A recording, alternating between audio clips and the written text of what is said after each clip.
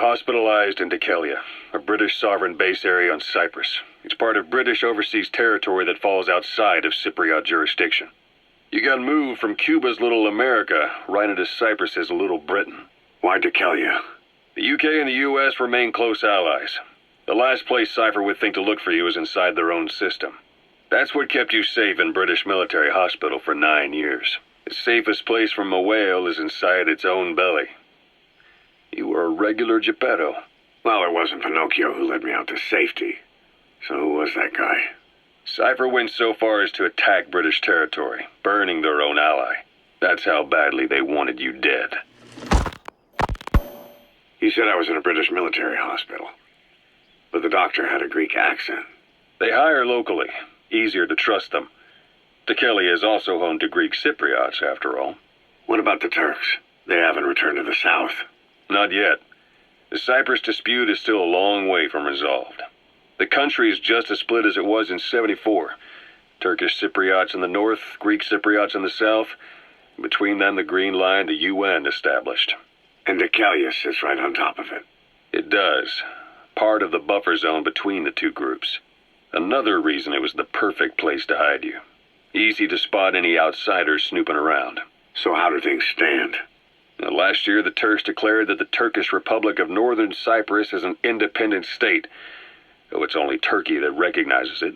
In the past, the Greeks and Turks lived side by side in the same villages. There are reasons to fight. Those came from the outside.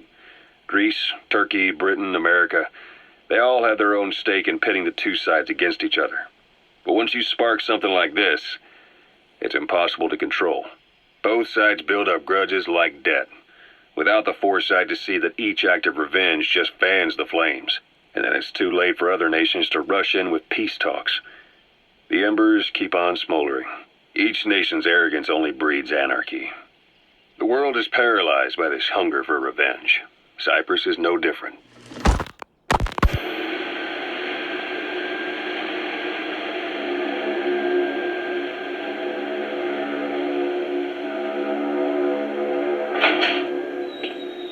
You're up. We're changing ships? We can't go sailing the Suez in a whaler. The Suez Canal. When did they reopen it? Not long after you were attacked. Once they finished sweeping it for mines after the Arab-Israeli conflict. Can you stand? We're going to transfer to a container ship for passage through the Suez. Our destination is Pakistan, Afghanistan's neighbor to the south. There we disembark and head via Peshawar to the Zero Line, the border. We'll travel to the Khyber Pass by road. And then? We continue on horseback. Afghanistan's main roads are under Soviet control. We'll need to go around them. It'll be all narrow, winding paths through the mountains. We'll do better on horseback. It's a local guerrilla tactic. They use the higher ridges to avoid air recons. Then they charge down the mountains for ambushes. The Soviets still haven't devised a counter-strategy. Our time frame is only half as much as we really need. It's gonna be a tough march. Better horses than boats. Well, it'll make for good physiotherapy. Take the time to get used to that new arm. While the Soviets have indicated they are not participating in the Los Angeles Olympics, primarily because the United States has made no attempt to guarantee the safety of the Soviet Union's athletes, the United States is increasingly demonstrating the belief that the issue has nothing to do with its preparations, and in fact this is retaliation for the Western nations' boycott of the previous Moscow Olympics. That concludes today's news. That's quite some news. The Soviet Union not attending the LA Olympics? Yeah. Andropov's death has changed some things. They're calling it revenge for the Western boycott of the Moscow Olympics. Countries boycotted the Moscow Olympics? Yes. In protest of the Soviet Union's invasion of Afghanistan. Over 50 countries were absent. It's too bad I didn't get to see Yamashita's judo. When the 40th Army crossed the Amu River 4 years ago, détente went right out the window. The U.S. Congress chose not to ratify SALT II, and Reagan's hardline politics won in the presidency in a landslide. According to him, the Soviet Union's an evil empire. A second Cold War. And there's been no end to regional conflicts and civil wars. Lebanon, the Falklands, Grenada, Iran, Iraq. The story never changes. Egypt and Israel did sign a peace treaty. But then the driving force on the Egyptian side, President Sadat, was assassinated afterward. Apparently, his actions were considered a betrayal of his fellow Arabs. Islamic extremists? Yes, fundamentalist extremists have been responsible for some bold acts of terrorism in recent years. We've had extremist students in Iran take U.S. embassy workers hostage, and suicide bombings in Lebanon. Over 300 foreign soldiers stationed there have been killed. But countries have yet to develop an effective means of dealing with terrorism. Afraid of losing their own men, they've pulled their forces out, handing private forces a golden opportunity. Private forces? Small armies with no national affiliation, working for the highest bidder. That's right, they got the idea from you. After Mother Base went down, they began spreading to meet the soaring demand. Miller's organization is just one of many PFs now. The entire world is after you. But at the same time, it needs you too. Miller told me about what happened in the Caribbean 9 years ago. You do remember Miller. You'd formed a private army with him, an army with no allegiance to a nation. I remember, but... I see. You're not sure what's fact and what's a fantasy caused by the coma. It's still all a mess, huh? All I can do is tell you the facts as they were told to me. I've gone easy on you up until now, but this is where the hard stuff begins. 1974, the year before you entered your coma. You were in Colombia, operating with a small unit of men, basically mercenaries. Miller was among them. Miller was trying to find a way to turn his and your talents into a line of work. He was looking to start a business where you would fight on behalf of others around the world, those who needed military force. But the reality was, at that time, you didn't have enough gear to equip your own men. Then Miller came across this client.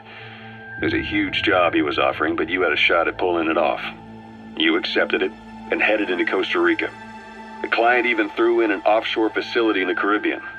The Mother Base, that would be your new base of operations. Miller sure did have a head for business. As your mission went on, your unit grew and grew. More weapons, more money. Before you knew it, you were commanding 300 men. As the organization got bigger, your military powers swelled to match. It got so the international community couldn't afford to ignore you. You were just too damn successful for your own good. You, your men, had worn out your welcome. Everyone was out for you. East, West, First World, Third. It was only a matter of time before someone took you down. And that was XOF. Officially, they're an anti-terror unit under the CIA. In reality, they're Cipher's private strike force.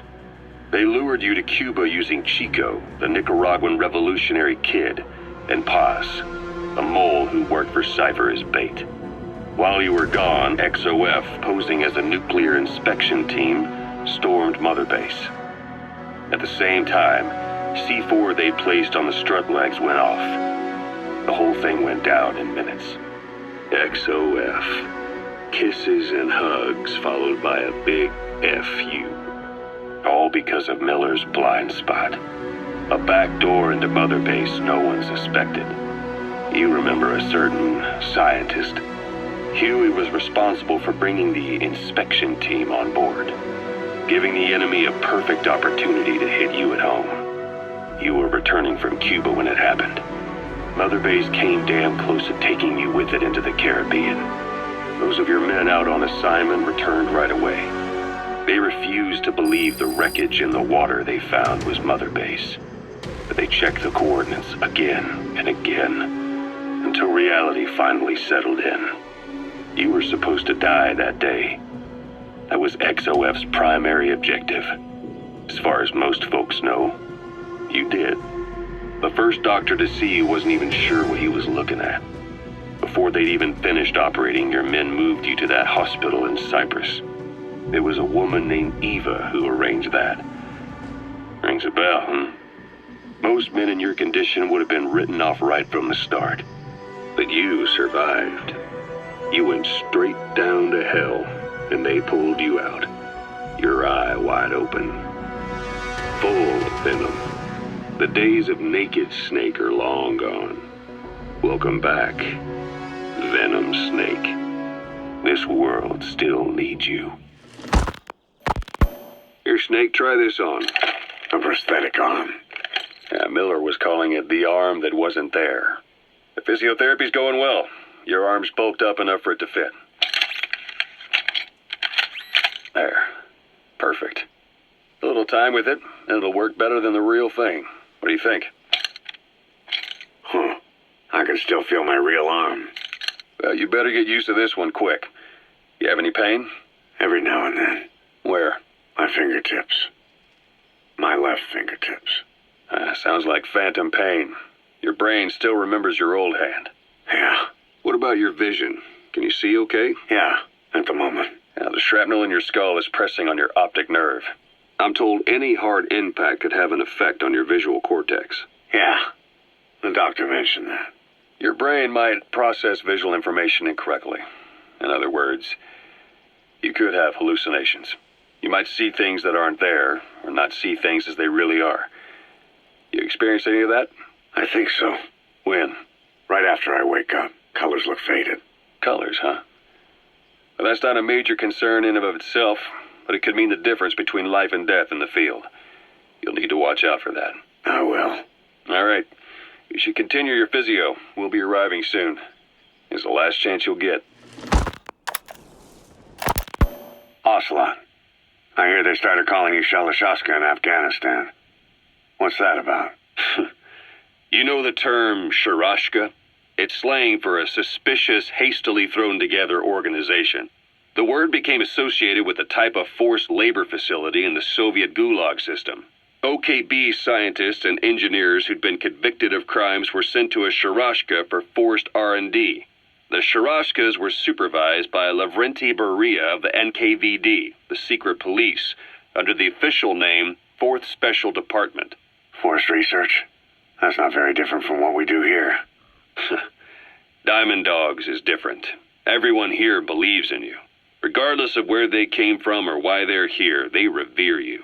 And they're fighting because it was their choice. And if it wasn't, they'd leave? Who knows? That's our reality here, whether it's real or not. If there's another truth, I don't want to know it. All that matters is that's the concept that's taken shape in their heads. The traces of a group ideology, our superstructure, to put it in Marxist terms. All right. Go on. Right. So anyway, at some point the enemy started calling me Sharashka. This was after the war in Afghanistan broke out. While I was keeping an eye on you in that hospital, I was also heading up interrogations here. The men I broke gave up their comrades and families, everything they wanted to protect them most. No real cause for it. I just let myself get caught up in the old Russian pride. And suddenly I received the honor of becoming Special Interrogation Advisor to the forced labor camps. But the more men I interrogated, the more people saw me as just that, the interrogator. It helped cover my real objective of keeping you safe. You went that far for me? Far enough to keep you alive. I ended up being pretty well known among the Afghan guerrillas. Some of them would have seen me on the battlefield, and that's how I got the second half of the name. Shashka. It's a sword, a type of saber from the Caucasus. Russian dragoons and Cossacks carried them into battle. Now, the Russian Empire had a general by the name of Fyodor Arturovich Keller. His bravery earned him the nickname Russia's Greatest Shashka. Someone must have known about that, because somewhere along the line, Shashka got stuck on the end of Sharashka. The guerrillas were using the name amongst themselves, and by the time I got to hearing about it, pronunciation had wound up as Shalashashka. So, half Gulag, half Hero's sword. Is a perfect fit. But you see how rumors and ideas about people can get out of hand fast. Once you create a character and put it out there in public mind, it warps and twists with every baseless rumor. And before you know it, all people see are phantoms. In my case, it works out just fine. I'm plenty used to working under aliases. So SALT II still hasn't gone into effect? That treaty was drawn up to limit not just the size of the U.S. and Soviet Union's nuclear arsenals, but also their delivery systems, the whole deal. Just when we thought all those years of negotiations had paid off, somebody decides to invade Afghanistan. The timing couldn't have been worse. The president was in the middle of the SALT II talks back then. You mean while you were busy trying to stop Peace Walker? I heard. President Ford was meeting with the General Secretary in Vladivostok. In his absence, the political brass in America detected what they didn't realize was false nuclear launch data from Peace Walker, and were on the verge of ordering a retaliatory nuclear strike. Coleman's big idea? Humans are incapable of destroying themselves. Turns out he never knew what humans are capable of. If that AI, the boss, hadn't found a way to stop the fake data transmission, they probably would have gone ahead with the launch. Deterrence was revealed as the pipe dream it was. All thanks to you. And her. The U.S.-Soviet talks looked set to fall through. What happened in Nicaragua no doubt helped trigger a change of heart. But in the end... The times define the politics. When you've grabbed their tail, they turn and bite your hand. I first met you 20 years ago now. The place was Sahelanthropus in the Soviet Union. We were enemies. I was with the GRU. You were still fighting for America. 1964. Operation Snake Eater. Its objective? The assassination of the legendary soldier known as the Boss. When you returned home successful, they awarded you the title Big Boss. Your CO, Zero, sought to carry on the boss's will by covertly establishing his own organization. You knew the original members from Operation Snake Eater. From America, there was David O., or as he was to you, Major Zero. Donald Anderson, a.k.a. Sigint.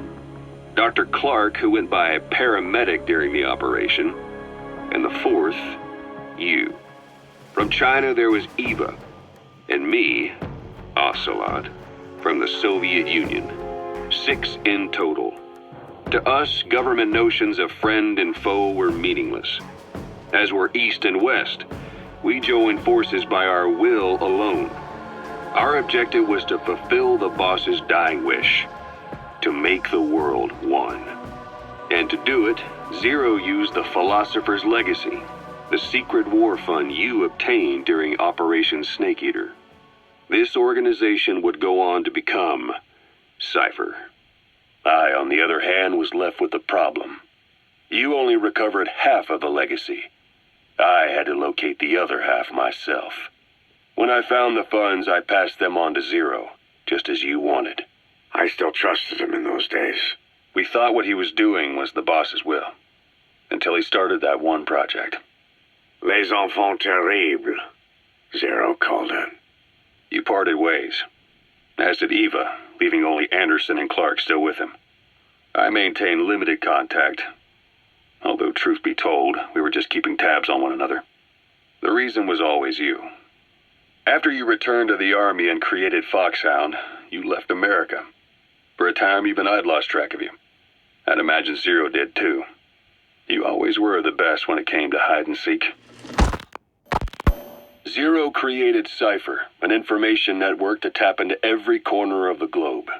Woven together, Cipher's arteries make the world just one big organism, and that's not all. It also monitors the thorn in Zero's side. That's you, tracking your coordinates wherever you might go. The further you strayed from your roots, the larger Zero became. It's as if he was trying to close the gap between you. But before long, he disappeared from public life. Only a few people had direct contact with him. For a time, I was one of them. Then a year after you fell into your coma, he slipped out of sight entirely. Since then, nothing. No photos, no recordings, not even a reliable rumor as to his whereabouts. I tried every method I could think of, but Zero was gone. Freed of his control, his creation, his power continued to grow. Cipher is a great beast, and Zero was its spine. But even without him, it's endured, evolved. But now its body is rotting, riddled with parasites. Parasites like the ones who attacked you 9 years ago in the Caribbean, and then at the hospital. Cipher's Black Ops Unit, XOF. They learned where you were, and came to wipe the slate clean. Christmas Eve, 1979. The Soviet Union rolled into Afghanistan. Muslims had revolted against the Soviet-friendly regime established the year before. The DRA forces could no longer contain it themselves, so the Soviets went in to intervene. The Afghan government was powerless and fraught with infighting.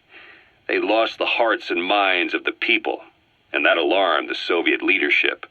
With the Islamic Revolution happening in Iran, the Soviets felt they had to act fast or risk the spread of Islamic revivalism. A superpower, sending a motorized rifle division against men on horseback with antique rifles. Everyone thought it'd be over in an instant, only it wasn't. Some Muslims made their fight a jihad, a holy war, and began a guerrilla campaign on all fronts. A war of attrition. These fighters call themselves mujahideen.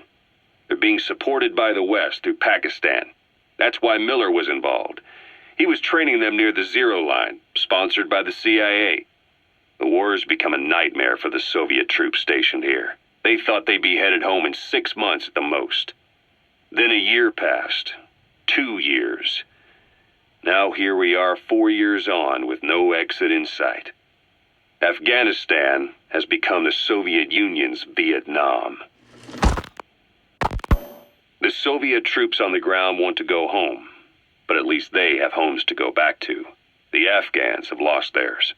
The Soviets destroy the kishlaks, villages, wherever they can. They burn down homes and fields, fill in wells, turn pastures into minefields. It's created a mass of refugees who fled to Pakistan. If the mujahideen are fish swimming around the villages, the Soviets will go so far as to dry out their ocean. But this has had a big price. There's bitter resentment among the Afghans, and they're taking out their anger on the soldiers on the front lines. Among the mujahideen are the Pashtun people. They're fiercely devoted to their code of badal, or revenge. Soviets they've captured have had their hands, feet, and noses cut off before being left to die at the side of the road, just to show their comrades what they're capable of.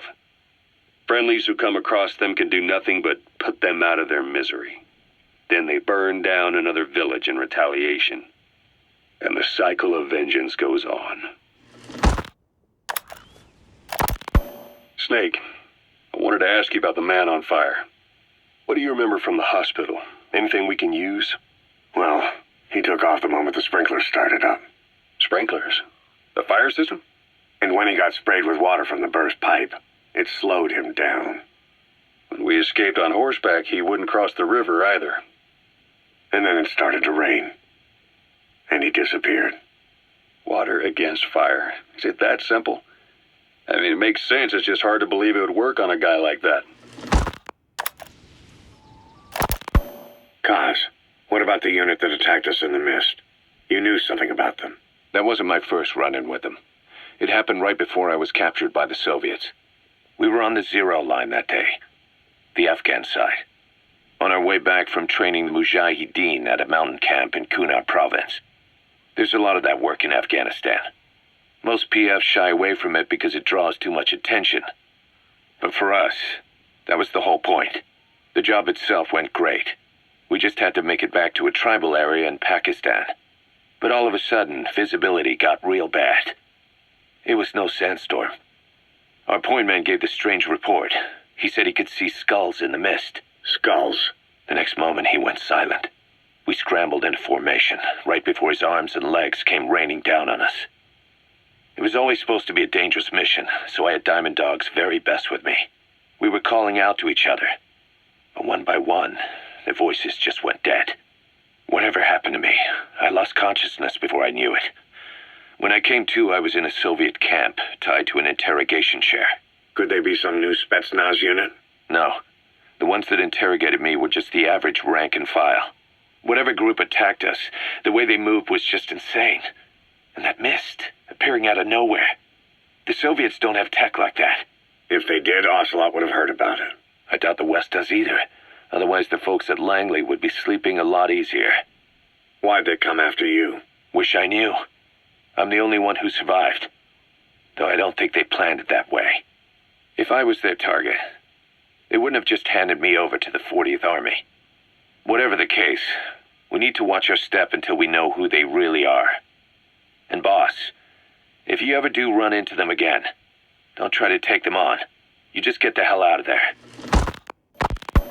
When I first started dealing with Zero, with Cipher, it was a somewhat parasitic relationship, though a mutually beneficial one. Cipher had no army of their own, so they wanted us. They wanted our strength. They approached me as a potential business partner. But they had other motives. Cipher coaxed us into Central America, into that U.S.-Soviet proxy war, to fuel Mother Base's growth. Once we were big enough, they'd force us to join them. That was the plan. That's why they had Paz, still Zeke. Right. And if we refused, she would use Zeke to fire a nuke from Mother Base. The world would consider us a liability, and countries would unite to destroy us. We stopped the launch. And yet they still took us down, through that fake inspection they orchestrated to cover up their sabotage. That power Cipher wanted. We don't have it anymore. So why are they still after you? Is it just the fear of leaving you alive? I don't know. Was Zero really... All I know is the man I knew wouldn't want this. What do you mean? We have to consider that it might not be Zero we're dealing with. We know virtually nothing about Cipher anymore. How big they've gotten, what they want, or even who they really are. The new Mother Base started out as a test drilling rig operated by a mineral resources supplier, but their project fell through. The Seychelles government was happy to hand the place over to us. It was just scrap on stilts. So with a few dummy construction companies set up as fronts, we started renovating the half-finished rig. From the outside, it looked like the project was back on rails. Kaz, you... What? I see what you're doing. Recreating the Mother Base we had 9 years ago. Only this time. That's right. The Mother Base Cipher thought they destroyed will return from the grave to kill them. We'll prove to the world that we were the victors. And if we lose again? They can't fool us the same way twice. Now our enemies are in plain sight. And when our organization gets too big, we split it across companies. Any company that draws attention gets liquidated, and its capital is back-channeled into a new company. Most PFs are small-time operations anyway. And in this business, the minnows go bankrupt all the time. We've never aroused suspicion. Plus, we have Huey. Huey? Human Exploitation Company. It's a business specializing in intel gathering. Think of it as a civilian intelligence agency. Kaz, that's... Remember what they were trying to accomplish at the prison facility in Cuba? That gave me the idea. We dispatch moles into conflict zones around the world, and each sets up an intel network on site. Then they stay in place to give us stable points of contact when other nations intervene in the conflicts. Huey's strength is that it has a cutout at each level. You get your job from one guy, then you hand it off to another. No one has direct access. It's a perfect black box. Huey members also work their way into the superpowers intelligence agencies to make sure Diamond Dogs gets work. We have those countries by the balls. That's our deterrent when we need it. Networking? In the intelligence community? Sure, that's how we've grown this far. And when you go out on missions, intel from Huey will be there to back you up. But despite all that, Cipher has its eyes on us. The only reason I'm not dead is that they needed to know where you were. Figured if you woke up, I'd go straight to you. That's why you made that ruckus at the Zero line. Yeah, to make their own surveillance work against them. I think it took some of the heat off Cyprus. Kaz. Then I just had to wait for you to save me. And I've gotten used to waiting. Kaz. That's not all. It was a good chance to scout the market. And with the West wanting the Soviets out of Afghanistan, their agencies are bursting at the seams with funding. Boss, let's start by building up our Afghan presence. Why put Mother Base in the Seychelles? We're at the center of the world here. We're all the way out in the Indian Ocean. Come on. Lebanon, Sri Lanka, East Timor, and Africa. From here, our reach extends to conflict zones the world over, including Afghanistan, of course. So it's prime real estate for a mercenary. Exactly. Latin America isn't as close as I'd like, but we have Amanda and her people to help in that department. And besides, the Seychelles government owes us a favor. Owes us? The Seychelles has strong ties to the East, which the West wanted to shake up. It came to a head 3 years ago, in an attempted coup.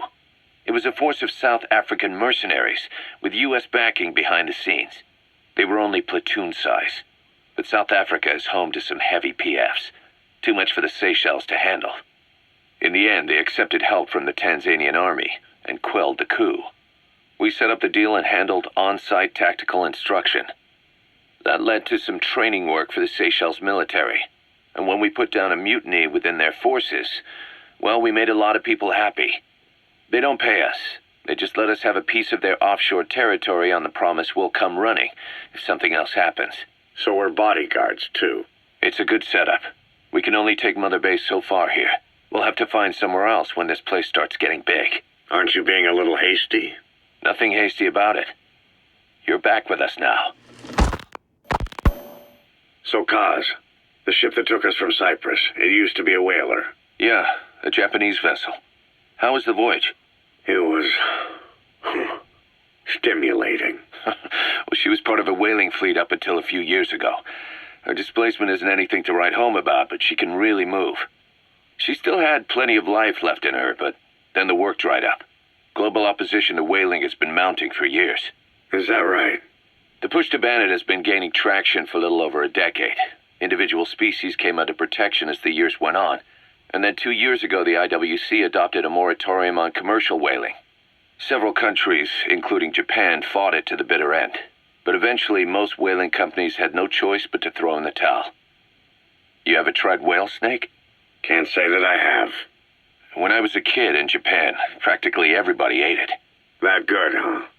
The country was poor in those days, and whale was cheap. International opinions changed since then. In any case, that's why we were able to get a bargain price on the ship.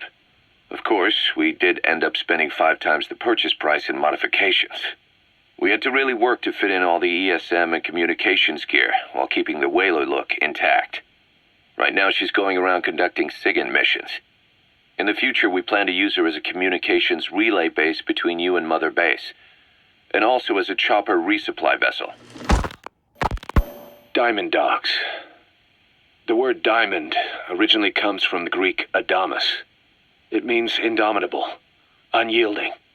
Other words for the stones often mean eternal bond, fortitude, or purity.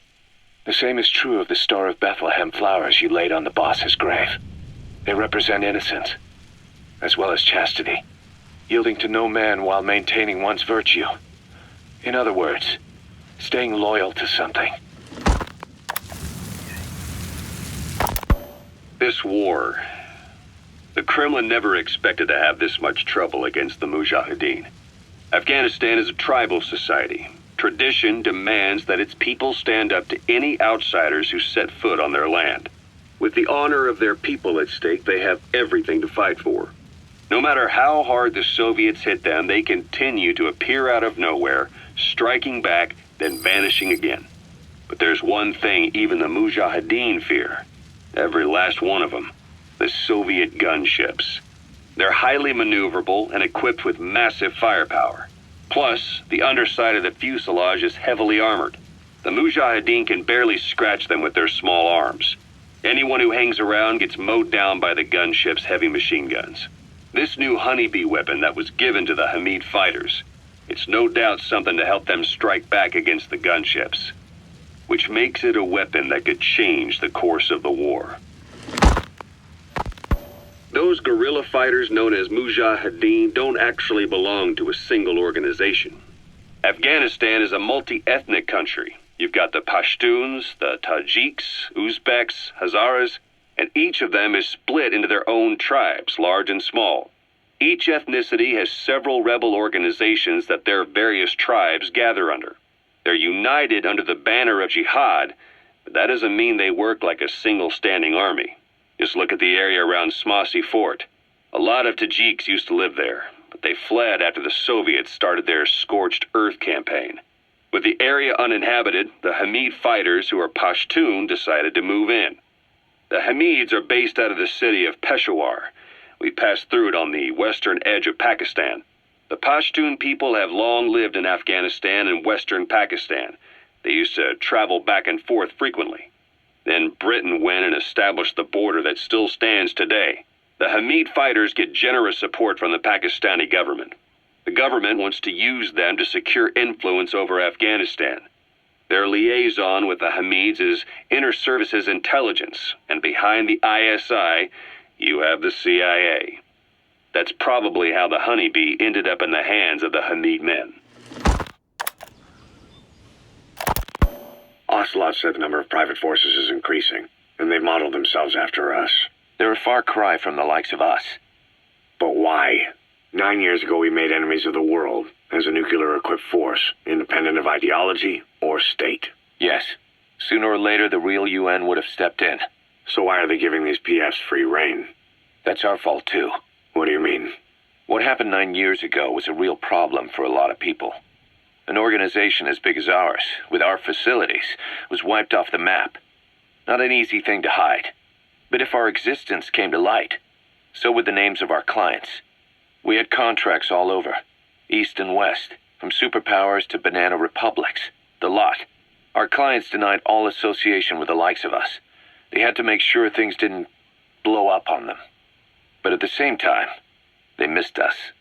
They really missed us. The demand for armies for hire was as strong as ever.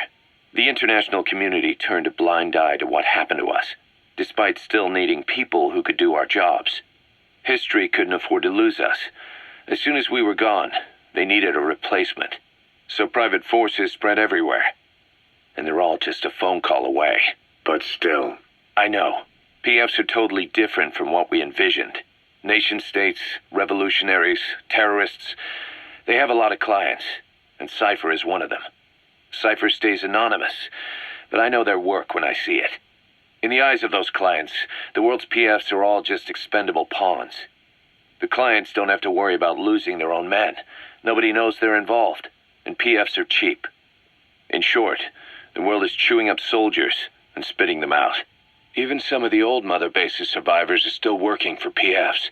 Some guys created their own smaller forces. Others were taken on by emerging PFs. Everybody's gone their separate ways. But none of them are living their dream, because they're not fighting with you. Of course, I tried to headhunt as many of them as I could for Diamond Dogs. It was all a waste of time. They said they weren't interested without you to lead them. But now you're back. And everything's gonna change. We'll unite all private forces under you, transcending nations and economies. What is a nation? Just a patch of dirt. The bonds among us will surpass nations, and that's what'll put the world under our control. We'll establish a new kind of country, redefine the very concept of it.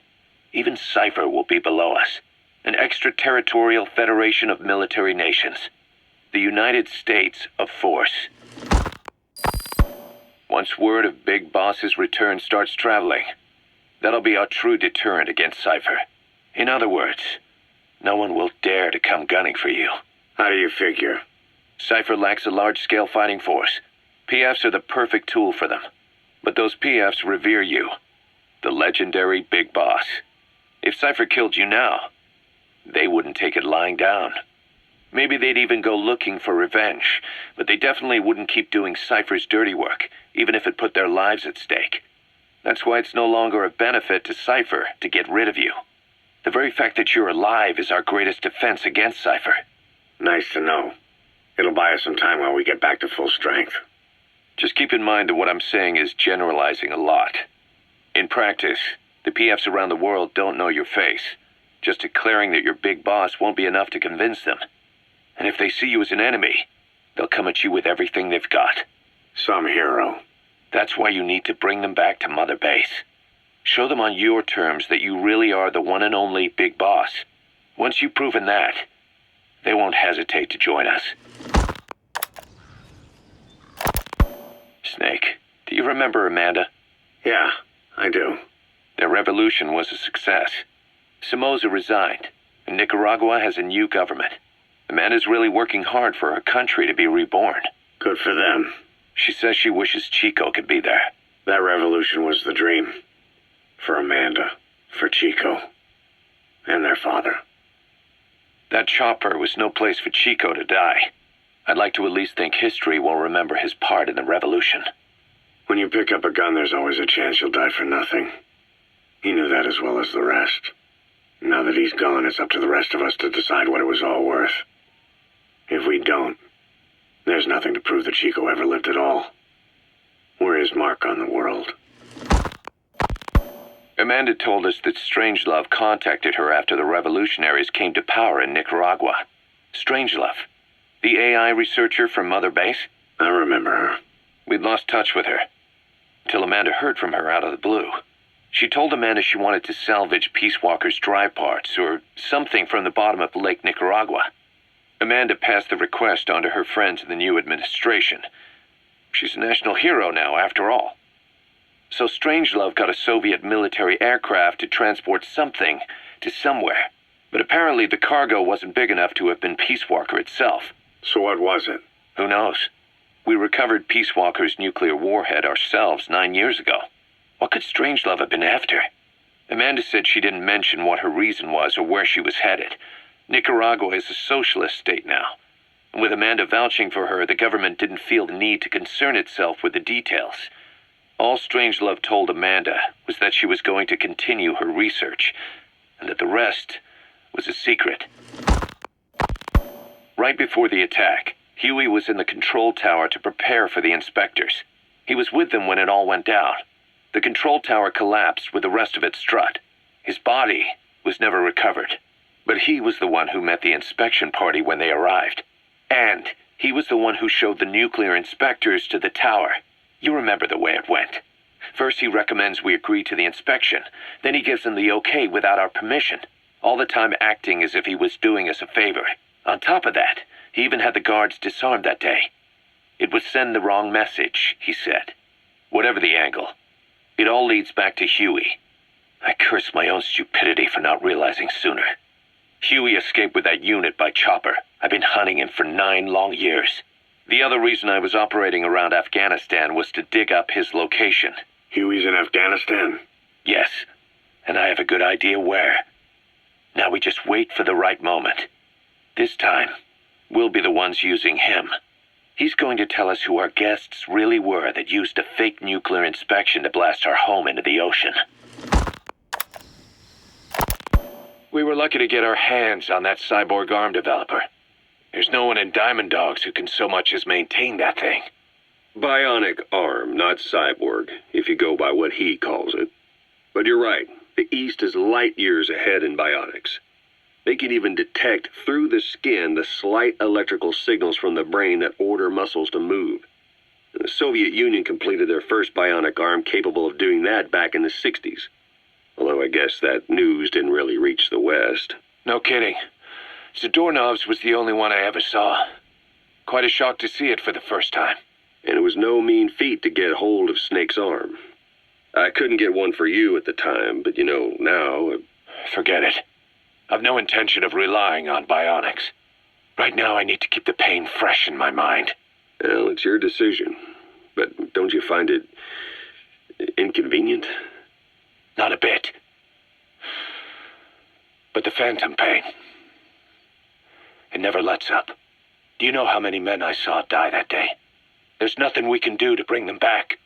And you expect me to care about getting a measly arm and leg back? Sorry. But my pain belongs to all our dead comrades. I'll keep living with it for their sake. It'll guide me straight and true until I've gotten them the vengeance they deserve. I had the R&D team analyze the honeybee. How? The CIA wanted it with everything intact. They took it apart to look at it. Then they put it back together. Everything intact. That's the R&D boys, all right. Turns out the honeybee's homing capabilities are a cut above previous manpads. It can detect a broad range of infrared wavelengths, and even ultraviolet for supplementary guidance. Hence the name, huh? Right. Honeybees rely on UV light to fly. With this device, flares don't do the target any good. That's why the Soviets are losing so many gunships. And why the CIA was so desperate to get it back. It wasn't just about preventing the Soviets from devising countermeasures. What if the likes of Iran got their hands on it? American aircraft would be put at risk too. We can use this tech to develop our own portable missile. That'll give us a huge advantage. It'll take a little time before the analysis results can be applied to actual implementation. But we'll keep moving with the research. Diamond Dog's intel team specializes in information gathering, mainly Human and SIGINT. They plant scouts and moles in the field. These operatives will blend into the local populace and work under the guise of a resident, or disguise themselves as travelers and ask around for information. They observe targets using various hidden bugs, cameras, and transmitters, and by tapping their satellite and phone communications. Analyzing all this information creates a clear picture of how wars and the PFs fighting them are changing. This data can also be used for threat assessment when deciding whether to accept contracts from certain clients. And during missions, the intel team keeps track of target locations and produces FOM predictions, reporting mission-critical information based on real-time remote observation of changes in the AO. What you hear from us over the radio is based on how we interpret the data gathered at the command platform. However, intel team operatives go unarmed in almost all situations to avoid revealing themselves to the enemy. Some will carry a knife, but most have nothing at all. As such, don't expect them to help you take on heavily armed adversaries like PF soldiers. Think of them as entirely passive in the hot zone. Plus, they use all manner of techniques to remain inconspicuous in the field. If you ever spot one, you'll have some serious explaining to do. So remember, their specialty is espionage. They may not be of use in a firefight, but when it comes to intel, they're pros. A sniper known as Quiet is lurking in the Afghan wilderness. This Quiet has performed a string of hits on Soviet officers. The attacks always occur in the same area, but sweeps of the area turn up no traces whatsoever. They've even posted guards, but they never spot a thing. And then, before you know it, another body's lying on the ground. You ever heard of someone who operates like that? No matter how still and silent a person tries to be, they always create some kind of ripple. Be it breathing, a heartbeat, eating, excreting, body temperature, sweat. If this sniper can really vanish completely, that's just not human. I guess Quiet is the right name. But what is Quiet's objective? The local guerrillas wouldn't use this kind of tactic. I just can't see them hiring some superhuman mercenary. And the Soviet officers who've been killed, well, they were all opposed to or skeptical of the secret weapons development being conducted in the area. Sure, they were a problem for those supporting it, but the Soviets have nothing to gain by killing them. So we have an assassin with superhuman combat skills who isn't working for the guerrillas or the Soviets. Miller has a theory that this sniper is a hitman for Cipher. He thinks it's time we silence Quiet for good. But I'm against the lethal treatment. I say we bring the sniper back alive and break that silence. Because even if this Quiet doesn't say a word, there's still plenty we can learn. Just remember this, boss. If our hunch is right, you'll be on this sniper's hit list too. If things seem a little too quiet when you're in the field, watch out. Quiet's out there somewhere. And if possible, this is one sniper I want back here breathing. DD makes a pretty good partner, huh, boss? Too early to say. Yeah? Just seeing him come back makes me real proud. What breed is he? He's not a husky. You're right. Siberian Husky is a cross between a Spitz-type dog and a wolf. I think DD might have some wolf blood in him, too. He isn't just smart. He's also shown remarkable judgment. If he doesn't do what you want him to, he's just doing what he thinks is right in the situation. And he's steady under fire. Remember, he's no lapdog, but learn his strengths, and you'll understand each other soon enough. You'll make one hell of a team. Ocelot. Why'd you take it upon yourself to train him? Why? Yeah. When's the last time you heard a wildcat raising a dog? I have an eye for him. I knew at first glance he'd make the right partner for you. Huh. And I figured it was about time he got out into the world. So you passed him off on me? There, you see? I knew you liked him. I don't know about that yet. I still think he's trying to figure me out, too. I'll spend some more time with him. You'll see how helpful he can be. What about you? I prefer to work alone. Ocelots don't hunt in packs. Yeah, something like that. Anyway, I'm glad you like him. DD's really taken to you, too. and to going on your walks. Don't be shy about taking him with you in the future. I'll think about it. When Quiet first came here, she demonstrated her marksmanship against that enemy fighter plane. It showed she was much more than your everyday crack shot. Hitting a moving target from 600 meters is a challenge, but it's possible with the right training and equipment. But shooting down that missile, that's a world apart from taking out a soldier on patrol.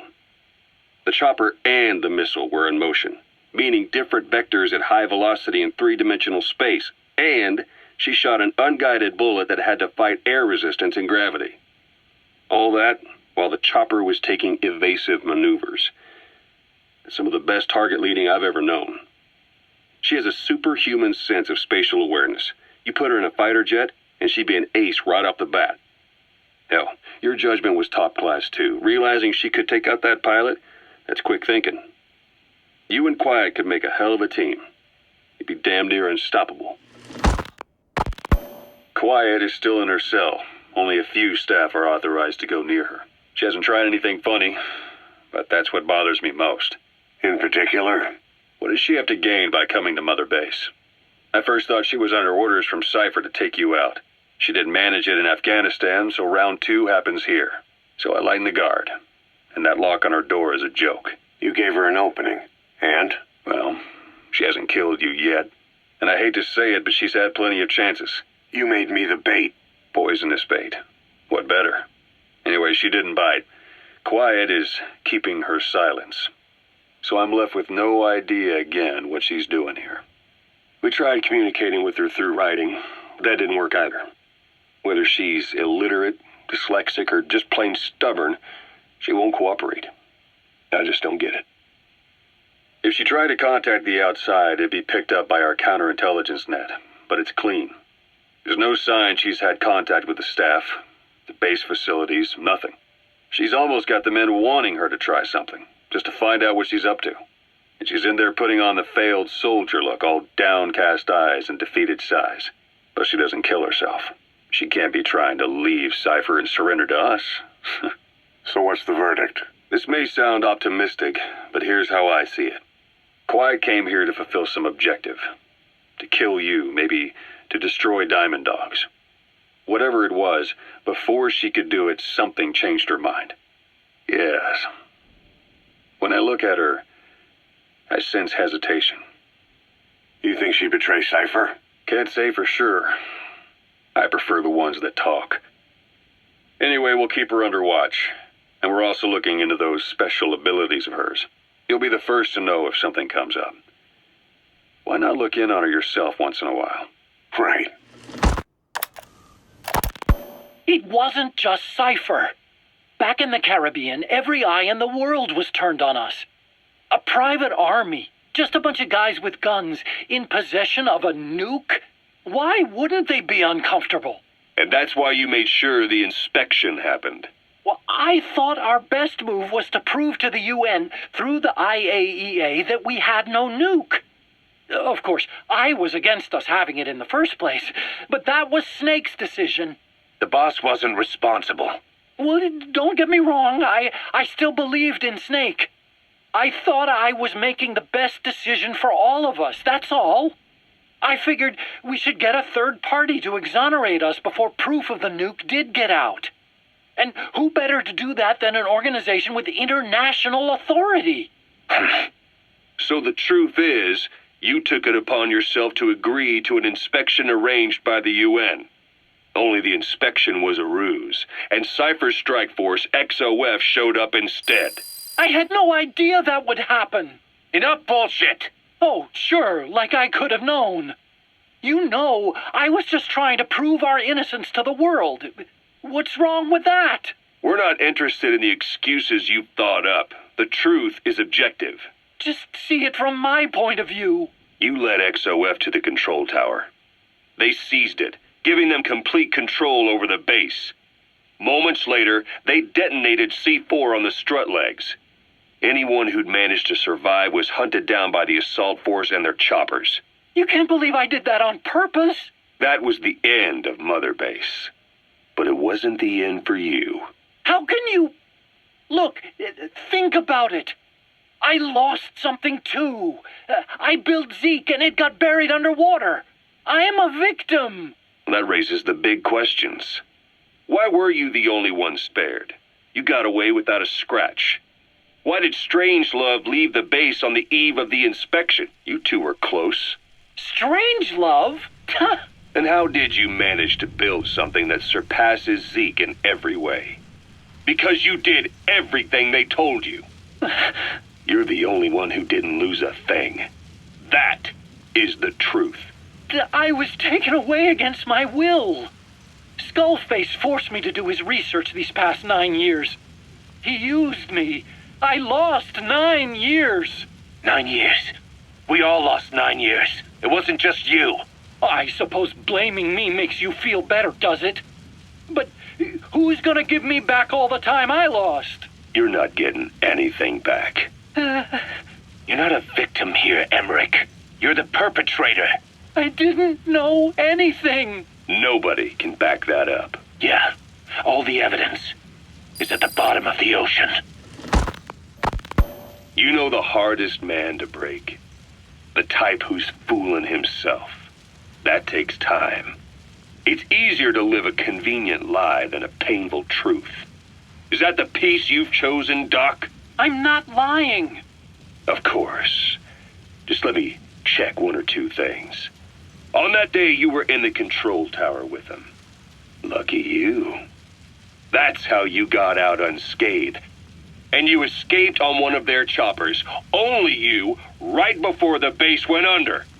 They had me blindfolded the whole time. I've never been so scared. The whole flight, I thought they'd kill me. But thinking of you kept me going. My comrades, all the way. And? There was a plane journey, then we traveled by road. When they finally took off the blindfold, I was in kind of a warehouse, on the floor. Afghanistan, it was that research lab. I couldn't believe they'd taken me halfway around the world. And soon enough, he came. Skullface. He's the one who's really behind that Mother Base attack. He forced me into that research. What kind of research? He told me to build a bipedal walking tank for the Soviet Union. Like Peace Walker.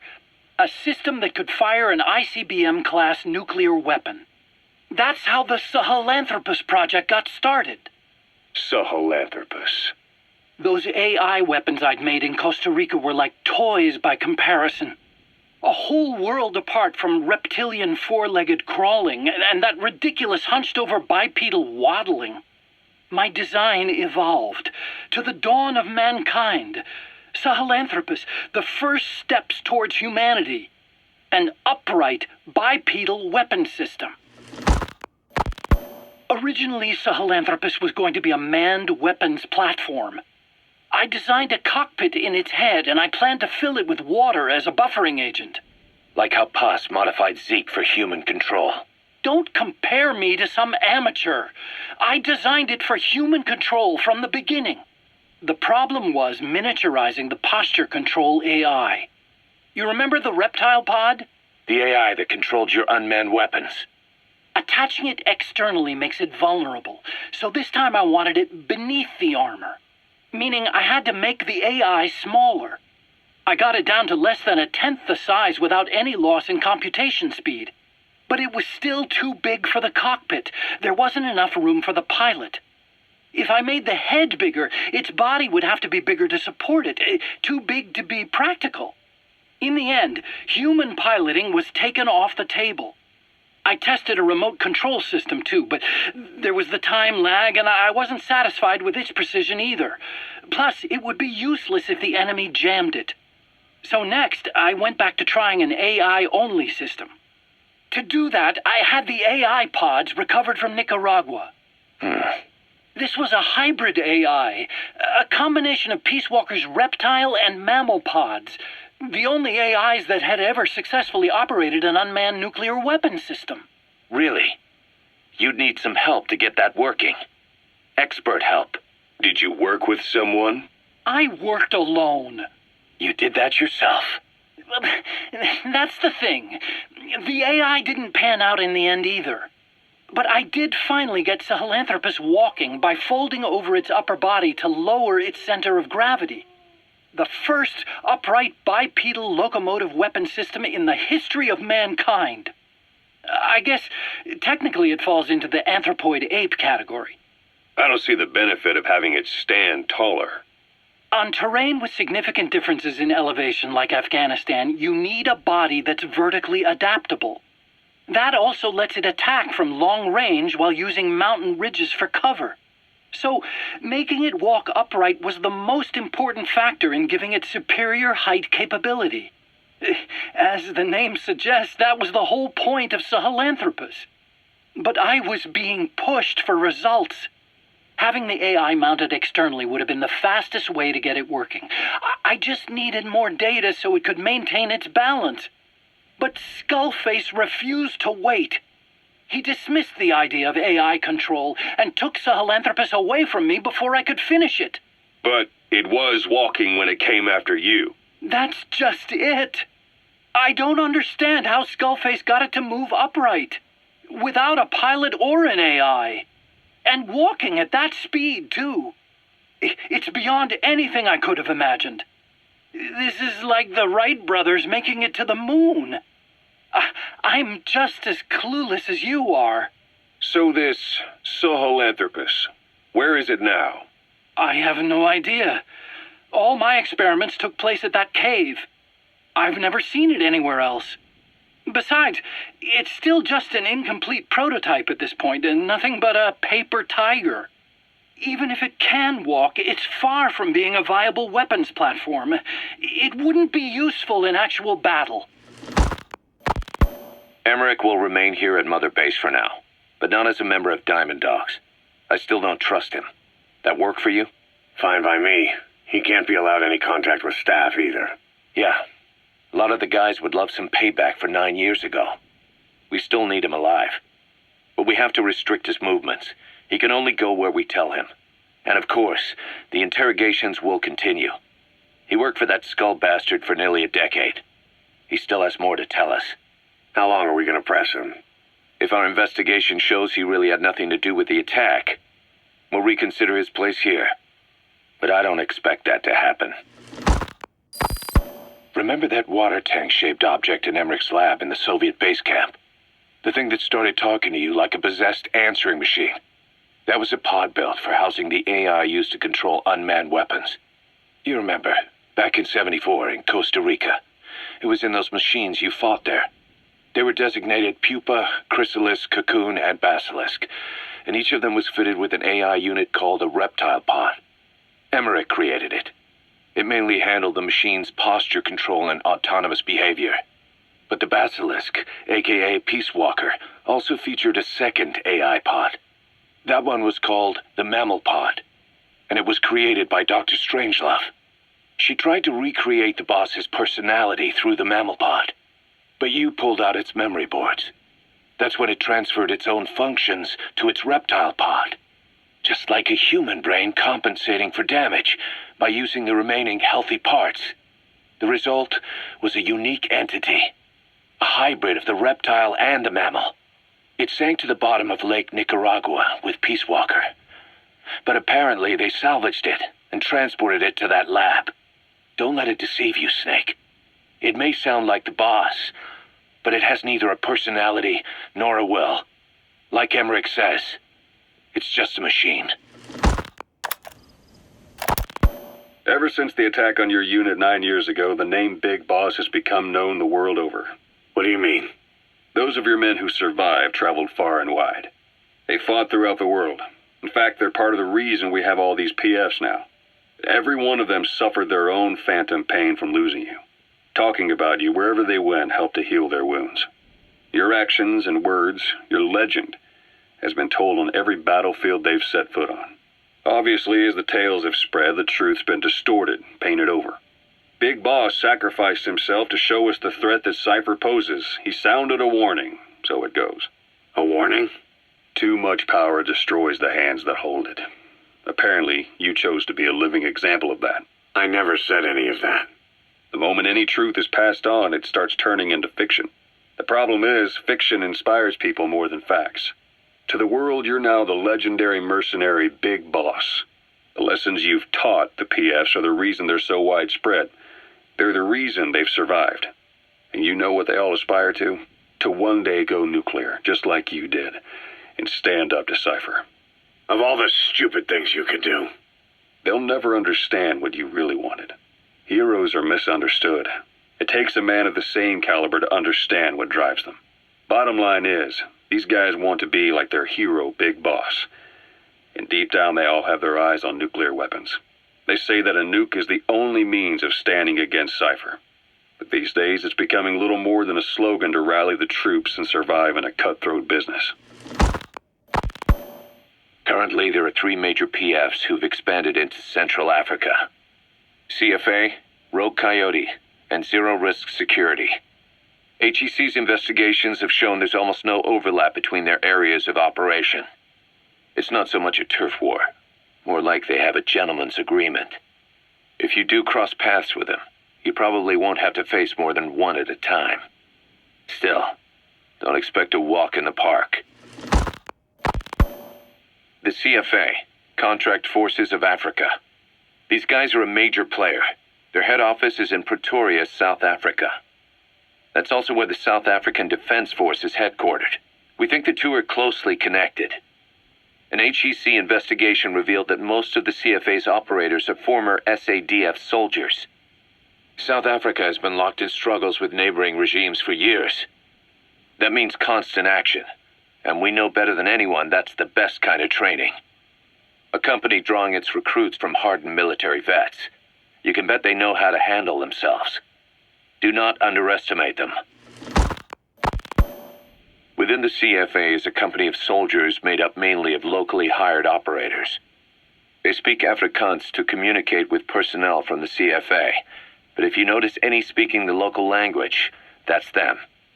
Though hired from the local population, they were originally part of a paramilitary group, so they'll have plenty of combat experience.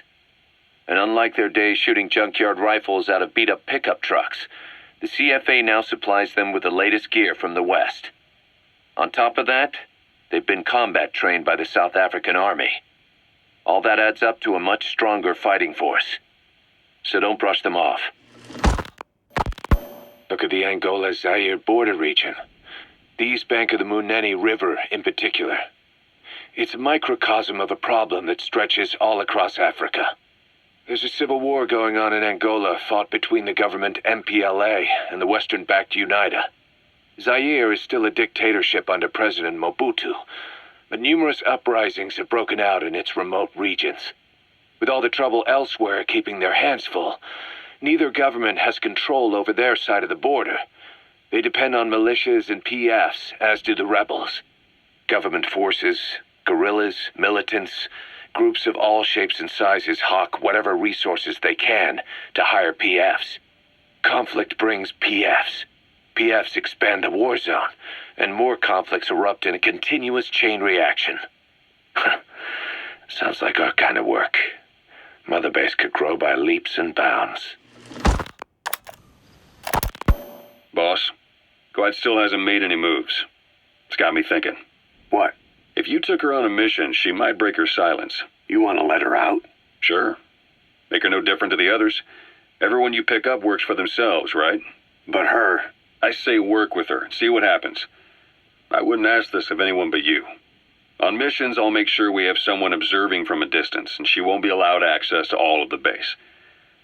As for Miller, well, sometimes it's better to ask forgiveness than permission.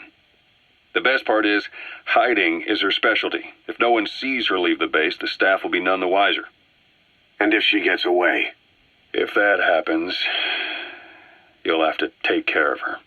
But I have faith in you, boss. I think Quiet sees something in you. It's a big risk. But it's for the good of all of us. And besides, you can't deny her talent. Her unique skills and abilities would give you a hell of an edge out there. I'll think it over. How long are we going to keep that woman here? You mean Quiet? My personal feelings aside, she's putting everybody on edge. You should hear the stories. I got sick from just standing guard at her cell. I won't stand on the same platform as that witch. She hit me for no reason. What is this, a private army or a kindergarten? The thing is, they're all serious. They're faced with something they don't understand, and a kind of mass hysteria has broken out. I've gotten wind of countless plots to take her out. There are no grounds for this suspicion whatsoever. Put yourself in her shoes, assuming they see her as a prisoner here. No, even more so, if they do, she deserves to be treated humanely. I always thought our men were a bit more noble-minded, but...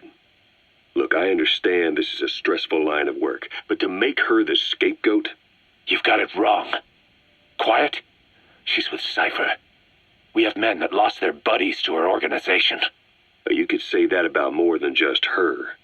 Plenty of the men used to fight for another side, but they've all put that aside to work for the boss. Cipher is different. And if you ask me, the boss is the biggest problem. Why is he protecting her?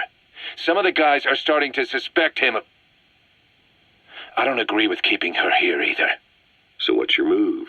Throw her out? Kill her? She's our ticket to Cipher, and her physical abilities are outstanding. We could use someone like her. Don't make me sick.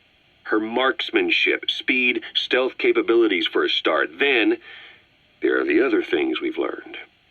Quiet appears to be able to use both eyes as master eyes simultaneously. That lets her track targets of different focal lengths at once. While looking through the scope with one eye, she can look for new targets with the other.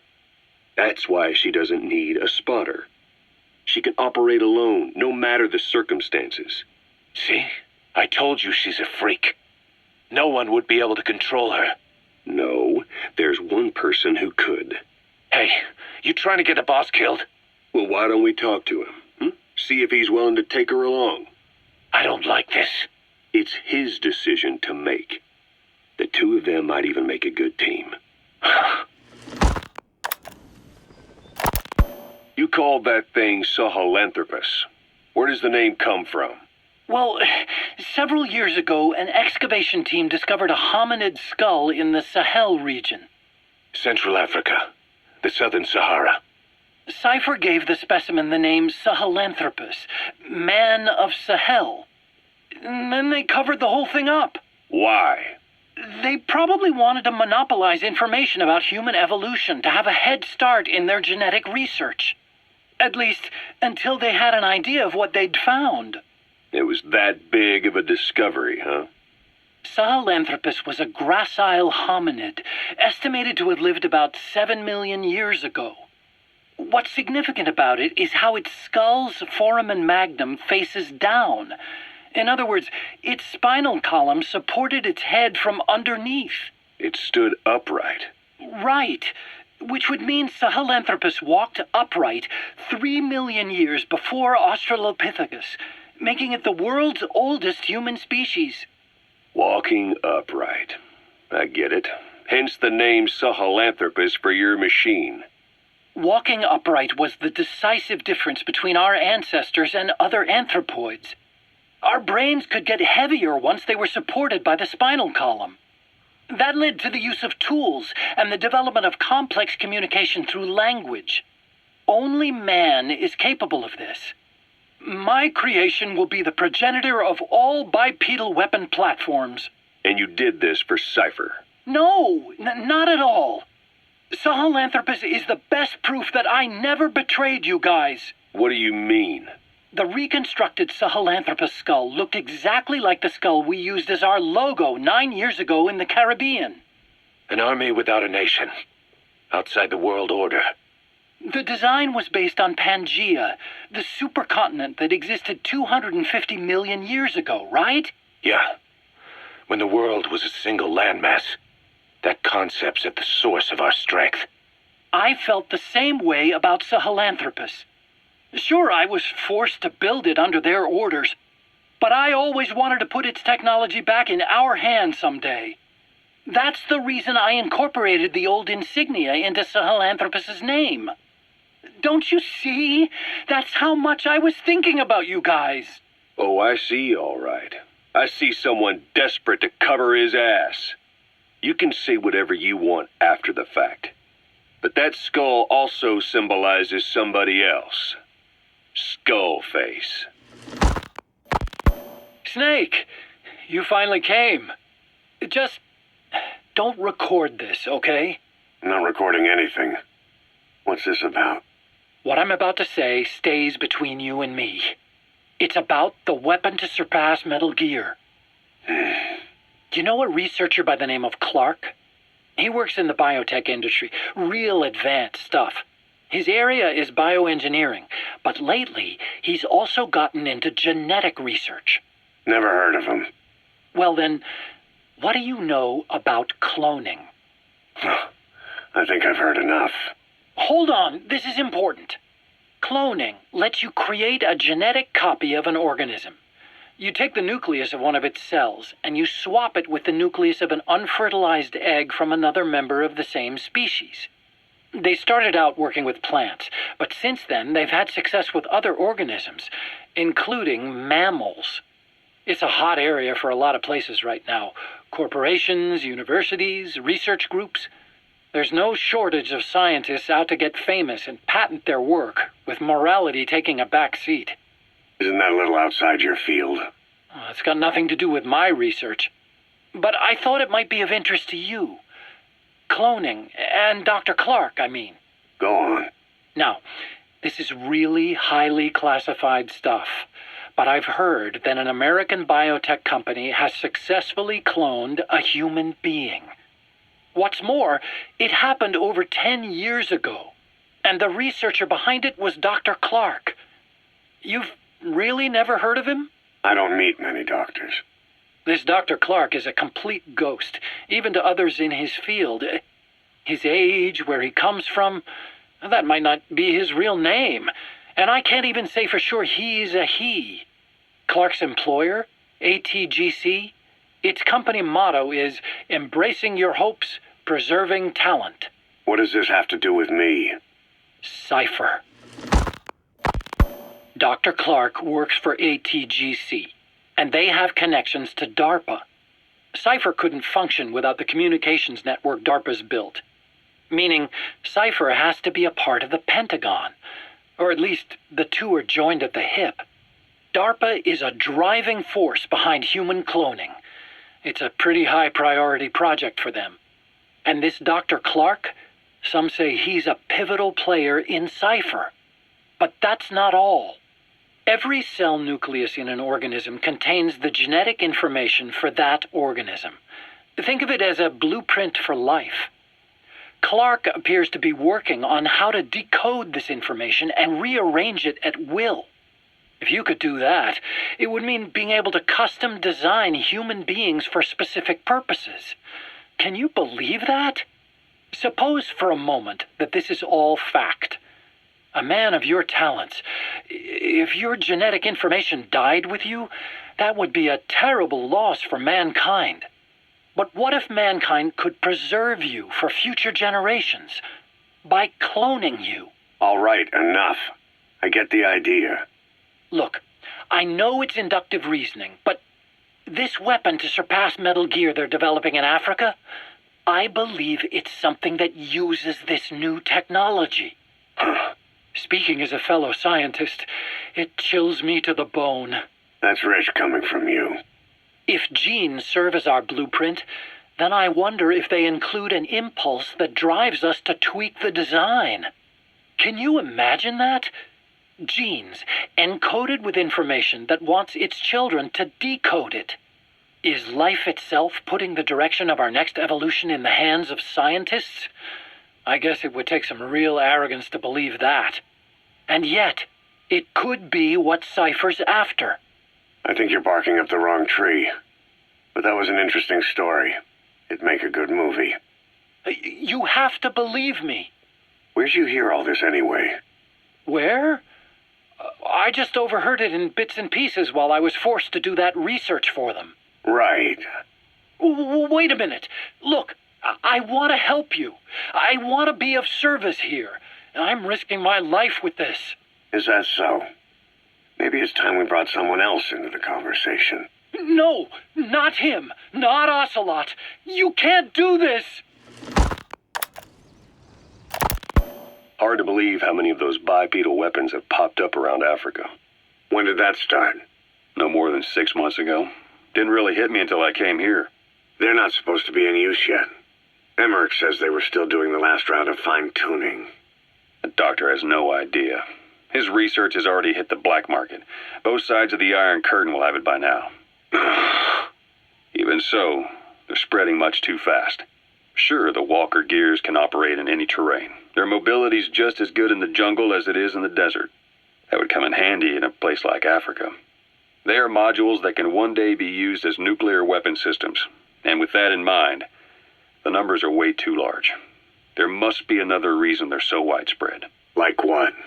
It's all about needs. To small-time outfits like most of these private forces, this product is a dream come true. Hell, it goes beyond PFs. This is the ultimate weapon, the forbidden fruit, for anyone with an enemy to fight and people to defend. A nuclear deterrent. Exactly. Sounds familiar, huh? PFs are all operating off your playbook. You created these times. But could this be the new weapon in Africa that Emmerich talked about? If it is, why is Cipher letting everyone and his brother get their hands on one? What comes next? Selling nuclear weapons in the open? Making them public property? Why don't they give that a try?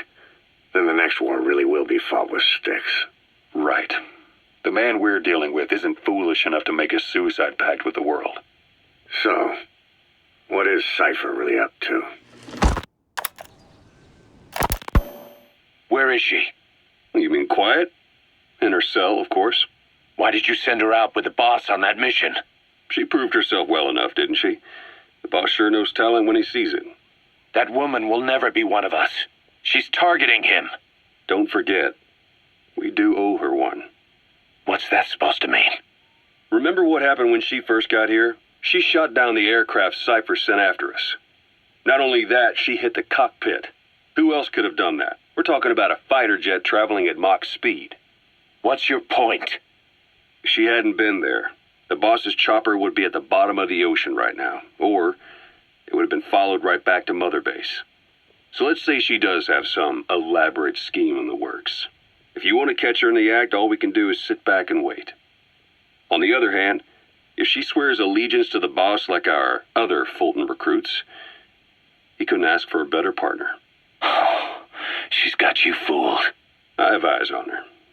If she tries anything, she'll regret it. We lose nothing either way. Boss, I have the report on that cargo we stole from Cipher's truck. The PF was transporting two things. The analysis of that malachite has come back first. Naturally, the main compound is copper. There's also a small amount of cobalt. Nothing unusual so far. Southern Zaire is a well-known copper belt. However, in addition to these, we also detected a trace amount of uranium. The content percentage, though, is too low for nuclear development. It most likely came from Shinkolobwe mine. That's where the uranium in that area comes from. The mine's closed, as all the high-purity uranium ore dried up a long time ago, but you could probably still find it there in small quantities. That said, there are plenty of other uranium mines that are in operation, like in Niger, Namibia, South Africa. Why go to an abandoned mine to scrape up whatever's left and ship it out in mass quantities without refining it? They were transporting that yellow cake, too, which would suggest they have the technology to refine uranium. Anyway, that about sums it up. Unfortunately, the analysis of that yellow cake is taking a little longer. I'll let you know when it's done. Zero-risk security aren't as hardcore a military outfit compared to the other two PFs in this region. The company sends operators to conflict regions around the world, not just Africa. They have decades of combined experience. They're also based out of South Africa. Their headquarters is in Johannesburg. A lot of their work involves corporate security for South African companies, but a good number of their operators are retired South African military. So don't mistake them for a bunch of security guards. Boss, sorry to keep you waiting. We finally finished analyzing that yellow cake Cipher was moving. There was nothing unusual about the composition of the yellow cake itself, Most of it was oxidized uranium, with the rest being impurities, various metals as well as traces of organic matter. What's interesting is the composition of these impurities. When we checked them against the impurities found in the copper ore, it was clear the yellow cake didn't come from Shinkolobwe, meaning they went to the trouble of mining two sources of uranium, then transported them together in different states. Another thing, we detected a very thin layer of highly enriched uranium in the middle of the yellow cake. Now that is very interesting. It may not be a lot, but it points to the existence of uranium-enriching technology. After all, yellow cake can't naturally produce highly enriched uranium. If they could mass-produce this, they'd be just one step away from a gun barrel-type nuclear bomb. But uranium enrichment requires advanced technology and a large-scale facility. If that kind of place existed in Zaire, the Soviet Union wouldn't sit idly by. And there's another question. Where were they transporting the yellow cake and malachite uranium? The first place that comes to mind is South Africa. The government was supposed to have abandoned nuclear weapons development after caving to international pressure. But rumors persist that it's continued in secret. Plus, ZRS were escorting the truck, and they're based out of South Africa. And then South Africa does have an abandoned test site. If Cipher's involved with nuclear development in South Africa. But how would that fit with their weapon to surpass Metal Gear? We need more information. Shinkolobwe. There's a name I haven't heard in a while. The U.S. bought a lot of uranium from Shinkolobwe mine during World War II for the Manhattan Project.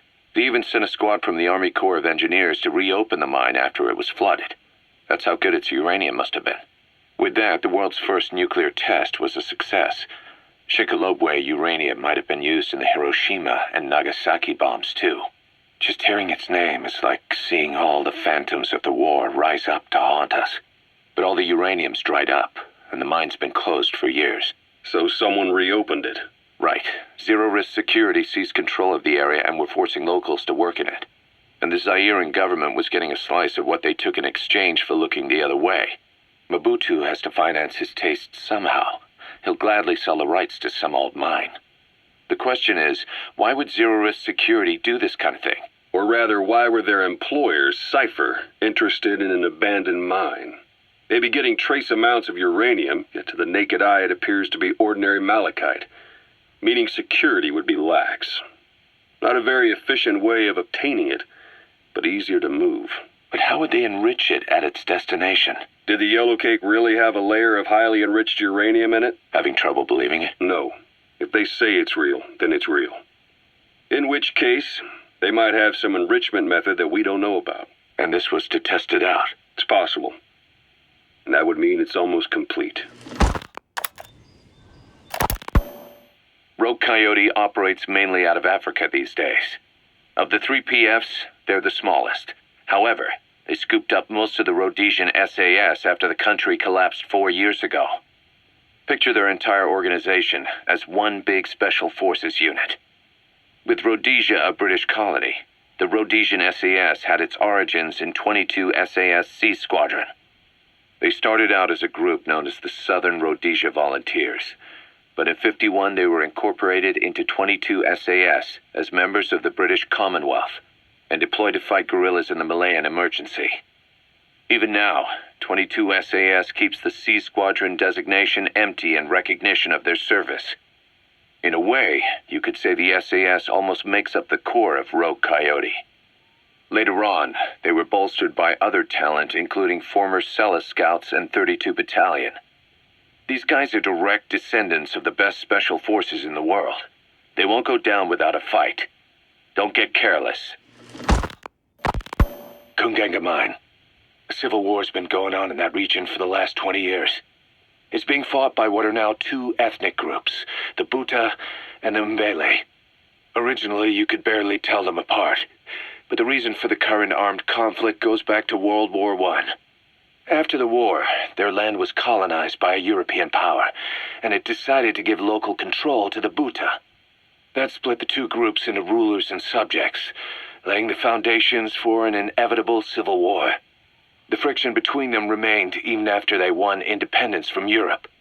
The Buta are holding on to power to this day, and the Mbele rebels continue to fight back.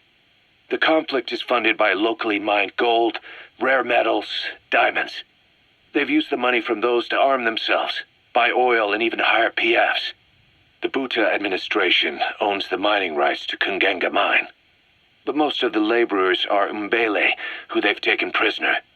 The product they've gouged out of their land is bought up by cheap Western corporations. And the civil war is fueled by the profits. That's how it goes. One country's people is split apart by another country. Then the two groups tear up their own land for money in order to fight each other. Now this civil war started by a foreign power is the norm, and it's sucking up all the country's resources. PFs are just the same. They follow the money, taking war with them wherever they go. That goes for us too. It's an endless river of bloody retaliation, and we're standing downstream. Should we make a stand and staunch the flow? Or wade in amongst the corpses and make a bigger splash than the rest? We'll follow your lead, boss. There is going to be a kind of festival held on Mother Base. They are calling it Peace Day.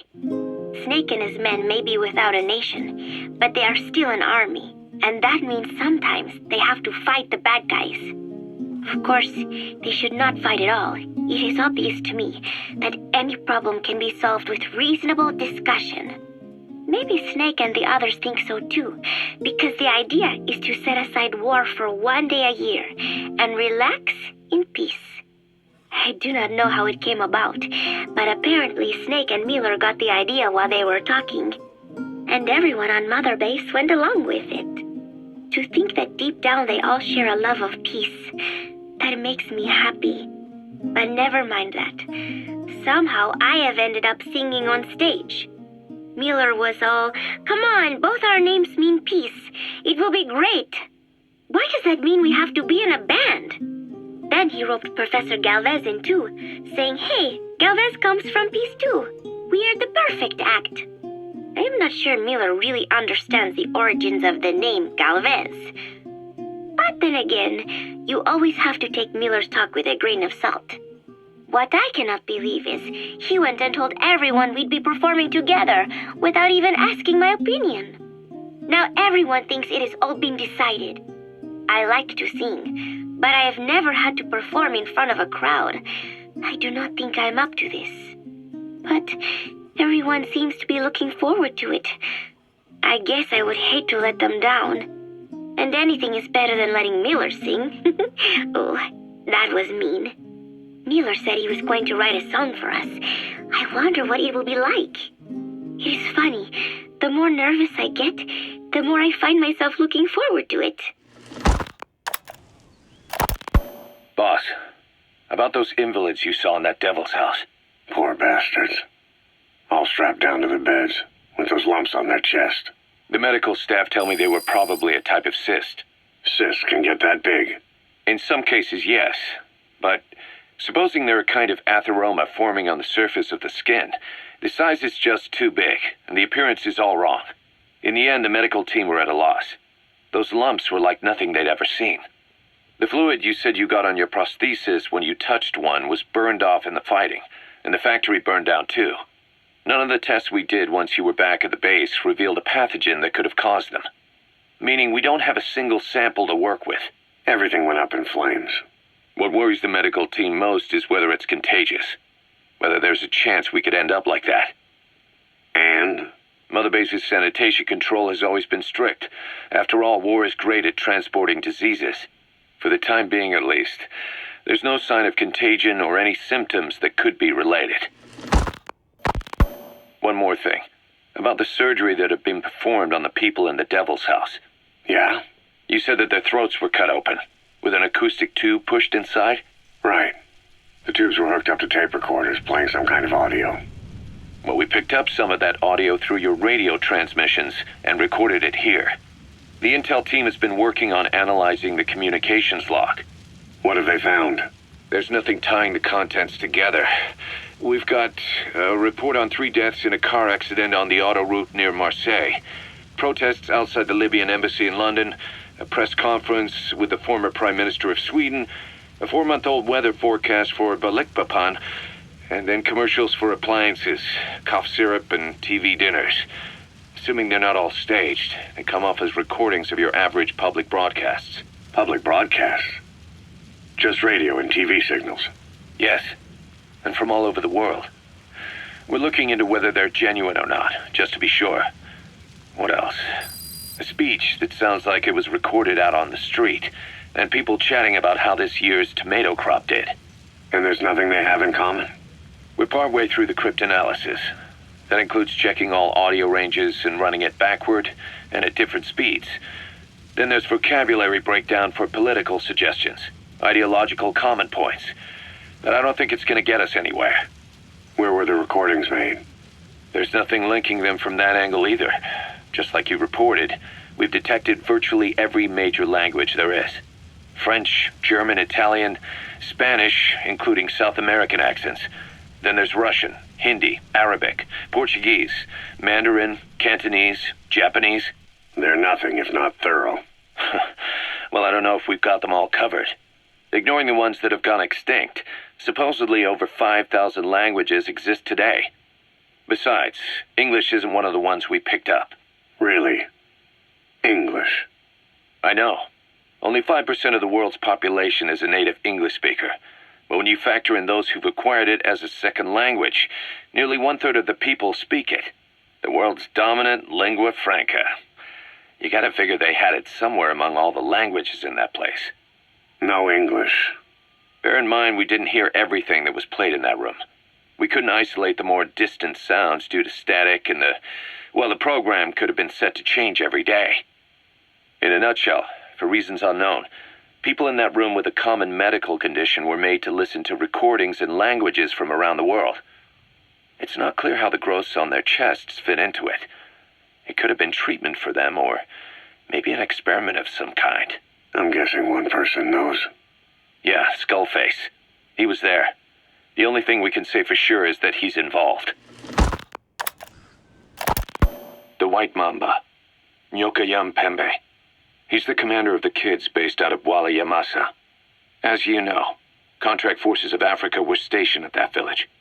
Anti-government forces hired ZRS to bring kids there from around Africa for training. But at some point, the adults with the PF started dropping like flies. This was right after we arrived in Africa. We don't know the cause. The kids ended up on their own. Must have been like fish out of water. Nothing to eat, no way to get back home. All the adults taught them was how to use a gun. Sure, they could shoot targets, but hunt for food? Not likely. They wouldn't have lasted long. Then the White Mamba showed up. He was faster and stronger than them, a better soldier, and he knew how to lead. I guess somebody wished upon a star, because their savior turned up like stardust straight out of the blue. The moment he arrived, the kids had their new commander. That was when they started attacking other villages. Word of the infamous White Mamba spread fast. But it isn't just his combat skills that got people talking. As you can tell from the name, he's the only light-skinned kid in the unit. Not to mention the blonde hair and the blue eyes. Not common in those parts. We have no idea where he came from or what he's experienced. The kid's a huge blank. But I'm sure you'll know him when you see him. One other thing. He's still a kid, so don't kill him. Be careful not to hit him with anything lethal. Not even a flesh wound. Our mission objective isn't just suppressing a bunch of militants. This is a DDR operation of the kids in that unit. DDR stands for disarmament, demobilization, and reintegration. Disarmament is obvious. We take their weapons off their hands. The demobilization part means dismantling their military organization to ensure they can't arm themselves again. To do that, you need to capture the unit's commander and have him order his men to disband. In this case, the commander is the White Mamba. There's nobody above him, so he's all we need to grab. Finally, reintegration. Through education and occupational training, we give them a means to live besides war. A lot of kids born in a war zone don't know any other way to live. So before they find themselves back there, we teach them another skill. I'd like to establish this rehabilitation process at Mother Base. That's why we're bringing those kids back here. It's not so much for their sake. It's for the world that we're trying to create. No other way about it. Those kids are amateurs. Bad for business to have them running around where we're trying to work. Bring them all back if possible. or as many as you can. We placed the White Mamba and the rest of his unit in the staff living quarters. How's that going? It's a disaster, but what else can we do? We've taken away his weapons and banned him from using his nom de guerre. Apparently his real name is Eli. He must feel like we stripped him of his whole identity. We'll let things simmer down. I put a guard on him for now. Still, the question is, who is he? Where did he come from, and how has he survived? He's still not talking. No, he won't say a word about himself. But you know, it looks like he speaks English. One of the deck crew called out to him in English, and he said something back. He just lost it all of a sudden, started mouthing off at the guy, in perfect English. He wasn't stringing together words he picked up somewhere. So English is his mother tongue. He could be from the east, or the south, or maybe even further north or south. English is well established in countries all across the continent. It's rooted in Africa like a weed, or maybe parasite is the better word. So just speaking English doesn't help us figure out where he comes from. Could even be from off-continent. Right. In any case, we'll keep an eye on him. If we learn anything else, I'll be sure to let you know. The whole base is busy getting ready for Peace Day. Miller has finished writing his song, so I went with Professor Galvez to listen to it. Miller was really into it, humming away as he played the song on his acoustic guitar. But the song melody did not match up with the guitar chords at all, and it sounded more like a mess than music. Miller's very enthusiastic, but I think he's tone deaf. I guess the guitar backing sounded good at least. But as I was wondering how to break it to Miller, Professor Galvez took out an odd instrument. It was just two antennas sticking out of a box, more like a radio than a musical instrument. He said it was invented by the Soviets, but why would Professor Galvez own a Soviet-Russian instrument? I asked him, and he told me music has no borders. Well, I cannot argue with that. Good music is something people of any nation can appreciate. Why not abandon war and just make music together? But anyway, the professor offered to try playing the melody on his instrument in time with Miller's guitar.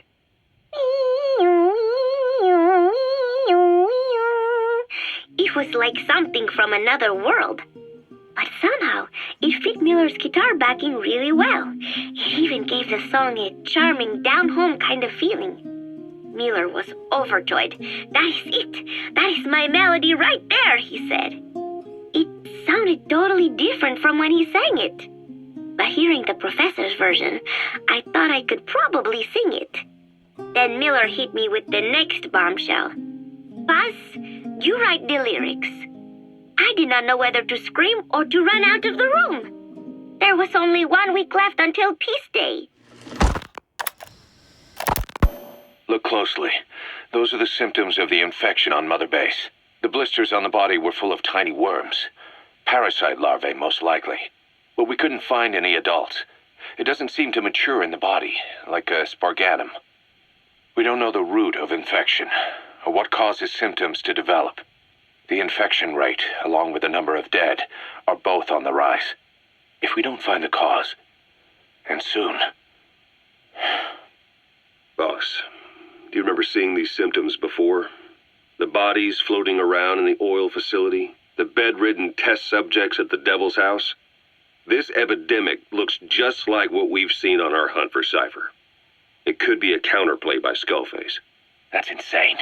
You mean they weaponize parasites? Parasites as weapons. That definitely falls under the Biological Weapons Convention. But it's something the world would never see coming. And no one's ever developed a vaccine for parasites. So this is the weapon of mass destruction Cipher was working on in Africa? It may be. But if it is, how do the yellow cake and walker gears fit in? There must be something bigger we're not seeing. Anyway, our priority now is to prevent more casualties. The medical team is studying the infection, but we can't treat anyone until we know the root cause. All we can do right now is halt the spread of infection. Remember before, boss, when Quiet attacked one of our guys on Mother Base, stuck a knife in his mouth. He's one of the very few soldiers who've had contact with her recently. Close contact. I don't think it's a coincidence that he was among those who became symptomatic pretty early on in this epidemic. Saliva and blood spatter, an open wound, mucosal infection. Whatever is causing this got inside him then. Miller, that is a baseless accusation. The source of the infection is quiet. Everyone suspects her. We don't know that. And we've come across these symptoms before. The bodies in the water at the oil field facility, those sick people in the beds at the Devil's House. They're identical to what we've seen while we've been after Cipher. The infection could have come from elsewhere. But at the very least, she does know something. It's not like she's gonna talk. No, not through words anyway.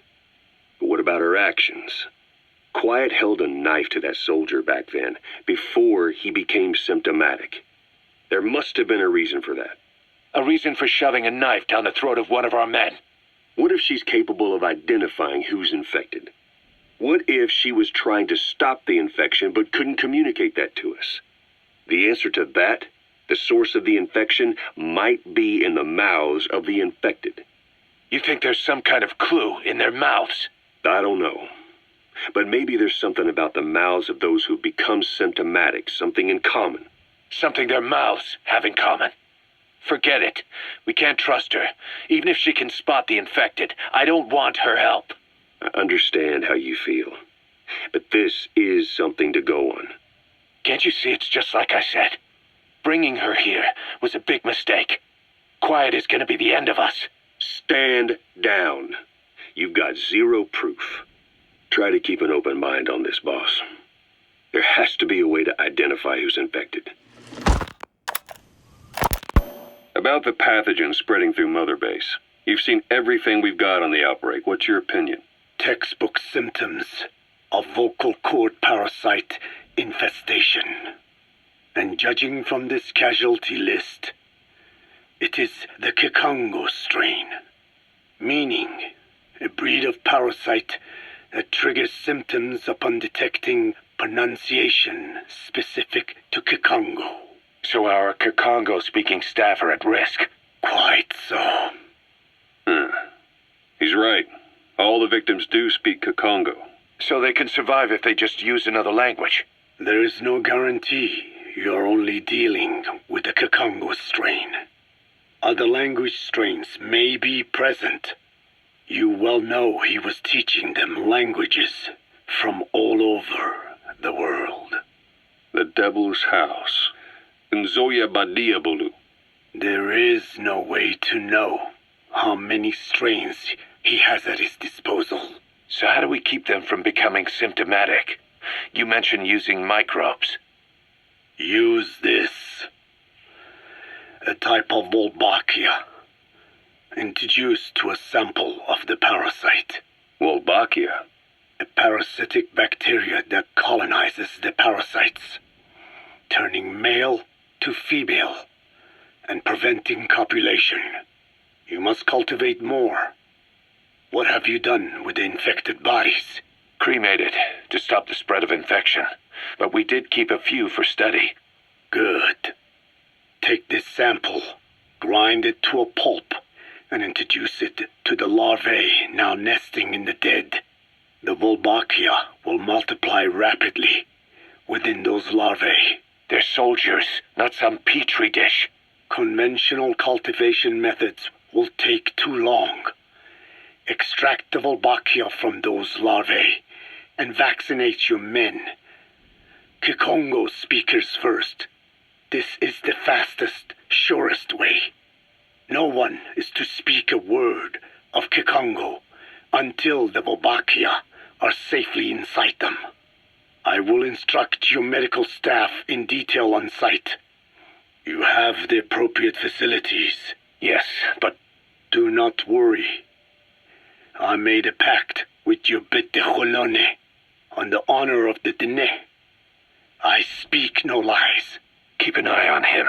Will do. Follow me. I'll take you to the medical team. Now, we must wait for the Wolbachia to multiply in the larvae. How is the disease transmitted? If it's carried by insects or rodents, then... There is no intermediate host. So, The vocal cord parasites lay their eggs in the larynx of the host. Most hatch and migrate to the lungs, but some are transported to the mouth through ciliary movement, mixing in with saliva. Saliva. Droplet transmission. sneezing, coughing, any food or water containing infected saliva. It would spread fast. Indeed. And when the larvae migrate to the lungs, symptoms can resemble the early stages of a cold, making it easy to infect others. Meaning a simple conversation would be enough to pass it on. All right, so what happens after the larvae migrate to the lungs? It is as I said before. They mature by feeding on alveolar tissue. It is only then that noticeable symptoms appear in the host. And by that point, it's too late. He's infected everyone else. It's one hell of a weapon you've created. That is what Blag Anna wanted. Something that would spread easily. In truth, he's not the reason. But we will discuss that another time. The Walbachia have multiplied. We're preparing to extract them and begin vaccinating. But is this really the only way? Sure, it'll prevent infection, but the cost. You would rather remove their vocal cords? No. Tactical communication's a linchpin of what we do. What if we were to ban the use of Kakongo? Insufficient. First, there is no guarantee that only the Kakongo strain is here. Second, there is the matter of how the parasites lay their eggs. Before they can copulate, they must be exposed to the pronunciation of a specific language for a period of time, like a container filling with water. But the duration between when the container is full and when the copulation actually begins varies from case to case. In other words, even if the infected stop speaking as a countermeasure, it may already be too late. The only true solution is to prevent copulation through the Walbachia, or by physically removing the affected tissue. Do any antiparasitics work? It sounds as though you have already tried. Yeah. We tried every one there is, and nothing. I have yet to find a medicine that can remove the parasites. At best, it temporarily covers their ears. Why is that? Because the parasites are companions to us. To remove them inevitably harms the host. Companions? More than you think. And this is why the human immune system cannot eliminate them. We've inoculated the staff with Walbachia to keep them from becoming symptomatic. That should also contain the infection. How did this happen in the first place? It has to have been a Cipher spy within our ranks. If this is so, then why the Kakongo strain? If their intent was to wipe you out. Skullface said the remaining English parasite was close to the boss. If this latest strain was his doing, he wouldn't have tipped his hand. It is possible someone brought eggs onto the base without knowing. Stuck to their shoes, clothing. Well, that makes the most sense to me. Then where did the eggs come from? You mentioned that your boss visited Nzoya Badiopulu. Sure, but his gear's disinfected immediately upon return. Then he was not the carrier. And not just the boss. All staff dispatched to high-risk regions were quarantined on the flight back. When the symptoms first appeared, we checked and disinfected all equipment used up to that point. Any and all prisoners, soldiers, materials, and animals extracted during missions were also quarantined. So, that just leaves... I have seen children around here. Where are they from? All over. Some were being held hostage at a mine. Then there were the troublemakers at Bwala Yamasa. Bwala Yamasa? Yeah. Their clothes, their things. Did you burn them? They're just kids. We couldn't. And besides, not one of them's shown symptoms. The parasites don't infect prepubescent hosts. Their vocal cords are not fully developed. Well, if infection doesn't occur in children... It is possible they carried eggs on their clothes, and the infection spread from them. Check the kid's stuff. I doubt there is any trace left by now. But if there is, some of those kids must be close to hitting puberty. How could we have missed this? The name Bwala Yamasa got quite a reaction from you. I'm guessing the Kakongo strain was released in that village. Cipher used that region to experiment with vocal cord parasite transmission. The Kakongo strain. The settlements around the refinery upstream of Bwala Yamasa were the proving grounds. They would infect one villager, then record transmission speed. Dangerous work. If they failed to contain the infection, it would slip into the surrounding regions.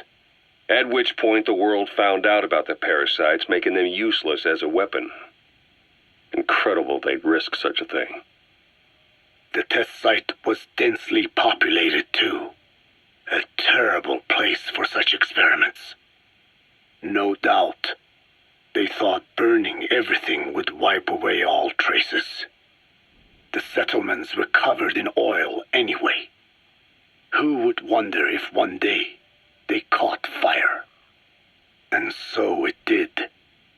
They burned it all, living and dead. Those remains. But they miscalculated. Transmission speed was far faster than anticipated. It may have been the temperature, or hygiene standards, or perhaps the parasites reacted quickly to Kakongo. Whatever the reason, nearly all villages were swiftly infected, and the settlements reduced to mounds of corpses. Making matters worse, the dry season was ending. When it came time to burn the village, the Moneni River had swelled. Many of the bodies were waterlogged. Meaning they didn't burn completely. The corpses still contained viable eggs, and the larvae washed downstream. And when the people downstream drank that water... That marked the end for Bwala Yamasa. I learned all of this at the mansion. I warned him of the risk of eggs getting out. And? We are prepared for any eventuality. I get it. Putting the oil field back online. The oil leaks, saner. They plan to pollute the river, prevent the spread of infection. But the oil flow was stopped. At downstream, the people of Masa village started using the water again. The PF soldiers deployed at the village were locals, spoke Kikongo. They were infected, and the kids survived. I've heard enough. And who stopped the flow of oil? Don't! We did. That confirms it. The source of the Kikongo strain infection was Masa village. And the children brought it here. It is no one's fault. There is no blame to be cast. The parasites, they were tested in other regions? Their physiology requires that they be tested under varied conditions. Another test site was in Afghanistan. So it was the parasites there. Both the Pashto and Tajik languages are spoken in the mountains of Afghanistan, and population density is low. Ideal testing grounds for how accurately the parasites target only the specified language. It is also relatively easy to prevent the spread of infection. And the results? The first test, I am told, was a success. Once the Pashto Pashtun Mujahideen were infected with the Pashto strain. They were all but wiped out. The Hamid fighters at Smasei Fort. It was doubly successful. No Tajik Mujahideen or Soviet soldiers became symptomatic. So the parasites proved to be effective. What about the second test? Also supposedly a success. A Pashtun village was the target. However, the original aim was to obtain samples of the infected. In this, they failed. And the village? The Soviets enacted a standard scorched earth operation. That must have been the village where Malak lived, before being held captive at La Marjate Palace. Having had more time to think on it, the details shared with me may have been false. They are madmen who would do anything to cover up the truth. They certainly seem to like tossing their problems in the fire. As a boy, Skullface's life went up in flames. Perhaps that is what fuels his fixation with fire. Your Wolbachia stopped the infection all right, but I still don't get it. How can a few bacteria change males to females? I know they're only bugs, but... It is not such a rare thing in the natural world. Many insects and nematodes are infected with Wolbachia. But why? They nest in the cell cytoplasm of the host, even in the egg cells, with the result that the offspring are born infected. Mother-to-child transmission. However, Wolbachia cannot nest in sperm because they do not have cytoplasm. So even a successful infection of a male ends after a single generation. This means the Wolbachia must resort to maximizing the population of infected females. Sounds like an ethnic cleansing campaign on a tiny scale. Gender change from male to female is their survival tactic. So more females means more Wolbachia carriers so it can keep thriving in the following generations. But the parasites in a human host are supposed to be a mating pair. If there's no male, there'll be no offspring at all. It's killing itself. Slow down. This tactic is intended for environments where a single male can copulate with multiple females. Originally, the Wolbachia did not infect the vocal cord parasites. I created a mutated strain, modifying the Wolbachia so that it could infect monogamous pairs. The Wolbachia's greatest multiplying tactic, the male-to-female change, worked against itself in the monogamous parasites. Just as you said. Then I performed repeated selection of Wolbachia strains until I achieved 100% certainty of male-to-female conversion. Creating female-female pairs, unable to reproduce. And you say the Wolbachia affects the host of the host, that is, us, cutting off our means to reproduce? It is almost certain. Of course, we will not turn female. After all, mammals possess no natural gender-changing function. But some Wolbachia strains can cause cytoplasmic incompatibility in the host. Is that some cell deformity? Put simply, it means the altered sperm of infected males kill the female's egg on contact. And that's happened to us? Yes. And yet, what occurs in humans is not just simple CI. To date, there are no cases of Wolbachia affecting humans. The fact that this strain causes this effect, is it the vocal cord parasite's affinity with humans? I do not know enough to say for sure. So the parasite warps the host. Reminds me of what Skullface said. It is the way of all organisms to create their own optimal environment. Just look at you and this base. Organisms that cannot do this are doomed to extinction. The difference with parasites is that their environment is another organism. That creates a connection between life and life. Parasitism, symbiosis, or death. In this way, the host too is challenged to adapt. Code Talker, what are the metallic Archaea? Volcanic craters spewing sulfur. Water hot enough to boil your skin off. Ocean depths of 800 plus atmospheres. Wastelands radioactive enough to kill you where you stand. There are groups of organisms that survive despite. No, because of living in such environments. I've heard about them. Extremo something. Extremophiles.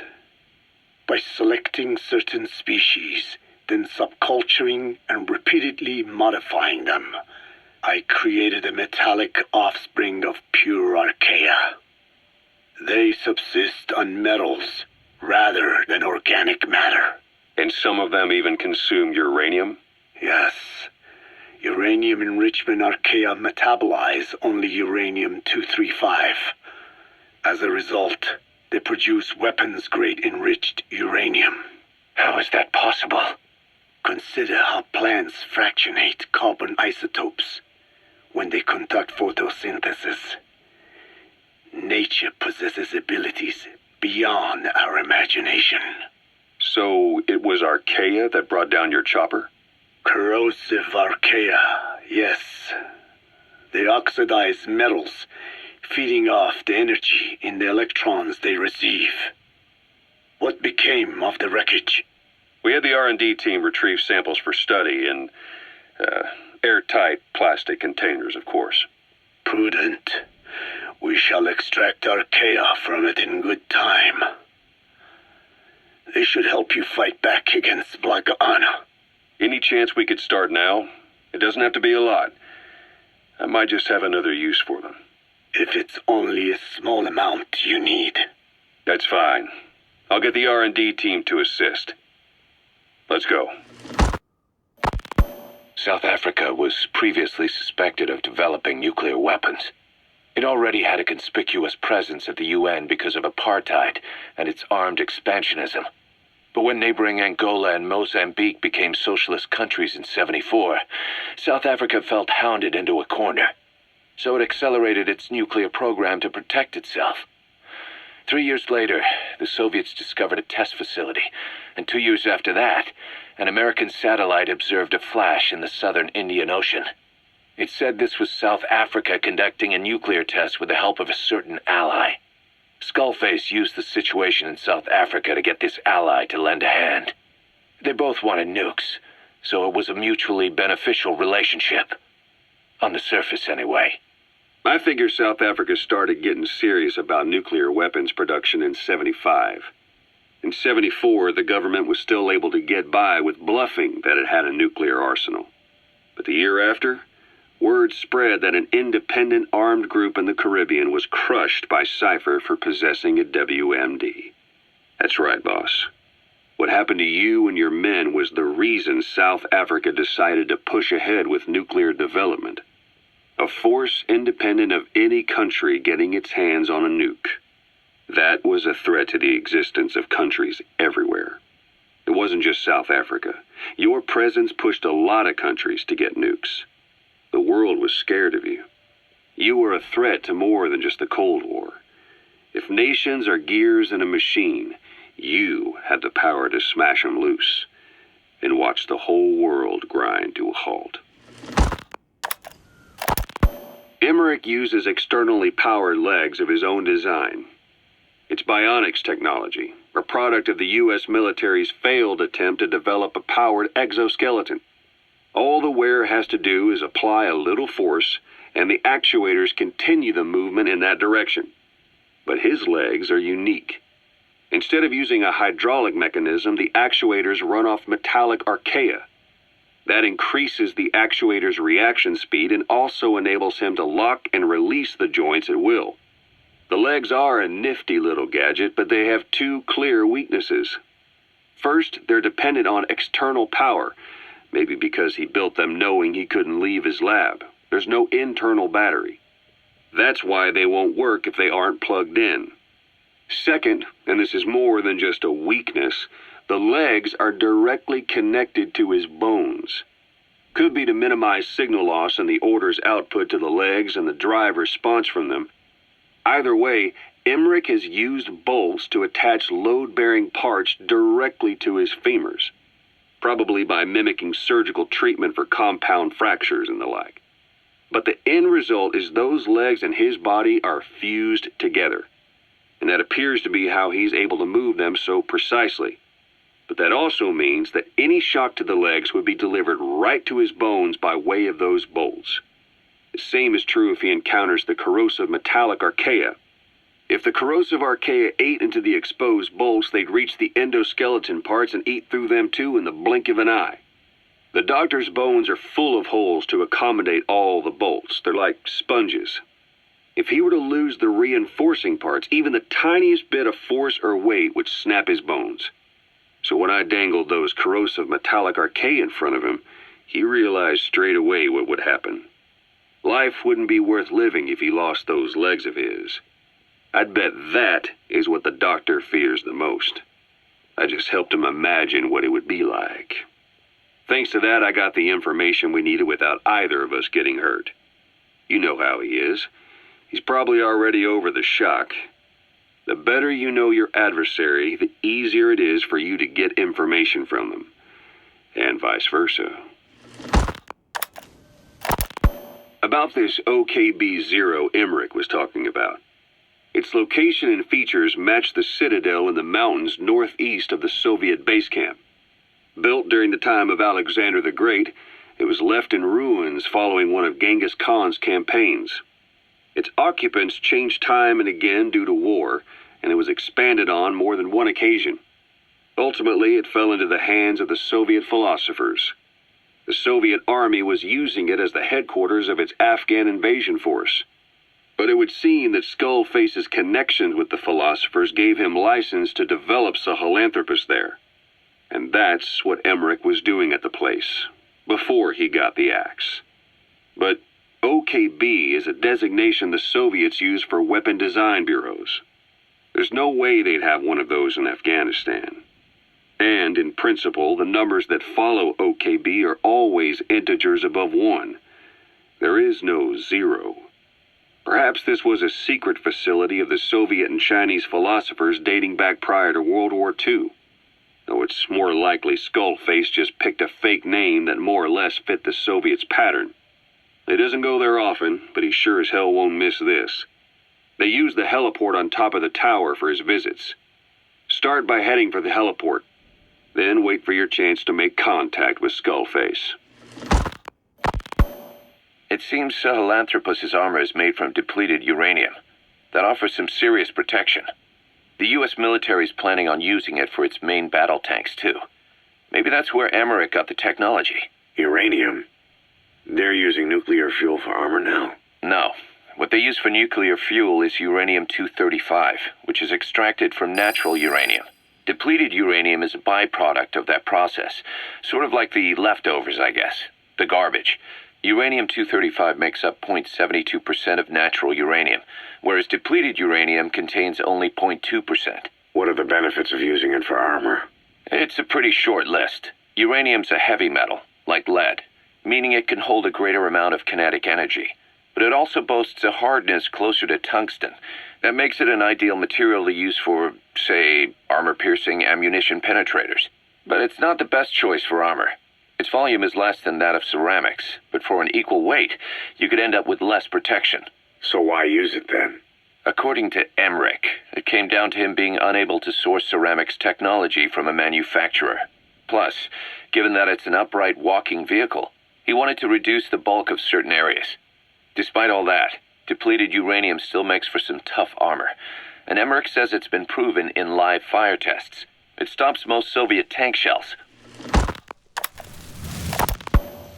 Emmerich didn't go with depleted uranium for Sahelanthropus' armor because of its strength. He had nukes in mind. Exactly. It's meant to use its body as the fuel component for a nuclear weapon. Sahelanthropus uses built-in uranium enrichment Archaea to melt its own body and extract uranium-235 from the depleted uranium in its armor. Those Archaea perform the enrichment in an extremely short time. The concentration jumps by a factor of several hundred, from 0.2% to over 90%, the end result being highly enriched weapons-grade uranium. Sahelanthropus' body itself becomes a nuclear bomb. Emmerich says if it were to self-destruct, the nuclear yield would be somewhere in the region of 15 kilotons. Since you need about 50 kilograms of highly enriched uranium to trigger a nuclear reaction, that would mean Sahelanthropus contains something like 23 tons of depleted uranium. That's not very much. No, it isn't. That's about what you'd expect to find in a main battle tank's armor. The point is, it can be transported anywhere, even use its conventional weaponry on the battlefield, and the international community will never suspect a thing. I just received word from the R&D team and the transport team out of Afghanistan. They finished installing Sahelanthropus on the base. It's ours now. All right. Don't let any of the staff touch that thing, especially Emmerich. Of course. That guy's crush on Sahelanthropus is beyond a joke. Guess he really wants to see his tech stand on its own two legs this time. That's not gonna happen. I know it. So you've got no plans to make it operational again? Damn right. Boss, I want to hear it straight from you. Hear what? What the hell do you want with that thing? The drive is busted. It's not like it has a nuke on board. Even if the metallic Archaea could turn it into a nuclear weapon, all it can do is self-destruct. Sahelanthropus just isn't a weapon anymore. It'll draw unwanted attention without even being a deterrent. I know. The weapon's development strut sank 2 feet under that thing's weight. That's 1 year's drop in a single night. We've started on reinforcing the strut, but there's no guarantee it'll hold up if a storm hits. I know that too. Boss, why keep it? It's a mark. Us diamond dogs, we don't have a country to call home. That means we have no past, nothing to prove that we lived. Every one of us threw it all away when we came here. Sahelanthropus is a symbol to show that the likes of us brought at least one crisis to its end. A mark in history. So we can't just fade away. It's of no practical use to us, but we still need it. A symbol of what we've done. I'm glad I sounded you out on this. Snake, on behalf of all of us, I want to thank you. I don't need gratitude. I need security. Keep Emmerich away from that thing. Roger that.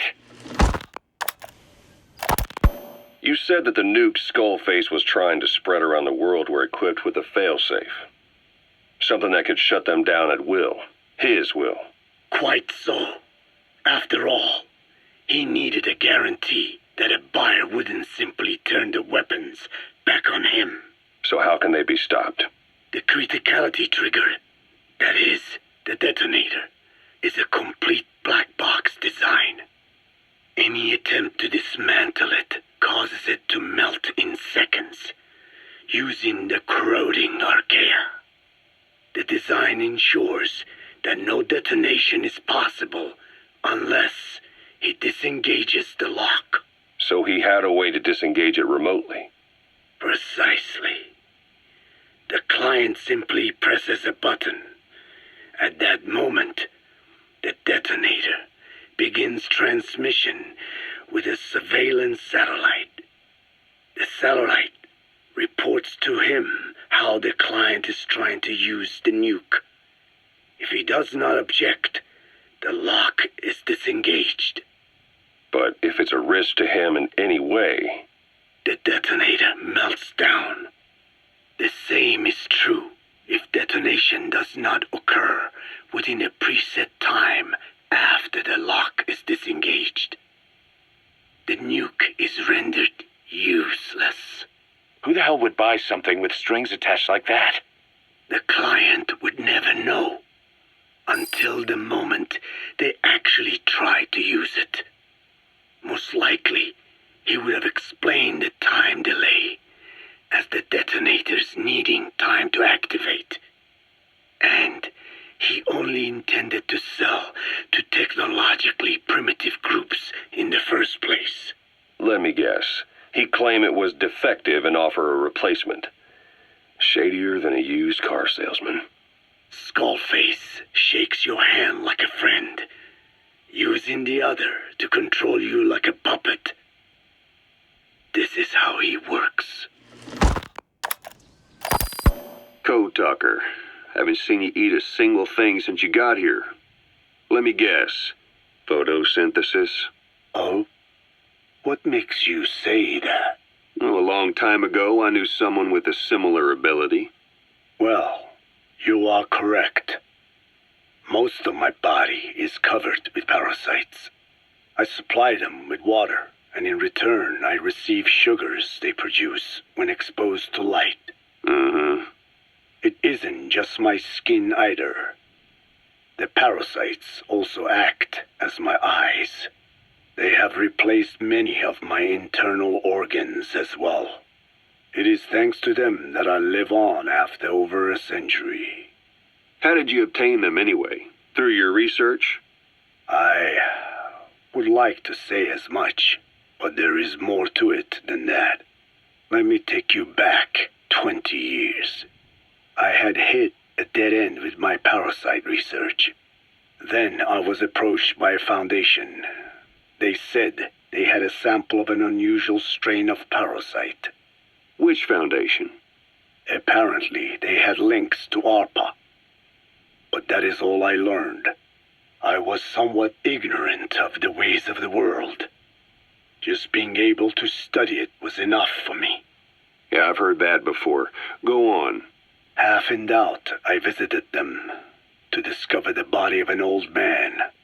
Well, to be precise, his partial remains. A collection of parts, you could say. The man had died in an explosion. An old man, you say? His flesh had not decomposed. In fact, the tissue's cells were still metabolizing. The parasite had infected, or should I say assimilated with, the tissues, and was keeping them alive. I became obsessed with studying the body parts, foregoing food and even sleep. Every day was filled with new discoveries. The parasite's biology, internal anatomy, life cycle. But there was only so much I could learn through observation. And so I made a decision. To truly know the parasites, I had to live with them. So, you implanted them inside you from the dead man's flesh? Correct. It was quite a gamble, whether or not they would adapt to me. But fortunately, it appears I was compatible with them. Or perhaps, through my many years of research, my immune system learned to tolerate them. Were they that body's only parasite? Yes. However, there was a separate specimen that supplied its host with adrenaline in response to pain, and yet another that could control insects at will through secreting heterogeneous pheromones. I wanted exposure to them, to take them into me, but my wishes were denied. Their records, though, provided clues that helped advance my research. Would you care to join me? A life spent never worrying about food is a most wonderful one. I think I'll pass. But thanks. This has been helpful. Skullface has finally burned out. The world is rid of his existence at last. Was he still alive? You could say that. But you could also say he'd been dead for decades. What's that supposed to mean? Biologically speaking, it's hard to say how much was his life. Side effects from the treatment? No, the primary effect. Keeping a dying host alive as long as possible. That is the whole point. But in the end, he grew too dependent on his children. as if he had any other way to keep on living. He first underwent parasite therapy before the Soviet Union became his home. His body was horribly burned. Fire washed across his thin young frame and stole his skin and his throat, even his lungs. Only through repeated therapies could the parasites keep him alive. Most of his life became something the parasites gave to him. And then he lost the ability to die. That is correct. The parasites live on past the host's death, still aiding cell composition. At that stage, there is no way to extract them from the host cells. There is no way of knowing when the last cell of Skullface's body would die. The only choice was to burn the whole thing. And his children, along with it. And I am one to talk. When my life is snuffed out, I expect you to treat my body the same way. And when I burn, I will truly be one with my children for the first time. You say there were 3 English vocal parasites. According to Skullface, yeah. Skullface had 2 of the English strain with him. You burned both of them. There was an oil fire. I tossed him in. So that just leaves 1. And you tell me Skullface said he used it. He said it was very close to me. Very close. One of your comrades, or someone ordered to kill you. Or he could have been speaking metaphorically. Metaphorically? Close to your spirit, close to your heart. Someone who either loves you or despises you. The second one makes a long list. Whichever it is, act with caution. Skullface implanted someone with the English language strain. Who it is irrelevant. Why? I tell you what Skullface really meant. Very close to you means you will be exposed. All the infected here have been given the Wolbachia. Even if the vocal cord parasites infect them now, they cannot reproduce. But if there is a different host among us, host to the English strain. If that were the case, we'd see the symptoms. What about the non-English speakers? We have plenty of those, but the staff use English as a common language. But if that someone has not spoken English yet, and begins to speak it now, there'd be another outbreak. The final mating pair of the English strain must be found immediately. Skullface is gone, but his threat still remains. On this base, do you see what the final mating pair is? With him dead, those parasites are the stain he wished to leave upon the world. His thirst for vengeance. In the flesh. Think. Does anyone here bear a grudge against you? Who would target you specifically? The ethnic cleansers that Code Talker mentioned, they weren't Skullface's true goal. All we have is circumstantial evidence, but here's my theory. It was Cipher who started developing the vocal cord parasites as bioweapons, parasitic weapons, and Africa was the testing ground for them. As Code Talker said, their purpose is the ethnic cleansing of only those who speak a particular language. So they could do a weapon of mass destruction to eradicate specific groups, races, ethnicities, or colonies by the language they speak. Or a kind of absolute language control. Or maybe a tool for those arrogant fools to build some misguided utopia. I could see plenty of uses for them. However, in practical terms, they wouldn't be as dangerous as you'd think. Counteracting the parasites is easy, after all. Cut them out of your throat to save your life, or just don't talk. That also prevents the infection from spreading. So if the international community were to find out about them, they'd no longer be the threat they were conceived to be. in which case their targets would be limited to minority groups as a deterrent or a terrorist tool. It's hard to imagine Cipher developing something like that as a main weapon for their arsenal. That leads me to think we've only tugged on one little thread in Cipher's grand tapestry, an obscure corner of their work, possibly forgotten altogether. In any case, things changed when Skullface was forced to relocate to Africa and he saw that thread dangling. All the time he continued that research, he was secretly following his own agenda. The ethnic liberator Parasites, his English language strain. Skullface said there were only 3 samples of the English language strain Parasite, and I think we can believe him. Bringing his ethnic liberator's plan to fruition depended on creating an English version of the vocal cord Parasites at all costs. But an English strain would have been useless to Cipher. Worse, it could have destroyed everything they'd built. It was the one type they couldn't allow. That means Skullface was forced to develop his English strain out of sight of Cipher's network. Naturally, he couldn't use the greenhouse facility Cipher had set up and filled with guinea pigs. Skullface must have found some secret place to create his precious few English parasites, hiding all evidence like a man cheating on his wife. Somewhere, an entirely standalone environment. And when his plan entered its final phase, he must have made the place disappear. Some little room, could be anywhere, but now nowhere at all. We'll never know where he did it, but to elude Cipher's surveillance, it couldn't have been big. I believe Skullface was telling the truth.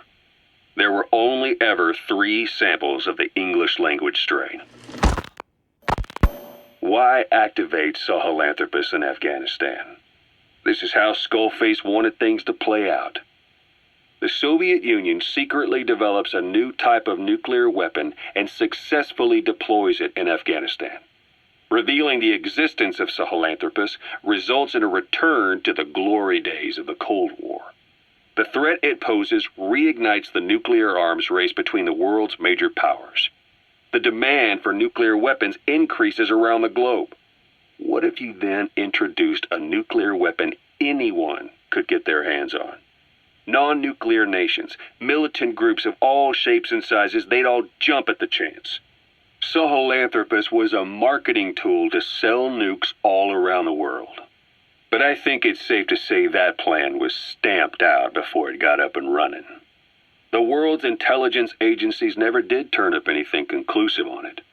After all, Sahelanthropus vanished before word could spread. Everything that's happened is already a fading memory, never to join the pages of history. Except for Cipher. Cipher won't forget. They'll already be working on something, quietly, beneath the surface. They'll use the pieces of data scraped together from this incident to build their own bipedal weapon.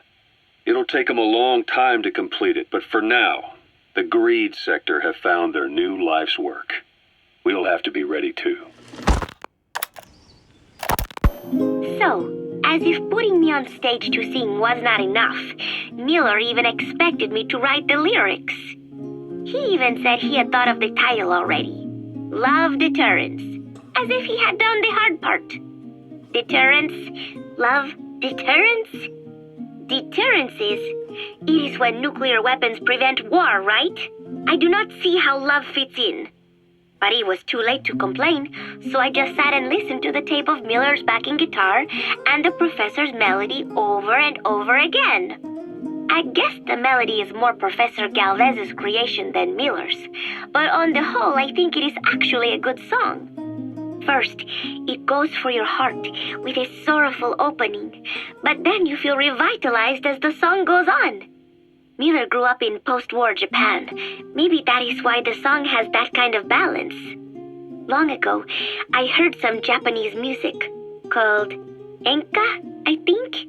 It sounded this way, but I wonder why it has to sound sad in the first place. Miller called it Love Deterrence. Doesn't that mean he had a love song in mind? All I see of Miller and women is the way he fools around with a lot of them at once. But maybe he has had his heart broken too. And what about me? I found myself thinking about Chico and Snake as well. I know Chico has a crush on me, so naturally he should come to mind. But why Snake? He saved me, and I feel indebted to him. But I thought that was all he meant to me. Why does my heart flutter when I think of him? It is embarrassing to be unable to control this emotion. There has to be a way to suppress it, to forget it. But maybe that is what love deterrence is? With that thought in mind, I went to my desk and began to write and write. Just 3 days left until Peace Day. You mentioned that the man on fire was crushed under Sahelanthropus in its hangar. Yeah. He was caught under the wheels of its transport platform. But his body wasn't found. What? We searched the area the moment we arrived, but there was no trace of him. I wasn't hallucinating. I know. I trust you on that. That means someone must have taken the body. But when I got there, everything was still as it was. Even Skullface hadn't been touched. I can't see a reason to sneak into a place like that and drag out the biggest, heaviest guy there. What are you getting at? Only option left is, he got up and walked away. That platform ran him over. Just ran him over. You're saying that's not enough? I don't want to believe it, but maybe not. He shrugs off bullets, even rocket strikes. There's no reason to think that would finish him. It seems ridiculous, but I'll start gathering eyewitness accounts just in case. If you dig up anything concrete, I want to know. You'll be the first, if I dig anything up. But I hope to hell I don't. No kidding. This is yellow cake that Cipher was having the PF's transport. Before we met you, the boss recovered it from a truck crossing the savannah. Are there metallic Archaea inside it? Yes, the Archaea metabolize uranium-235 to subsist. They must be stored inside yellow cake, or they cannot survive. So those biological traces we took for impurities were actually the real cargo. Of course, they are deactivated, so they do not trigger a sudden enrichment. They are like baker's yeast. Yet, they do gradually enrich the uranium as they feed. I imagine you detected weapons-grade traces. Yeah, we did. And the malachite that was loaded on the truck had traces of uranium in it, too.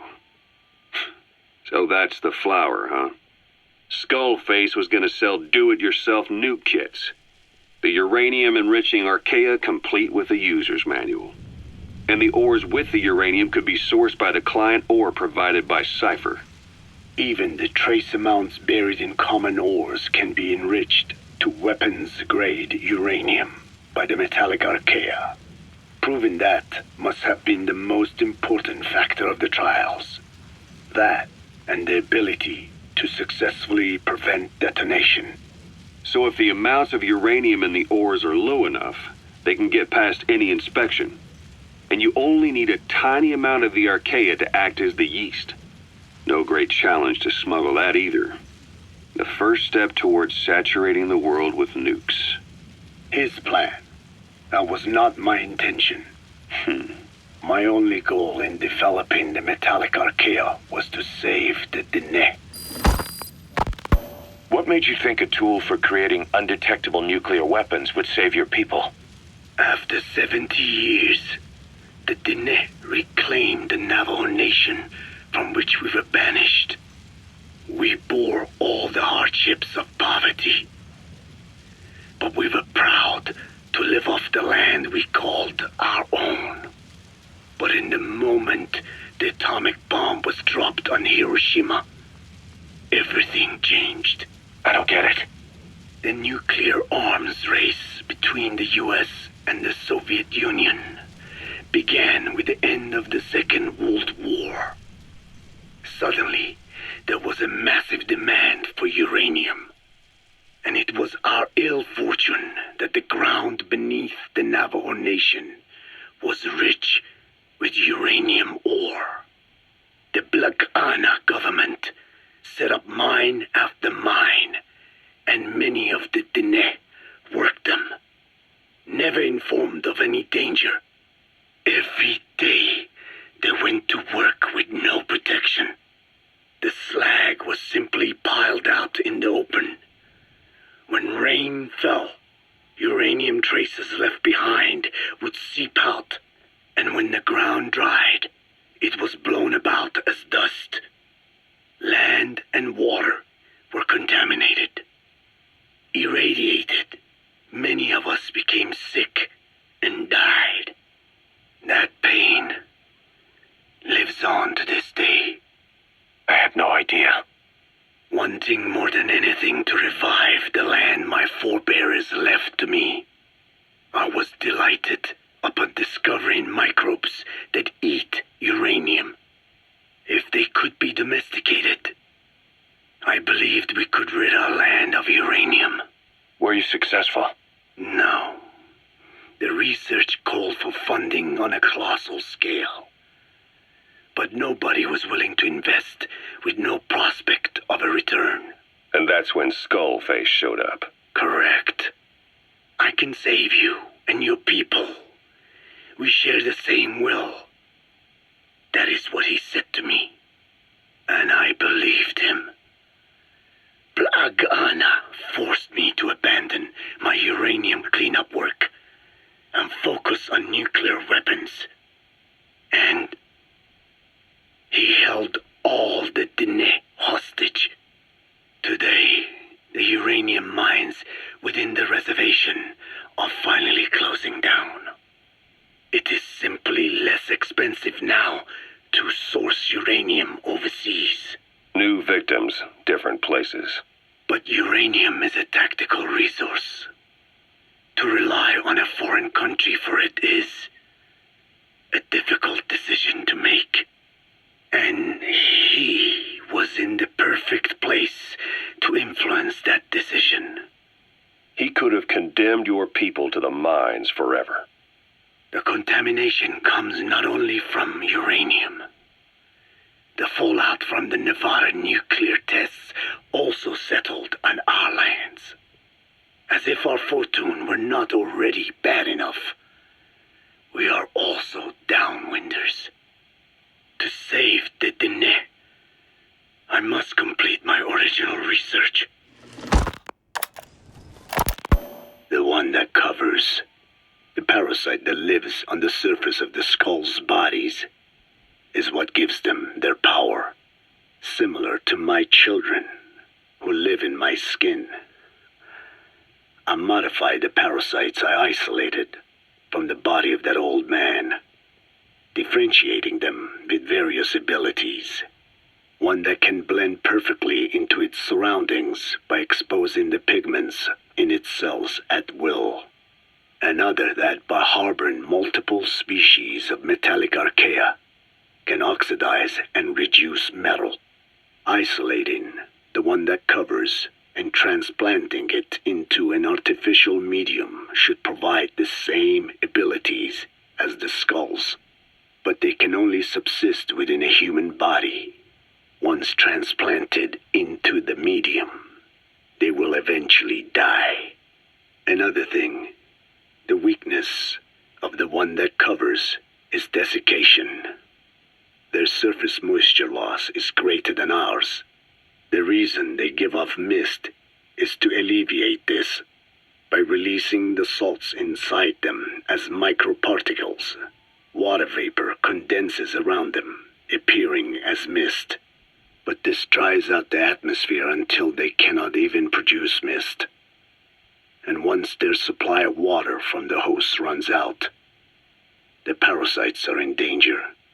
They, along with their host, enter a form of suspended animation. However, a similar effect occurs if they come into contact with a large amount of water. Rain, for instance. The one that covers will temporarily abandon other processes in his eagerness to absorb the water. Pitijolone. Make the weather your ally. Hewitt's dug up some interesting facts about our skull-faced friend. 9 years ago, he was exiled to South Africa, stripped of political power. The upshot's that he ceased being a serious threat, in Cipher's eyes anyway. They eased up on surveillance, giving him an opening to establish his own military unit. one that answered to his will alone. Those men likely had no idea their orders were coming from Skullface. They probably didn't even know the organization was a part of Cipher at all. Anyway, it was in South Africa where he found renewed interest in parasites. And when he discovered the vocal cord parasites, he began to make his plan. Wipe the English language out of existence. Free the world, not by taking men's lives, but by taking their tongues. In his eyes, the greatest symbiotic parasite the world's ever known isn't microbial. It's linguistic. Words are what keeps civilization, our world, alive. There was something Skullface said.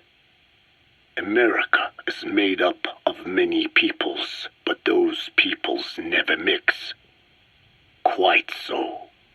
One nation, home to hundreds of different ethnic groups, many of whom stick to their respective living areas, little colonies, not interacting with other groups, going out of their way to avoid one another, their land, organizations, relationships.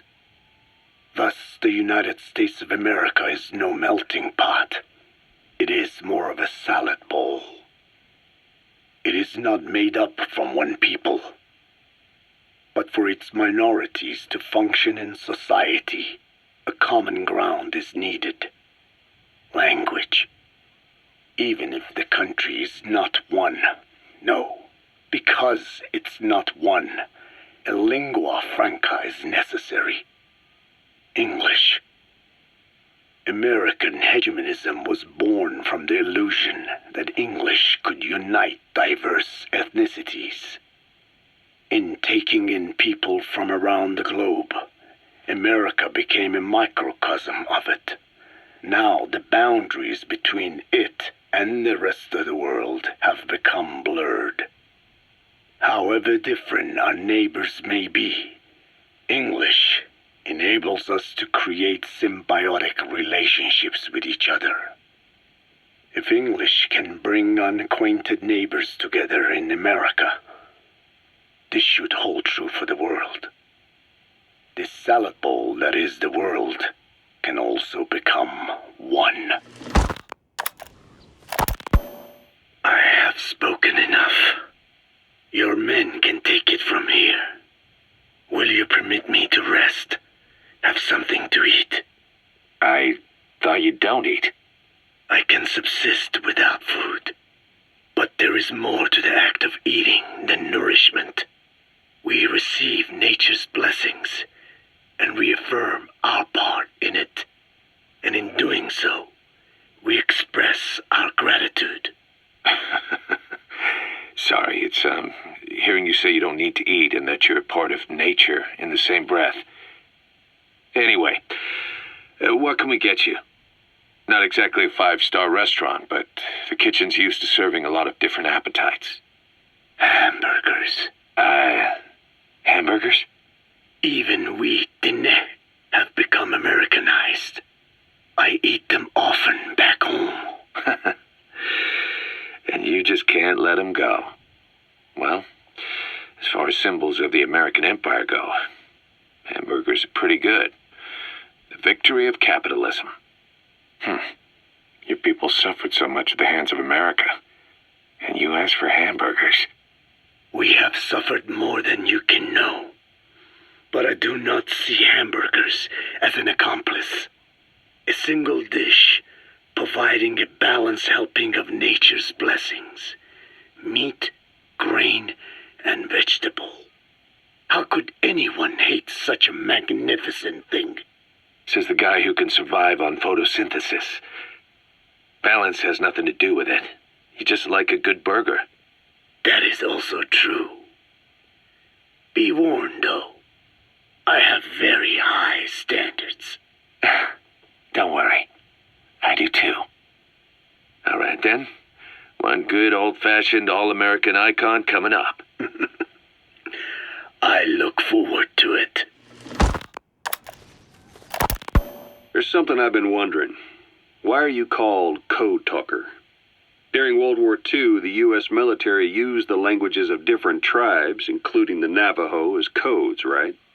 I know the term code talker was used to mean people sent to the battlefield to speak in those codes. Were you one of them? Our mother tongue was indeed used for war. But I did not go. I was already over the conscription age.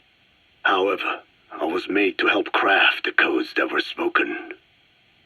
So in a wider sense, you could call me a code talker for that. Navajo is a complex language, and virtually no one outside the U.S. speaks it. They must have thought it was the perfect language to use as a code. Yeah, in the end, the Japanese never cracked it. The Cipher is king in information warfare. Of course, they didn't simply speak in Navajo. They created substitutions for words according to a code book, and then translated those into our language. Young Diné was sent to the front lines of the Pacific Theater as code talkers. To fight is an honor for the Diné. They were the pride of our people. But I cannot say this history brings me joy. Words are alive. When they are spoken, life is breathed into them. They become a part of the listener. Our words were transformed into lifeless ciphers and used for war. This, after the Black Ana spent generations suppressing the language. Yeah, I'm sorry. So I guess we shouldn't be calling you code talker, huh? No, I do not mind. The reason Skullface called me code talker was because I also am responsible for coding language into the vocal cord parasites. I am the same as those young warriors, used for a cipher's sake. I must never forget that. The name, Code Talker, is a lesson carved into my being. You said Skullface ordered you to weaponize the vocal cord parasites. But you also said he wasn't the reason. And he wasn't. I was seduced by the parasites. That is a fact. How? You mean from your curiosity as a scientist? That I cannot deny, but there is more to it. The story goes back to the 19th century, to my earliest memory. One day, a man from the government visited our hogan, our home. I cried as he yanked me from my mother's arms and took me away to an Indian boarding school. From that day forward, I became George. This was the name my teacher gave me. I was forced to give up my Diné name, forbidden from speaking anything but English. If we dared utter a word of filthy Navajo, the teacher made us eat a bar of soap. Yeah, that was the U.S. government's education policy for Native Americans. To erase our words was like erasing our people. Their education was tantamount to ethnic cleansing. Over time, the overt persecution of our language stopped, but to this day, it continues to be eaten away by the lingua franca, that is English. Many of the Diné outside the reservations can speak nothing else, and it isn't just our language. Across the world, minority languages are being destroyed by dominant languages. Many are on the verge of extinction. Enter the vocal cord parasites. Yes, I began thinking that minority languages needed some sort of deterrent against dominant languages. In order that their peoples and cultures would survive. It was then that I came across literature at the Foundation claiming that man acquired language thanks to a type of parasite, one that distinguishes between languages as a precursor to reproduction. If I could just resurrect it, make it more pathogenic, I would have my deterrent against English. But I failed to hide that aim from Skullface. He noticed. Yes, I wanted to retaliate against the English language, though never did I intend to actually use it as he planned. You know how the story ends. I was forced to study how to make the parasites compatible with all the world's languages. All but English. However, he in fact secretly isolated an English strain. I will not be held prisoner by the man's phantom. The English strain must not be allowed to exist either. A ruler's greatest wealth is not money or land. It is the number of individuals under his control. Subjects who work, consume, are there to be used as pawns in war. For a capitalist ruler, his people's power becomes his power. You are the same with your diamond dogs. You spin it with your speeches. But what you're doing is bringing as much talent as you can into your little domain. Every person another feather in your cap. Yes, since ancient times, every civilization's ruler has had the same idea. When people unite under one will, they become stronger than the sum of their parts. And the one will is the ruler's will. And what do rulers use to bring people together? Language. In the Old Testament, it is written that only one language was spoken in Eden. A shared tongue that united all of humanity. Mankind eventually grew aware of its power and harnessed that strength to build a tower to the heavens, the mighty Tower of Babel. This angered God, who splintered the language of man, and the tower was never completed. Languages emerged, and the earth was divided as men went their separate ways. Every age is the same. A ruler's first order of business, after conquering new land, is to force his tongue on its people. Ancient Rome, Napoleon, and now Zero. English is wreaking havoc around the world right now. The British Empire tilled the land with war as its hoe, then began planting the seed that is English. Eventually, American capitalism became the new instrument. To play its game of wealth, you only had to abide by one rule: English. By exploiting people's desires, English has become a leash that people gladly wear around their necks, it would seem. Volgan, the GRU colonel, was burned alive with a shagohod during Operation Snake Eater 20 years ago. Despite suffering severe burns to his entire body, he still clung to life. After you left Seleniarsk, Volgan's body was taken to a research institute in the outskirts of Moscow, but modern medicine couldn't explain why he was still alive. Not that the colonel was any ordinary man to begin with. That constant electric current he had running through his body that he could unleash at will, to be honest, I was always uncomfortable around him. Thought I might get electrocuted just by standing nearby. The institute studying him was tasked with investigating and developing human paranormal abilities. The comatose Volgan was used to further the Soviet Union's research into such abilities. But not long ago, the facility burned to the ground, and Volgan's body was never found among the rubble, even though the fire started in the room where they were keeping him. This occurred at around the same time you woke up. If Skullface was right, and a thirst for revenge can turn a man into a demon and keep the dead alive, then this man on fire who's been coming after us ever since you woke up, well, that just might be what's left of our old friend Volgan. It's not over yet. Back in '64, in Seleniarsk, you brought his plans for a utopia down in flames. That grudge is what's keeping him alive. The day the research facility holding Volgan burned down, a Soviet jumbo passenger jet happened to crash nearby, far away to the north of that hospital in Cyprus. On board the plane was a young boy who was being studied at the same facility. The plane fell to earth from over 8,000 feet, but the boy's body was the only one not recovered. At almost exactly the same time as the crash, Volgan awoke in that facility. According to the Research Institute's documents, the gifts this boy demonstrated included psychokinesis and telepathy. To protect his mind from being inundated with other people's thoughts, he always wore a kind of gas mask.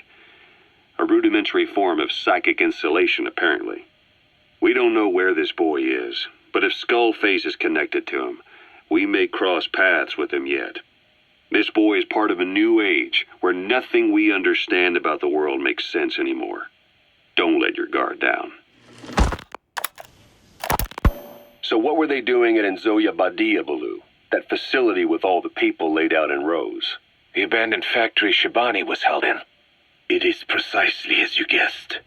Black Anna was coding languages into the vocal cord parasites. They infected the subjects with the parasites, then made an incision in the throat to expose the vocal cords. That allowed them to play recordings of a desired language directly to the parasites. And the parasites learned the languages that way. That's some teaching method. I just don't get how a bunch of bugs had the brain power for it. They don't. Do not judge them by human standards. They do not learn as a function of intellect. Then how do they do it? What language the parasites react to is coded into their genes. You could expose the Japanese strain to English for years, and it would never learn the language and react to it. The pronunciation, rhythm, and structure are different. But what about, say, Spanish and Portuguese? Linguistically, the two are very close. Yeah, they're both Ibero-Romance languages. Even so, a Spanish language mating pair exposed to Portuguese will not copulate. Only when they hear Spanish.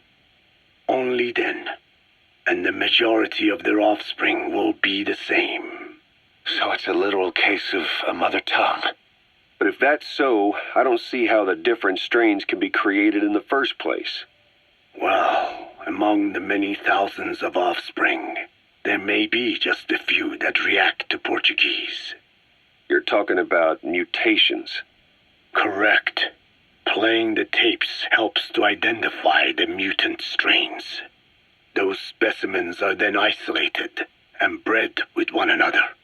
From their children, specimens that react more strongly to Portuguese can again be selected and bred. Repeating this process creates a strain that reacts solely to Portuguese and never to Spanish. Mutation and selection. No different to breeding roses.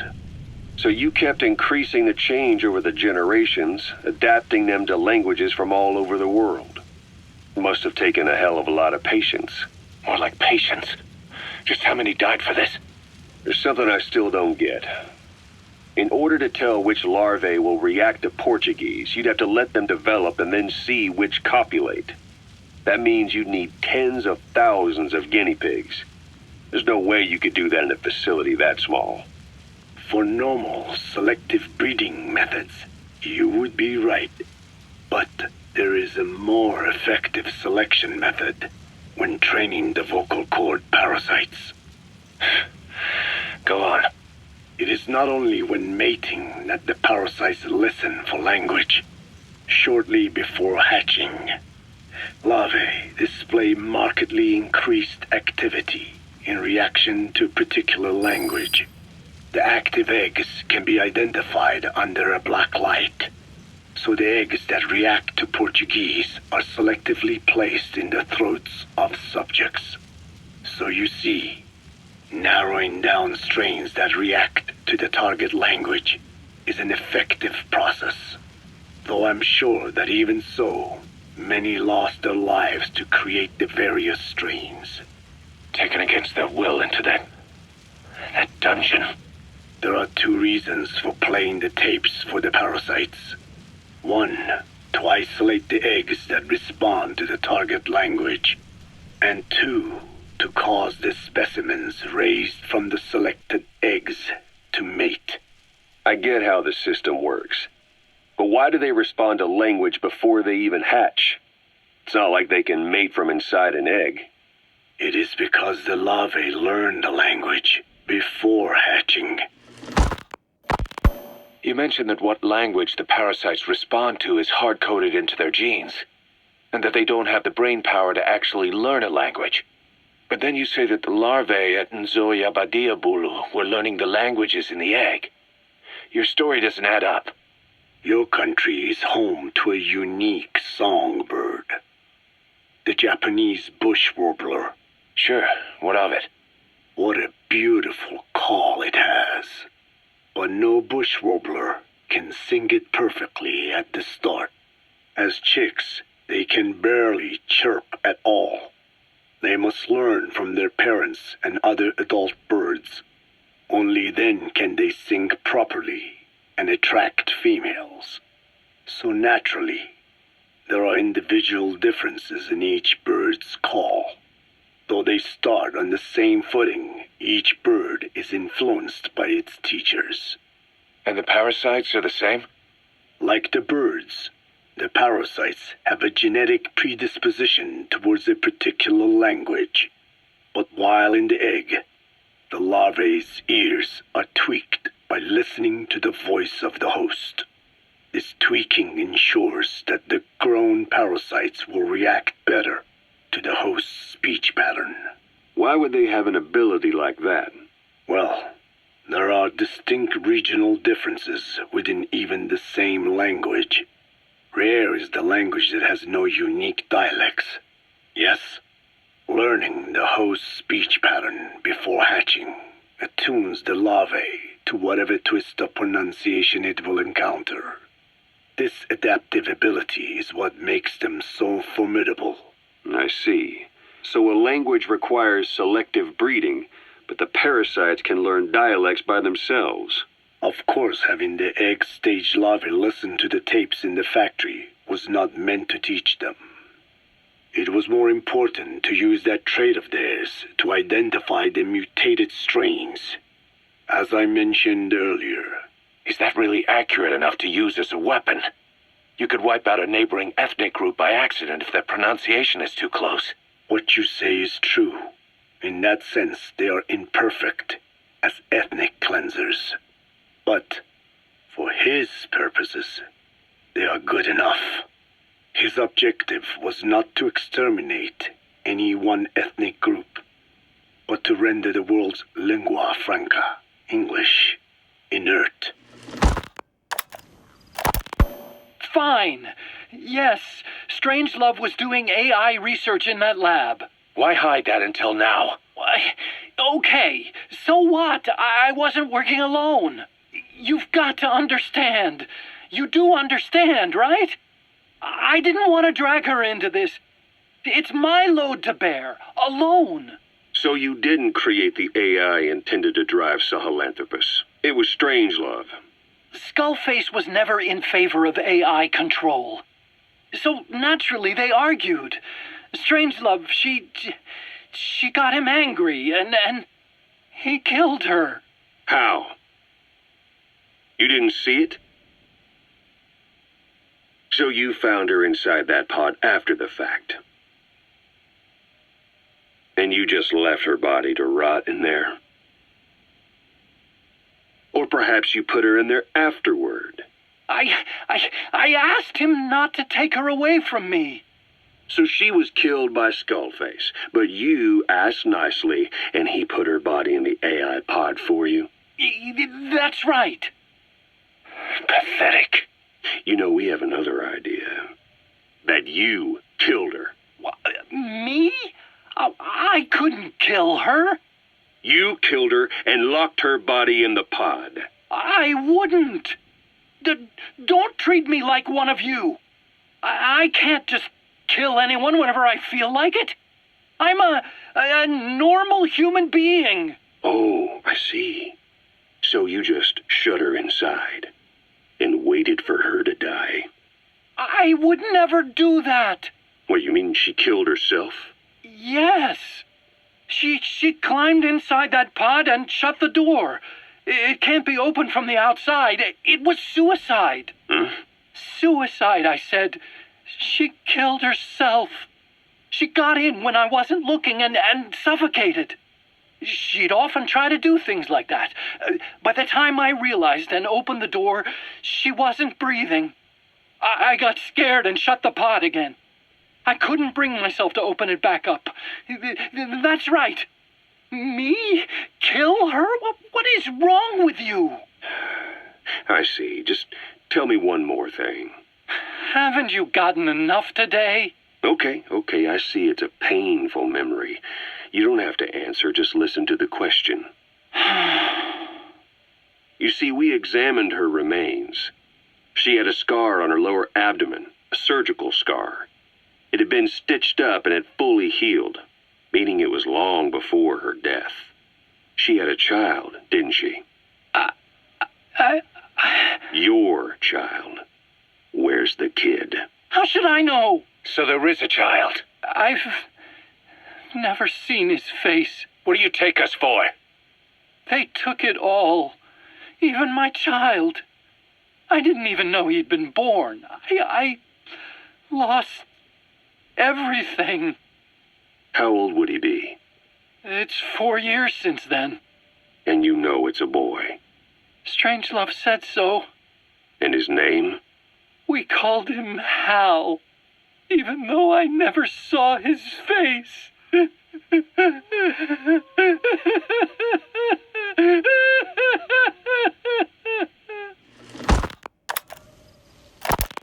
I have no doubt Skullface's plan is almost complete. At that point, I will no longer be of use to him. I must leave behind this record at least. A record of how the ancient vocal cord parasites became these abominable ethnic cleansing parasites. I believe he has two purposes for the ethnic cleansing parasites. The first, as their name suggests, is ethnic cleansing. This conflict between East and West that envelops the world will not last much longer. Once the Cold War ends, and the weight of America and the Soviet Union is lifted away, the ethnic conflicts they kept suppressed will all rise to the surface. It is not difficult to imagine that the radical sides will begin cleansing their adversaries. But what if an ethnic cleansing parasite matching the language of the aggressors were to be unleashed? The aggressors would be washed off the earth. At the very least, the idea that retaliation could eradicate your people would prove a powerful deterrent. The second purpose is the Englishization of the world. To cipher the organization, this is probably their main use. Man thinks in words, or rather, words are man's very means of thinking. If you erase a word representing some concept, the concept itself disappears from the world. Nishone means beautiful in Navajo, but the image that comes to mind when we say Nishone differs from the Blagana's beautiful. An azure sky, a rolling landscape, lush greenery. The meaning we place in Nejone has its roots in Dene culture.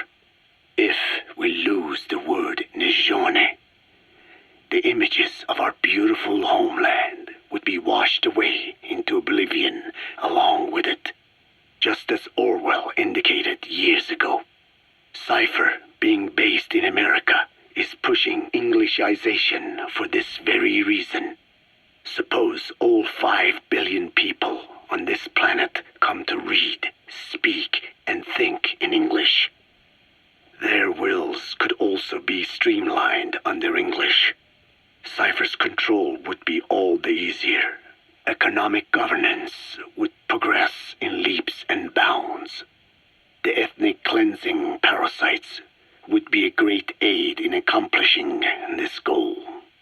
There is no need to destroy every language besides English. All they need to do is weaken other dominant languages competing with it. Russian, Chinese, Arabic. If people know they risk their lives speaking such languages, they will flock to the lingua franca, that is English. Cipher need not even focus attention on smaller languages. After all, they are already being eaten away by English. Business, education, film, commodities. English has permeated every area of global society. I can see this when I look at young Dene. Some of them have already lost their grasp of the Navajo language. It is said that over 2,000 languages of the world are facing extinction. This very moment, cultural concepts and forms of expression are disappearing forever. The spread of electronic networks gives greater meaning to Englishization. Networks have no national borders. By basing them on a single language, they can penetrate deeper into and between people. That basic point of unity provides the ideal environment for someone who aims to control people's wills. But how does this differ from building the Tower of Babel? The ethnic cleansing parasites attempt to rob man of his words. Such irony. It was the vocal cord parasites that gave words to him in the first place. Ancient man had no language. Unable to produce complex sounds due to the structure of the throat, he could communicate only through simple vocalizations and gestures. Then the vocal cord parasites infected his larynx. Man's transition to walking upright did not gift him solely with intelligence, but also with his voice. At the time, the vocal cord parasites never harmed man. They merely took a small measure of nourishment. In fact, you could call it a symbiotic relationship. Some animal species use particular vocalization patterns to attract a female and reproduce. Songbirds, certain insects, and also the vocal cord parasites. The difference is that the parasites themselves did not produce sounds. Rather, they had their hosts, man, do it for them. Once secure on the human host vocal cords, a male vocal cord parasite caused the host to produce a certain sound pattern, something like a warble of a bird. Meanwhile, females parasitizing other host pharynxes need only wait. Upon hearing the sound pattern of an attractive mate, they would manipulate their hosts into making contact with the person it came from. The female traveled through his host's saliva to the other host's vocal cords, where the male was waiting, and the pair copulated. We can only imagine how the female manipulated his host, but it was probably through smell. Smells traveled directly to the limbic system via the olfactory cilia in the nasal cavity. Volatile compounds released by the female would stimulate the limbic system, which controls instincts, making the host feel amorous. This kind of sexual selection naturally led to competition between the male parasites. Males that had their hosts produce sounds perceived by females as more attractive succeeded in copulating and producing offspring. Evolutionary traits caused by sexual selection are curious. The peacock's feathers, the mannequin's dance, the firefly's luminescence pattern. Even with courtship behaviors that are not advantageous to survival, those individuals that excel in them produce offspring, and it escalates with each generation. The same was true of the vocal cord parasites. Courtship vocalization rhythms and intonations became more sophisticated, And in order for man to produce such sounds, they had to alter his vocal organs. By lowering the position of the larynx and developing resonating chambers, they enabled more complex pronunciations. But that was not all. The vocal cord parasites activated a transcription factor that would later control man's language ability.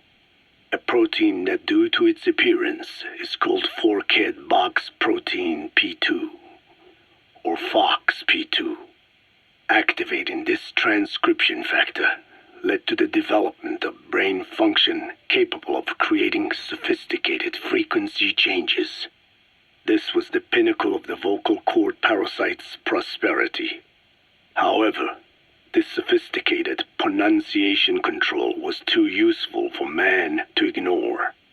Once human sexual activity ceased to be only seasonal, and having lost pigment-based sexual characteristics, distinctive vocalizations became the most effective means for humans to attract mates as well.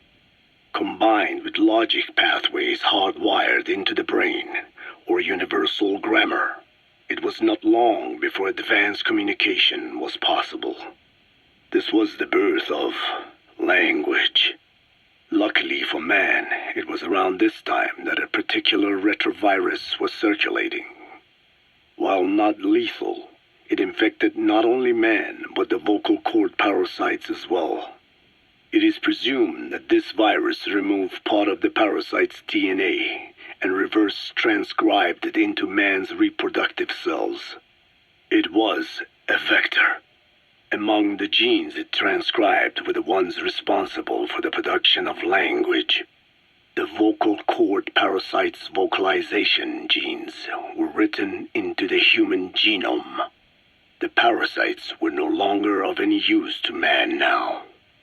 Man could use his voice as he pleased, when he pleased, hindering the parasite's courtship vocalizations. Having lost their opportunity to reproduce, the parasites died out, leaving behind only the transcribed genes. The vocal cord parasites were once in symbiosis with man. Its genes even became a part of his. Humans and parasites are extremely close. As such, it will be extremely difficult for man's immune system to eliminate the vocal cord parasites. Even cutting them out will be no simple matter, which is exactly why these ethnic cleansing parasites are such a formidable weapon. The rise of the vocal cord parasites goes back approximately 300 million years to the Permian period. At that time, they were not even parasites, but predatory autotrophs. They are believed to have been the common ancestor to the Pentastomida and the Cyclops genus of copepods. However, Earth's environment underwent a violent change at the end of the Permian period. The cause is unclear, but evidence suggests that over 90% of the Earth's organisms at that time died out. The most pronounced threat to the protoparasites was the severe reduction in oxygen concentration. The result was cladogenesis, a splitting that gave birth to a new strain that could parasitize other organisms' respiratory apparatus. This survival tactic helped lower their oxygen consumption, and inhabiting the throat kept them securely in contact with inhaled air. The best survivors were those that parasitized the reptiles that flourished at the time. Entering the Triassic period, the reptiles evolved into dinosaurs, and the protoparasites shared in their success.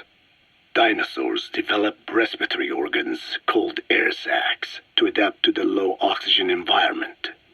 These in particular helped the protoparasites thrive. But another trial awaited them. The end of the Triassic period saw another drastic change in the Earth's environment. For most parasites, the male and female take the same host. Many are, in fact, hermaphrodites. Originally, the vocal cord parasites were as well. But for any strain to ride out a severe environmental change, it must secure a steady pool of genetic diversity. Another split. Now the newest strain procreated with mates found in other hosts. And in order to increase its encounters with those mates, the new strain utilized the voice of its host. They came to inhabit the host's vocal cords. This truly was the birth of the vocal cord parasite. The parasites developed the host's pharynx to form resonating chambers and used them to produce sophisticated mating calls. The relatively upright posture of the dinosaurs was important in this, because the crooked L-shaped pharynx was more suited to the development of resonating chambers. These developments ushered in a time of great prosperity for the parasites. But for the third time, the parasites had a major hurdle to overcome. The meteorite impact at the end of the Cretaceous period, which spelled the end of the dinosaurs. With their hosts extinct, the vocal cord parasites had no option but to find a new habitat. Birds. As genetic successors to the dinosaurs, with functioning air sac apparatus already in place, birds were the perfect choice. But the parasites could not survive in birds that flew at high altitudes with thinner air. So they parasitized ground-dwelling birds and altered their respiratory system for the sake of reproduction. They gave the birds the means to produce sophisticated sounds, the syrinx responsible for chirping. This is the proof that points to activation of FOXP2 in songbirds as well as humans. The Cenozoic era began with a rise in oxygen concentration, which helped mammals to evolve and increase in size. The parasites then shifted to humans as a more effective host. Humans' bipedal upright walking meant that our throats could support larger resonating chambers. At first, vocal cord parasites entered humans using birds as their intermediate host. But eventually they changed to conducting their entire life cycle within human hosts. What happened next is as I have already described. People took the vocalizing prowess given them by the parasites and made it language, and once the parasites could no longer use it as their mating call, they died out. Or in other words, the parasites overcame all evolutionary hurdles except humanity. Skullface shared his opinion on this matter. He said the Ethnic Cleansers Project was sure to succeed. After all, the parasites had a grudge against us humans. To think we awoke them after such a long slumber, just so they could sate their thirst for vengeance. It is terrible, unforgivable, and yet it is what I have done. I learned of the vocal cord parasite's existence in literature belonging to the Foundation. It was little more than a theory. The question was, why does only Homo sapiens among all primates have highly developed language? Human versus everything else. The missing link between these was the mystery that gave rise to this theory. I was fascinated by the idea of their existence. In the Dene creation myth, the Neo Dene, who first inhabited the world, were insect-like creatures. I came to imagine that those insect-like creatures could be humans living in symbiosis with the vocal cord parasites. But I had not the faintest idea of how I could resurrect them. That is when Skullface came to me. What he offered me was not just assistance with my metallic Archaea research. He told me the vocal cord parasites really existed, and And not only did they exist, they had already been brought back to life in the modern age. An ancient human cadaver, host to the parasites of the time. Cipher excavated such a cadaver from a permafrost region and isolated the DNA coding of the vocal cord parasites. Naturally, they were long dead and could not be brought back, but there was an alternate vessel they could use. A relative species of the Pentastomida discovered in China. It had adapted to live in the nasal cavity of animal hosts, but its genetic sequence showed signs of common ancestry with the vocal cord parasites. Ontogenesis, the path of an organism to maturity, is like a roadmap of the phylogenetic evolution of the entire strain. Cipher used this to effect a reverse evolution of the modern parasite and resurrect the vocal cord parasites. They interposed a developmental mechanism to the ontogenetic stage analogous to when the relative species first appeared, the point at which it split from the vocal cord parasites, forcing its evolution down the other path, the vocal cord parasite path. The larvae this produced by the vocal cord parasites reborn. I do not know in detail how Cipher accomplished this, but clearly they have access to high-level genetic technologies.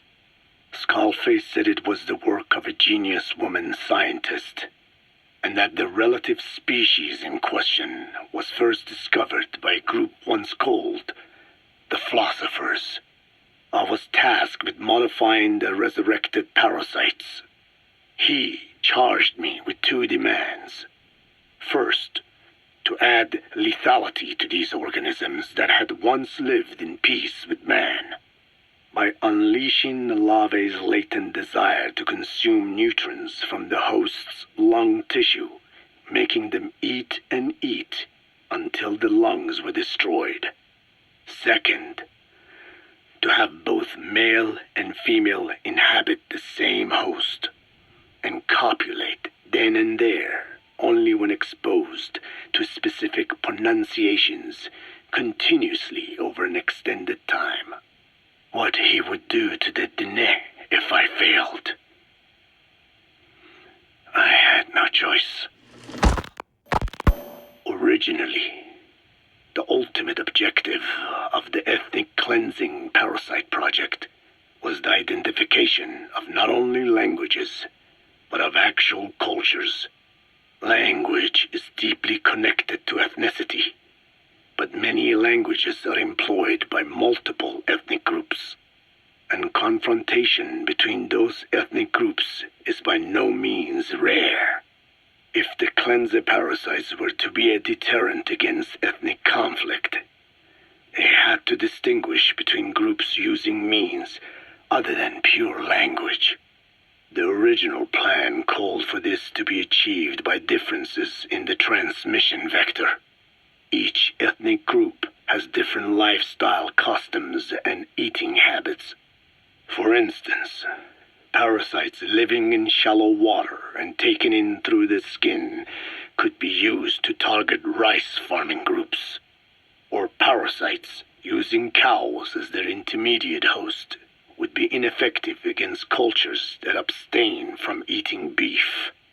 But that is a lofty goal indeed. The current parasites mainly rely on droplet transmission.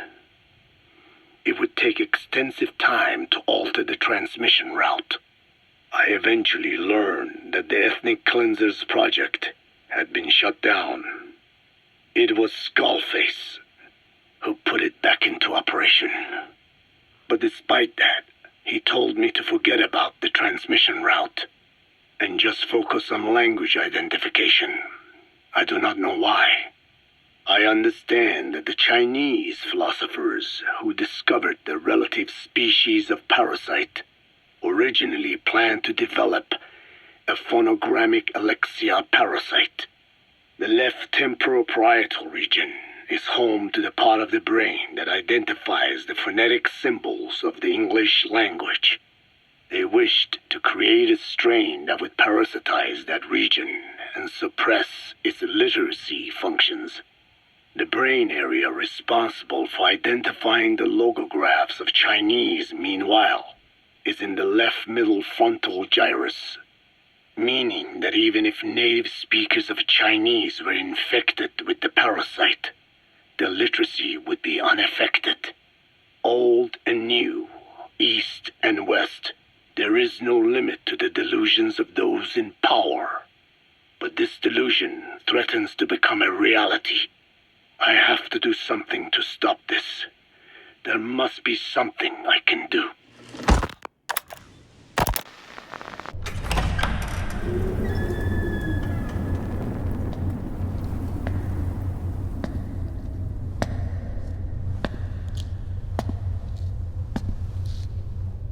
Ya'at-e.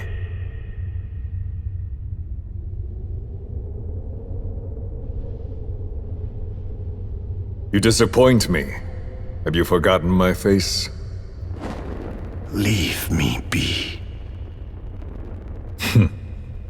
You won't respond to anyone else, so I figured it must be me you wanted to see. But now you won't even look at me. Have I not suffered enough? Not until you've eased my suffering first. To tell you the truth, old man, I'm in a bit of a bind. It's about your children. You know what I mean? The parasites. The ones that infect a man's throat, killing him if he speaks their language. They must not be allowed to multiply. You are allowed to live only in order to help me. But you don't want to, do you? So why not choose death instead? Because you want to protect the Diné and their land from me. That's your purpose, isn't it? Don't lose sight of that now. It's in your interest to cooperate, because if you don't... Madness. The parasites can't detect your people's tongue, so I'll just have to resort to more heavy-handed means. I have the greatest respect for your people. I would rather avoid such a thing, but we don't always get our way. I was born a tiny mote in a mighty tempest, and until those winds abate, all I can choose is how to act when they blow me this way or that. Tell me, Code Talker, what happens to a man infected with a pair of your parasites? Can they be removed? Can the full-blown symptoms be prevented? It is impossible to remove the parasites alone. They have too close an affinity with humans. Then how do you stop the symptoms from developing? All right. I was hoping for an answer now, but perhaps you just need a little more time. I'll be back soon. I've set up shop, not far from here. We'll be seeing a lot more of each other. If you're close by, then it is almost complete. We're in the final phases. All that's left is to see if I can actually disable a nuke, with the help of your metallic Archaea. Once that's done, I won't have to return here again, and your suffering will end, as will your people's. We're almost finished, Code Talker, each in our own way. My only regret will be not finishing you. There's nothing stopping you. I'm only alive because you want me that way. Ridiculous. As you wish. My regret is this misunderstanding between us. You and I, our goal is the same. We should be working together. A symbiosis. You do not know my mind. I simply want the Diné bloodline to endure. Really now? You're just another mote in the storm. How you react to all the slings and arrows, that's what counts. That's why you call those squirming monsters your children. What I have done is forbidden. Forgive me, all of you. The world should be left the way it is. You of all men should know that.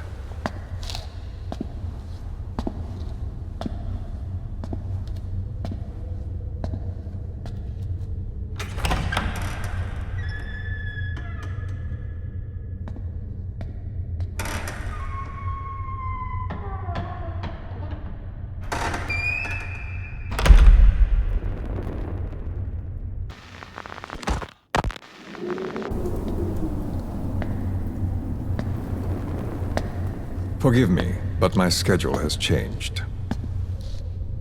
The time for grace and good manners has now run out. Please. Torture will not work on me. Surely you know this. Oh, I have no intention of getting rough with you. You haven't been beaten. Your hands aren't even tied. Just like me, you live in symbiosis with countless parasites. What wounds I might inflict, they'll patch right up. You might feel considerable pain, but I've no doubt you can withstand it. Then what do you plan on doing? I have a soldier standing outside. Nothing special about him, except that he always obeys. I have given him one instruction. Whenever I ring this bell, he passes on a message for me. That message is simply, go. What is this? After that, though, it gets complicated. The message will arrive at a room, a little bigger than this one, nothing special. Some of your people are in this room, surrounded by my men. Enough of this. They pick them at random. No regard for age, gender. In that, I suppose, they're different from you. Not as discriminating. They tied them up, one by one, blindfolded them. We had to maintain order, you understand? You bastard. Go. When they hear that, my men will pick one of your people and infect them with a parasite. Your parasite. It won't work on my people. True. The vocal cord parasite doesn't respond to your language. But what about English? An English strain. It exists. A ring of this bell, and they infect one person. If that person abandons the Navajo language, the English strain will trigger symptoms. You monster! So, it's quite simple. Every time I ring the bell, another of your people is infected. Don't do this! I don't want to do this. I'd rather not have to ring the bell, which is why I'm hoping you will talk to me. What do you want? What else could you possibly want? You know the answer to that. How to prevent the symptoms caused by the parasite. You cannot control it like some slave. Forget the idea. Forget it? Unlikely. I will never tell you. What have you done? You made me do that. You black-hearted... Settle down. Don't use it again. Well, that is up to you. All you need to do is tell me what I want. How to prevent the vocal cord parasite symptoms. Why? Why do you need to know?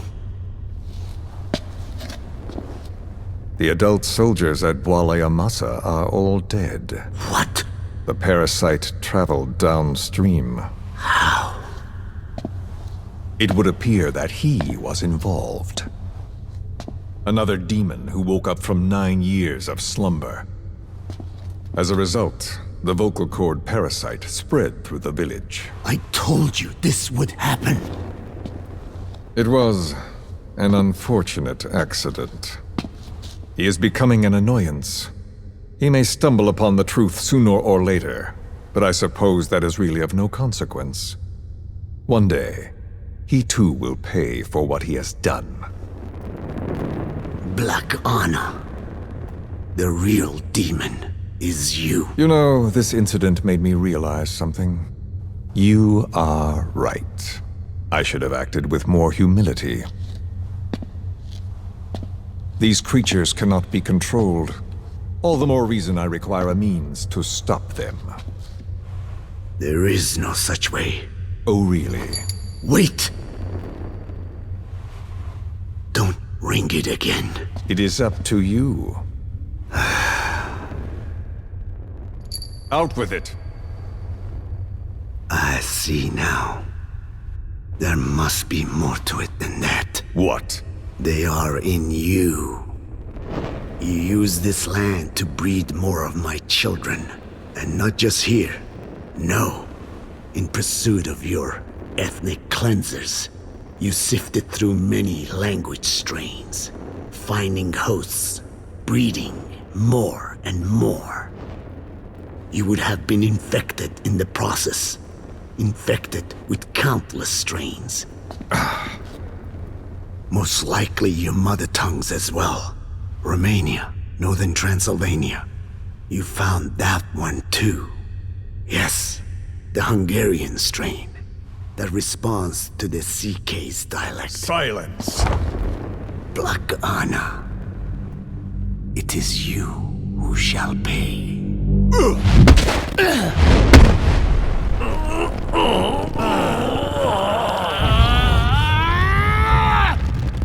Is this your retaliation, old man? Let my people go and never bother them again.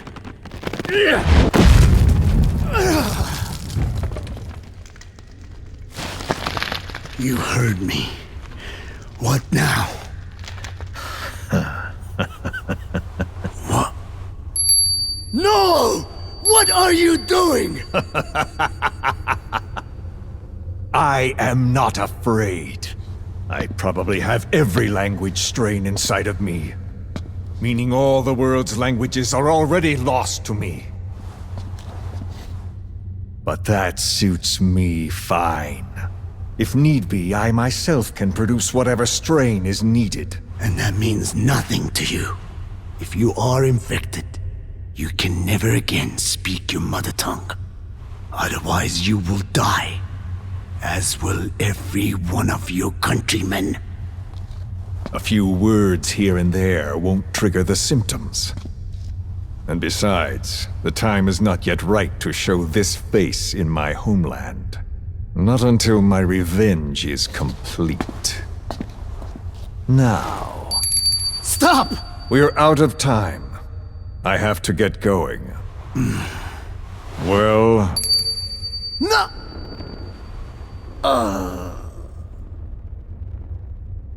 Radiation. It's radiation. Radiation, of course. So it can be used. But how much? I do not know. Radiation denatures their reproductive cells, preventing them from mating. Same principle as the sterilization technique. The reproductive cells are more sensitive to radiation than the rest of the body. But I have not tested it. There is no telling what mutation could result, or how the host may be affected. Not to mention what could happen if this is done post-infection. I don't care. This plan goes into action now. As long as it works, the details can wait. You wouldn't be lying to me, of course, old man. I can guarantee nothing. I owe you my life.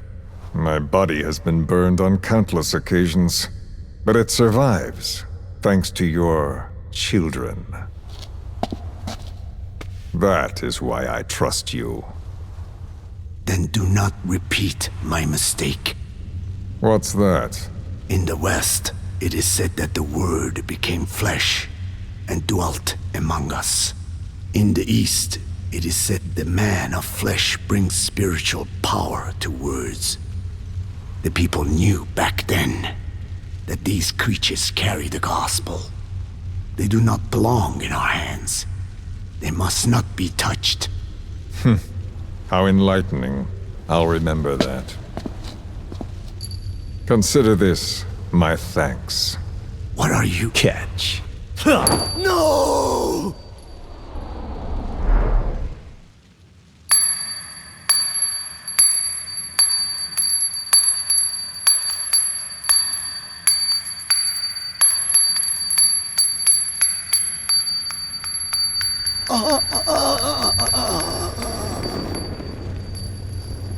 Well then, I'm afraid it really is goodbye this time, Code Talker.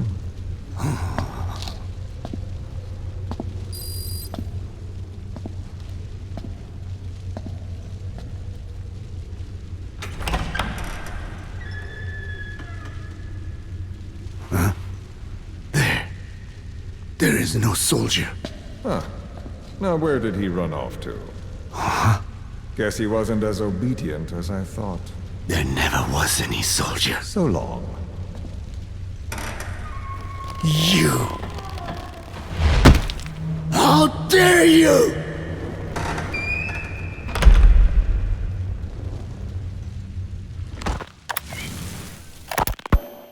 I hope you brought a better hamburger this time, Kazuhira. Right. Well, The last one was lacking in every way. The patty was too thin, the bun too dry, and the lettuce days old at best. hey, that was 100% all beef patty, and no shortening in the bun either.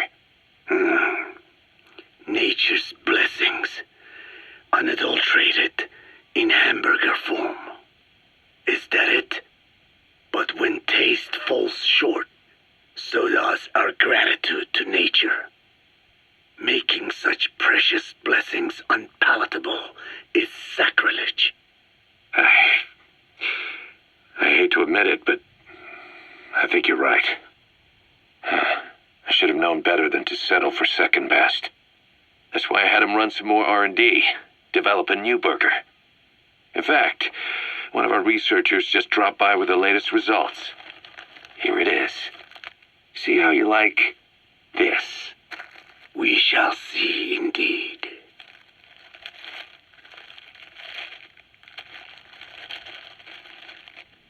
I thank you for this bounty, Mother Earth. So, what's the verdict? Not bad. And? But it does not hold a candle to what I ate back home. Everyone's a critic. Damn it.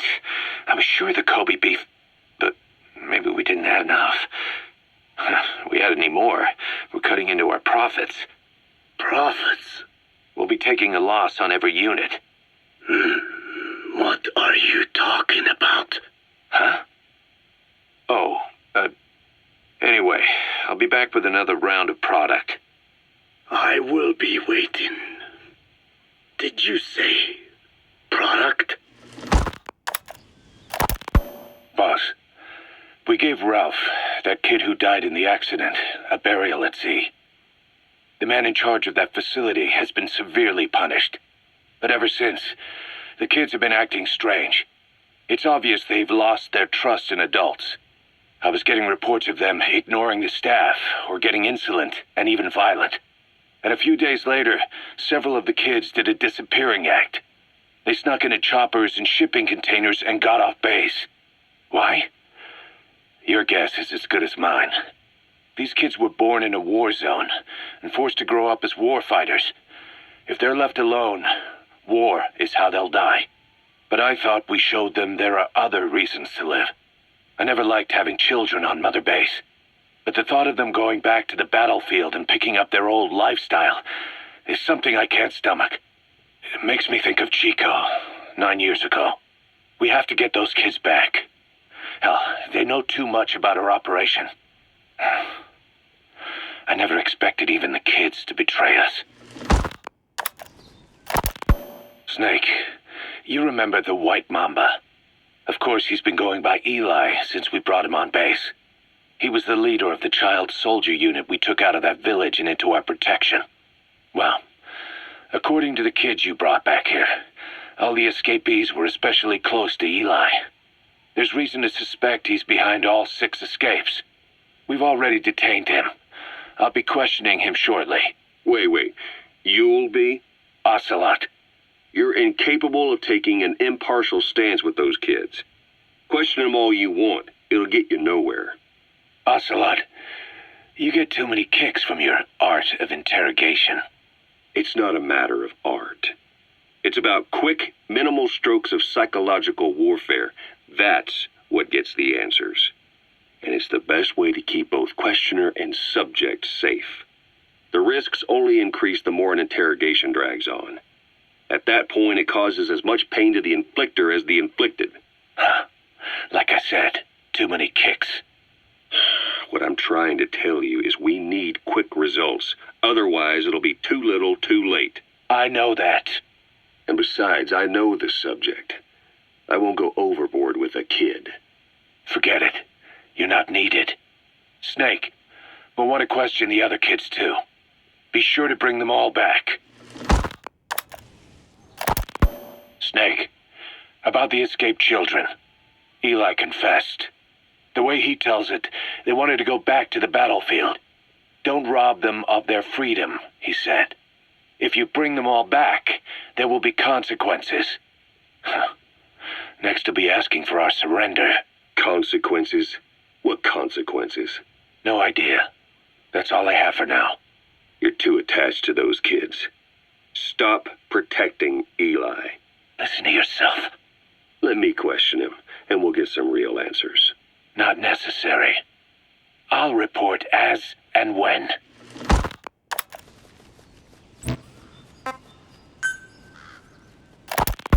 Boss, we found weapons in the children's section of the living quarters. As you know, weapons are strictly off limits. We've got some rule breakers. The weapons we found were handmade. Blades ground out of knives and forks, a couple of bow guns built out of scrap, and explosives made using detergents. And get this, the explosives were tightly packed with nails.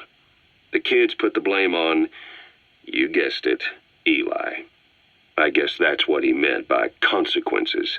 I questioned him about it, but this time he claimed they want to be put out on missions. Send us to the battlefield, he says. Miller, enough is enough. You've protected him too much already. It's my turn to question him. Protected? What Eli's doing is issuing a threat. Comply with my demands or I'll respond with force. But it'll be war at this rate. Forks and soap aren't going to kill us, but some of them will end up dead. Is that what you want? Now, I hate to say it, but they want to be on the battlefield. It's time you gave up this fantasy. Eli, he said they'd rise up against us if we bring the last kid back. There, you see? Ignore his demands. Don't let him return to quarters. That attitude is contagious. We'd lose control over them for good. For the time being, we've confiscated those handmade weapons. We're bumping up security and the number of psychiatric counselors. As for Eli... He needs some very special care. You mean solitary? Well, we can't leave him in contact with the other kids. If you won't do it, I will. Boss, keep working on extracting those kids. The kids you brought back to base have laid out the situation. They all escaped to each of their home villages, or were trying to get home, and lost their way. Not that homesickness is going to explain everything we've seen. Each of their home villages? They were trying to raise troops for the rebellion. You really think these kids have an armed uprising in them? You read the report of the security team member who had a rock thrown at him. There'll be a riot if we don't do something. And Miller, this is because you didn't act fast enough. Fine. I'll admit you were right this time. Seal off the kids' quarters from outside contact before it's too late. All right. Eli said his rebellion would start when the last kid is brought back, right? You better be ready to meet him head on if it really happens. Yeah. You should have left it to me in the first place.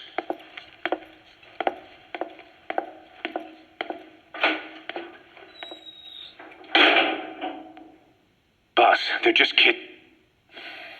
We have a responsibility to see that those kids make it. It's not about feeling protective or the pros and cons. I hate kids. That's exactly what I heard from the people who raised me. People who abandoned me, more like. That's the spark that kept me going, you know? I wanted to show those adults what I was made of. Wanted to get back at them one day. But before I knew it, I was all grown up. Never saw it coming. All of a sudden, people treated me as an adult. Some adult I turned out to be. But I feel like if my life had been different, if the adults I knew had been different, I could have grown up better. Yeah, that's it, all right. I wanted to use those kids to test that theory. That's all this was. From their point of view, I'm no different from the assholes who gave me a hard time. When this is all blown over, I'll talk it out with them. If that's still possible. Boss, there are still kids out there. Bring them back safe. Boss, it's me. Eli's revealed what he wants. He wants to speak with you. With Big Boss. He just said, bring my father here. Eli's too smart for his own good. No way to tell what he's thinking. All we know for sure is his men are important to him. That means we can use the escaped kids as leverage in any negotiation. Once you've brought the last one back, I'll interrogate him.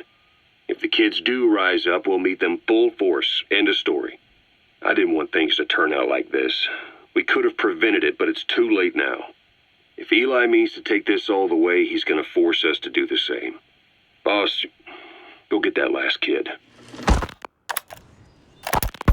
We finished decoding the informant's report. That floating kid we've run into a few times now. Looks like he was a test subject in clinical experiments. The Soviets called him the third boy. The third boy was brought to a lab on the outskirts of Moscow from Czechoslovakia, after which he was due to be sent to a research center in Leningrad, then Siberia, and finally an academic town in Novosibirsk. It doesn't appear that the researchers witnessed the talents we've seen from him, but nevertheless he was quite the popular subject. His latent cognitive abilities suddenly awoke en route to Moscow. According to the report, the third boy was easily influenced by other individuals' biofields. Evil thoughts, in particular. They affected his mind like a virus. Extreme anger or resentment, motives for revenge, in other words. Now, during the transport flight to Moscow, the boy was exposed to a powerful mental energy field coming from a certain individual. Ever since, being conscious of his powers, he's become a sort of energy generator. What's unique about him is the way his acute telepathic abilities get taken over by another person's will.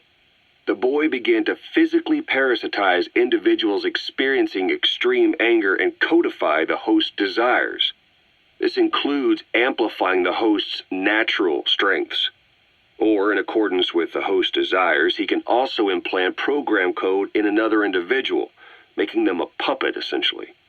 Human neural synapses transmit weak electrical currents between neurons. These electrical currents, though at a level difficult to observe, warp the magnetic field outside the body. The third boy is able to pick up these weak fluctuations. Contrary to psychotronics, which involves controlling the human mind, his abilities as a receptor are too high. The emotions he picks up from another individual are amplified and unleashed into his body as they recur in his brain. They turn into microwaves, which then affect the physical world, triggering paranormal phenomena like the spontaneous combustion of organic matter or psychokinesis, moving an object without touching it. There's one other thing.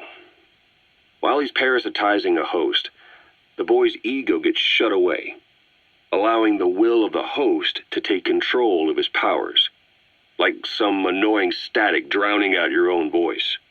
That means he isn't responsible for what's been happening.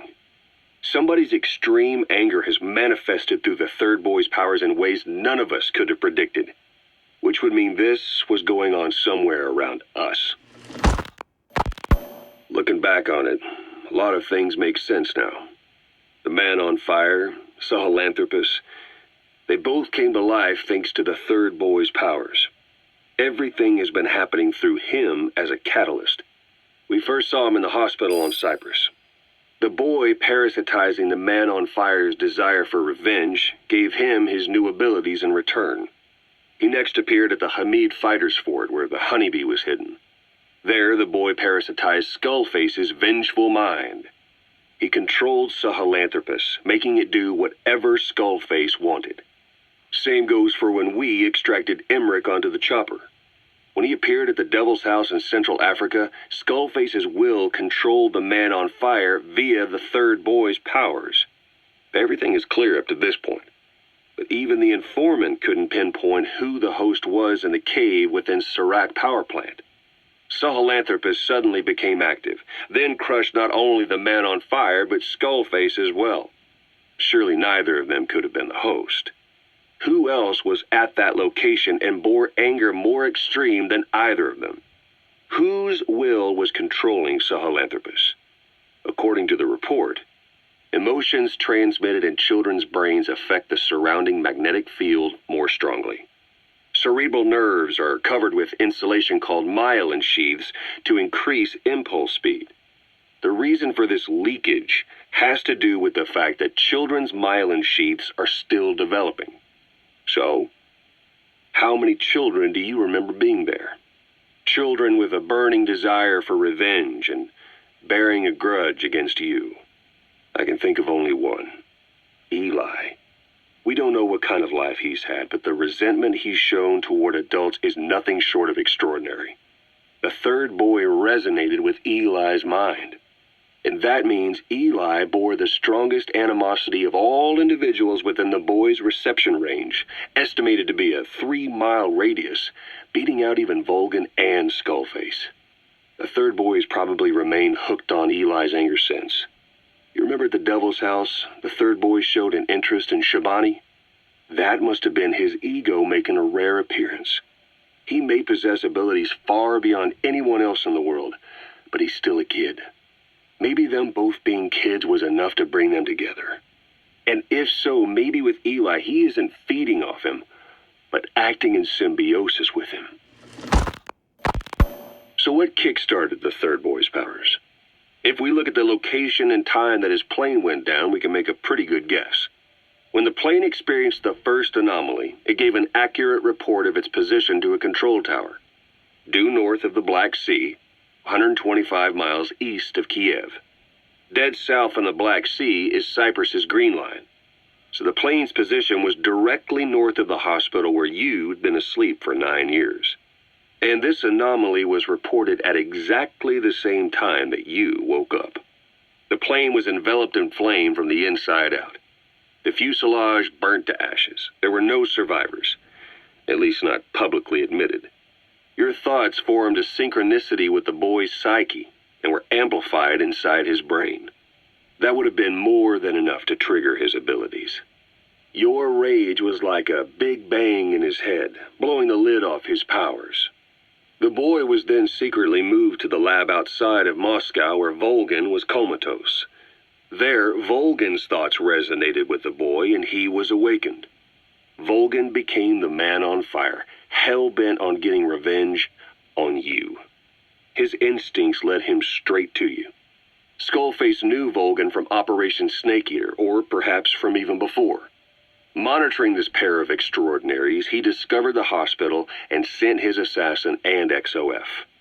Skullface was probably watching the situation from close by. Then, realizing how useful these two test subjects could be, he approached them. Reacting to Skullface's thirst for revenge, this time the boy let Skullface's will control Volgan. Volgan, at times driven by personal revenge, at times through Skullface's will, kept on moving, though his body was little more than dead meat. Perhaps there were moments where even your thoughts affected him as well. But without the boy's power, it was like the plug had been pulled from the socket. Everything was powered by anger, malice, revenge. This is how the end of the report sums things up. Both the third boy and the man on fire were originally test subjects of paranormal research for military applications, like telekinetically controlling the leader of an enemy nation and making him launch a nuke, or stopping the heart of someone on the wrong side of the Berlin Wall. experimenting with latent human abilities. They were used as tools of the Cold War. The boy's only crime was being born with unique gifts. But he was sacrificed on the altar of war. His life reduced to slavery under other people's wills. Turned into a living weapon with no will of his own. And eventually, the only emotion he could feel must have been the desire to get revenge for the hand he'd been dealt. Boss, it's you that awakened the boy's powers. But there's more to it than that. I guess the anger emanating from you was something he could truly relate to. Feeling hungry, old-timer? Old timer? I do not get hungry, no. But you have a new hamburger? You guessed it. And this time we used lamb. Lamb? You're not a lamb kind of guy? A hamburger is made of beef. Who ever heard of a hamburger without beef? Yeah, but we gotta stay fresh, stand out from our competition. You're what? Just give it a try. If you say so.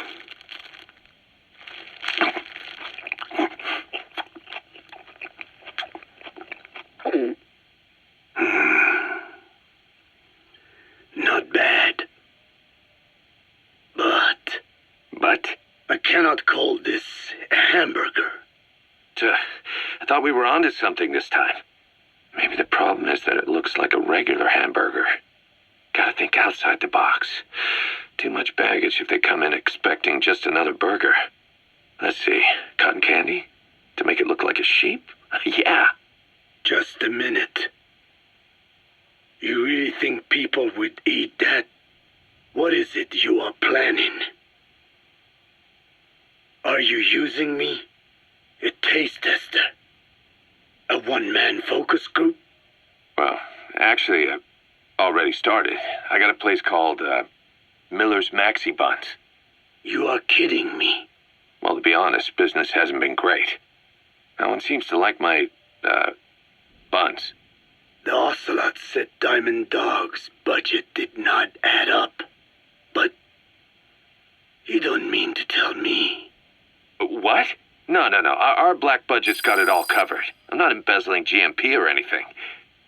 Still, let's not say anything to Snake, okay? Very well. However, Kazuhira, it takes more than premium ingredients and a clever recipe to satisfy the palate. Okay, so what do we do? The palate seeks one thing: chemical additives. Chemical additives. There is nothing mysterious or spiritual about good flavor. The tongue simply identifies specific amino acids, which the brain then recognizes as appealing. Therefore, all that is needed is to chemically isolate those amino acids and incorporate them into your products. To be clear, I speak of flavor. The rest is irrelevant. That seems a little extreme. Do not forget that I am a scientist after all. And using science for the benefit of others is a joy. In seeking coexistence with nature's blessings, not everything can remain in its natural form. When we fall ill, we must be treated. Otherwise, that very nature could cost us our lives.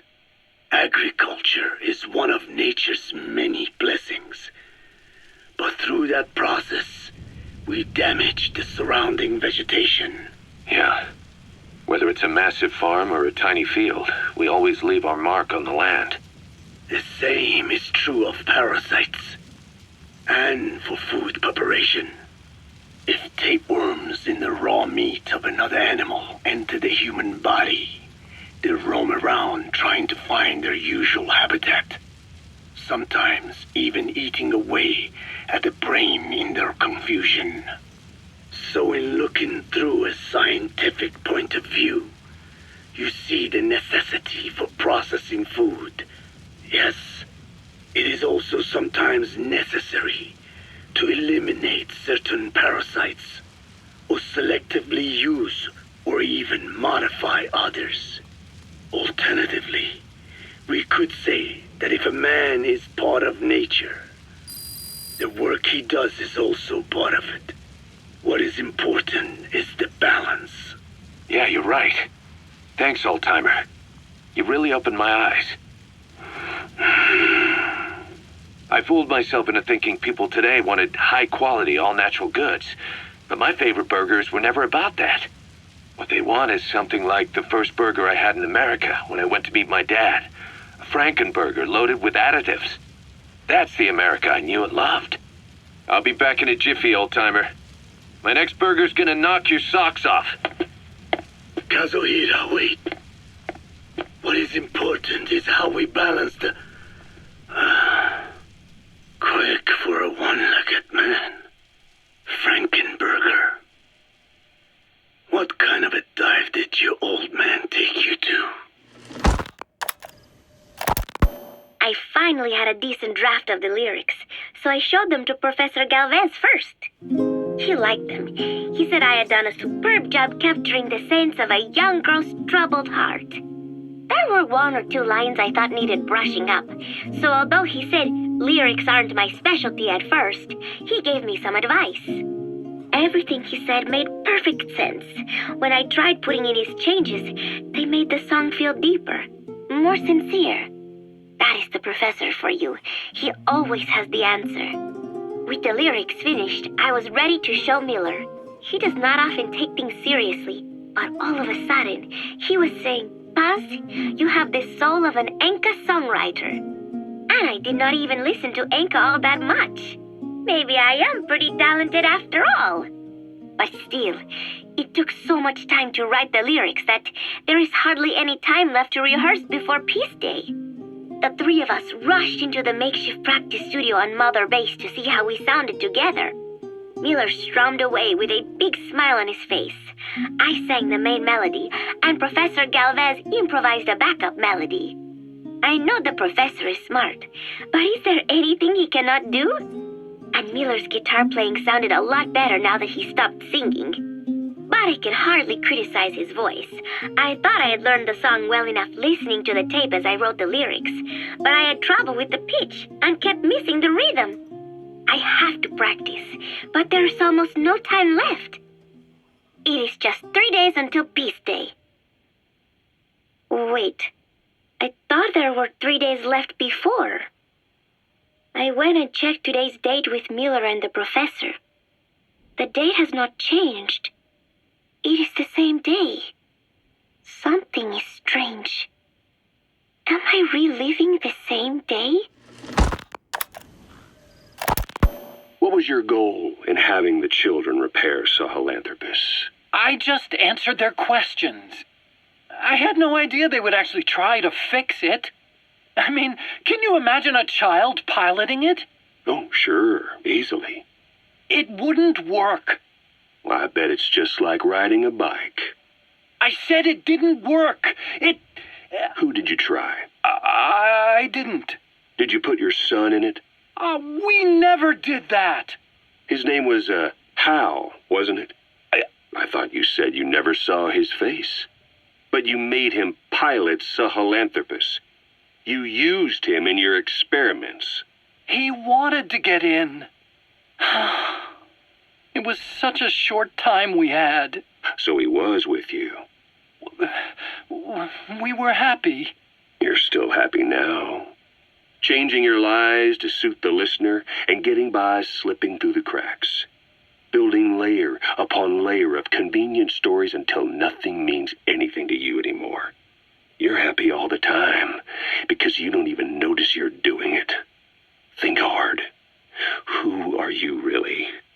You're not a victim, and you're not the silent majority. You're a perpetrator and a petty hypocrite. The real world doesn't make you suffer. It's the other way around. Boss, we've got the results of Eli's genetic tests. We can finally put this worry behind us. We used the PCR technique and conducted DNA fingerprinting of the copied DNA sequences. Neither is mainstream science yet, but the concepts and procedures are sound. Both tests say there is 0% chance that the two of you are blood relatives, meaning the results are negative. He's not your son, nor is he your clone. He's just another person. It was 12 years ago that Zero made plans to clone you. Eli's age and appearance certainly are a good fit. I admit the first time I saw him I did a double take, but it looks like we were worried for nothing. Eli isn't your clone, though you might still have one somewhere out there. But if Eli isn't the boss's clone, why does he seem so obsessed with him? Not to mention having one hell of an attitude for his age. I don't know. Learning the truth about himself, cursing the fact he's a clone, bearing a grudge against selfish adults, and coming to hate who he was cloned from. Big boss. If that were really the case, I could understand it. I might even feel a bit sorry for him. But no clone could have a totally different DNA fingerprint. And the tests left no room for error. You yourself were there when we drew Eli's blood sample. Come to think of it, when we went to OKB-0, he'd snuck onto a chopper and was there. Yeah. He was acting strange even then. Or actually from a little before that time. That was exactly when we began these tests. Maybe he suspected something when we drew the sample, not knowing what we were doing to him, and becoming mistrustful of us. Hard to say. Eli's had an attitude problem from day one. So what is he then? Well, if he's going to tell us that himself, we'll need to get him to open up more first. Skullface, real name unknown. Born in Hungary, more specifically northern Transylvania, after it reverted to Hungary from Romania. While he was young, the country allied with Germany as part of the Axis powers, but later during the war, it came under Soviet occupation. The Hungarians struggled for independence, but the Soviets came down. Hard. Just like he said, time and again the country was ruled by a foreign tongue. When he was a young boy, he lost his native language, the bedrock for any developing child. His country, his family, his face, his identity, everything was stolen from him. All he had left was his skull. Skullface first tried his hand at espionage during all the chaos from the war. Agents, military officials, and soldiers who operated out of Hungary during the war vanished over the course of several months. This Soviet spy hunt rocked the counter-intel world. Mysterious fatal illnesses, accidental deaths, drownings, people having strokes behind closed doors. Just like Stalin, no one knew who was behind it. But all you need to do was look for who had the motive. They were all taken out by a man without a face. And now we've got an idea of how he did it too. He'd gotten revenge for his people, but he wasn't finished. Skullface defected to the West, eventually ended up with the SAS. That's where he met Zero. It's possible he began planning this whole thing back then. It's hard to say. In any case, Zero made him his XO. He always did have a thing for oddballs. But this one was set to lead a unit no one else would know about. When Zero created Fox, he also formed XOF as a support team. An unconventional special forces unit designed to support Fox, make it stronger, with Skullface giving the orders. Zero never even told the boss about it, nor the CIA, naturally. If Fox was Zero's silver bullet, XOF was the recoil when he pulled the trigger. Just like Newton's third law. While you were with Fox, Skullface was operating behind the scenes. Sometimes as your backup, sometimes as a mole or a scout, sometimes as your cleanup crew. Fox's tail, making sure the mission succeeded and that you survived. We only have his word to go on, but Skullface's goal was revenge against those who'd use language to subjugate people. those corrupting a people's identity by forcing a new tongue on them, those using the power of language to control information. Naturally, that set his sights on Zero. To Zero, English was simply the most convenient code. But to Skullface, English was a parasite, and by eradicating it, he'd stop the world from being eaten away.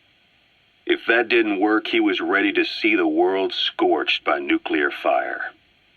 To save language, culture, and race from annihilation, he was willing to overstep the hands of the doomsday clock. That is, of course, if you believe anything he had to say. You know, when you brought back all the child soldiers who escaped, Eli knew they'd returned. Needless to say, nobody said a word to him. I guess they got a message to him somehow. Eli wasn't put in a corner in timeout. He was locked up in that room, completely cut off from the outside world. Then how'd he find out? There's only one possibility I can think of. The Soviet Union has been researching military applications for psi phenomena. Psi? Things like psychokinesis and ESP, extrasensory perception. You mean moving objects without touching them? Knowing what card somebody's holding up? Psychic powers? Come on. I thought that was just another bunch of disinformation aimed at the West. Just bear with me a second. One type of ESP is telepathy. It's the ability to know another person's thoughts through nonverbal means. You're saying Eli read our minds? It's the only idea that doesn't involve someone getting to him. Ocelot. Look, psi research isn't some hocus pocus. It's all evidence-based, scientific... There's got to be another explanation. Maybe one of the kids stuck a note to your back. I hope that's the case. But I am convinced that they have, or Eli has, a connection to some force we have yet to identify. You better watch yourself, boss. How am I supposed to do that? If he is depending on something for help, well, that's his Achilles heel. If you can figure out what that something is, you might be able to use it against him. I'll keep that in mind. Oh, and the medical team is looking after the kids left on Mother Base. For the moment, they don't seem too panicked. But boss, get this. Eli got those kids to plot their armed uprising as a diversion. Also, he could steal Sahelanthropus and escape. That brat got us good. Set us up and knocked us down. And then there's that mystery kid who was with Eli. With those two working together, I'd say things won't be over for a long time yet. Rise and shine, old-timer. It is complete. I had our best and brightest working overtime, fine-tuning the greatest burger the world has ever known. I call it the chemical burger. What on earth is that color? Now, don't judge a burger by its color. Go on, try it. I am not very hungry. What? Oh, I get it. Now, sure, it's loaded with additives, but each one's been approved by the WHO for human consumption. Come on, one little bite's not gonna kill you. Are you sure of that? Fine.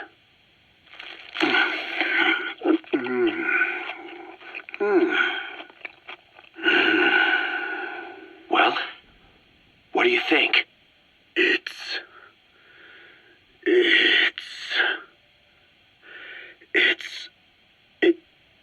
is perfect. Right? Right? This takes me back to the taste of my youth. The neon signs on the Mother Road. Oh, I can see them now. So, what do you think of our signs now? And it doesn't just taste great. You won't believe how cheap it is to make. And because it's pumped up with preservatives, it won't spoil easily in regions lacking refrigerated storage or transportation infrastructure. This bad boy could even solve Africa's hunger problem. Excuse me? People will no longer fight over food or find reason to hate one another. Mankind will come together, reunited between these fluffy buns. Forget Pax Americana. Say hello to Pax Hamburgana. Pax Hamburgana. Skullface thought that destruction was the way to free the peoples of the world from American imperialism. But this is different. Tackling something head-on just makes for more conflict. Only by uniting the world can its various inhabitants truly become free. Having lived as an American parasite as long as I have, I know what I'm talking about. The chemical burger is poised to be the greatest liberating force the world has ever known. An ethnic liberator. Burger. Now all I need is a better brand image, starting with a name. Gotta run, old-timer. I'll catch you later.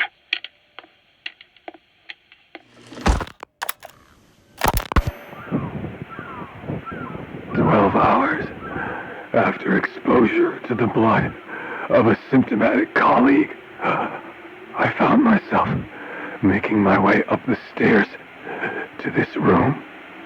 And I am not alone. Everyone who's infected, we've all come up here wanting to get outside.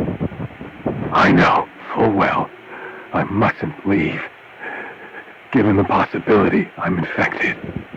Yet, I can't contain this urge I feel inside me, like the alcoholic who tries to make any excuse for one more drink. Every step I took up those stairs filled me with this sense of bliss. I still have all my wits about me. It took no time at all to rewire the electronic lock and open the emergency exit. Then, just as I was about to set foot outside, I finally realized what was going on. This desire for freedom is not my own, but that of the vocal cord parasites inside me. They want the ravens to feed on us, pecking us to death. Attracted by these sweet secretions, they have mutated to facilitate this. The sweet smell is powerful enough to attract even a species with such a weak nose. So, before the parasites take complete control, I must. Most of the staff in here are already infected. At least, everyone I've looked at is. Infection with this parasite causes a high fever in the pharynx. I have modified a pair of night vision goggles to react only to this temperature range. With these goggles, you can identify who is infected. Other infected will, like me, feel compelled to make it outside. If the ravens get their meal, they'll head for land next. That cannot be allowed to happen. The whole idea of the vocal cord parasites was that they'd only copulate once exposed to a specific language over time. But the parasites infecting our men in the laboratory laid their eggs straight away. The larvae were eating their lung tissue almost immediately. What kind of mutation was it? Those who were infected and cured still carried the vocal cord parasites in their throats.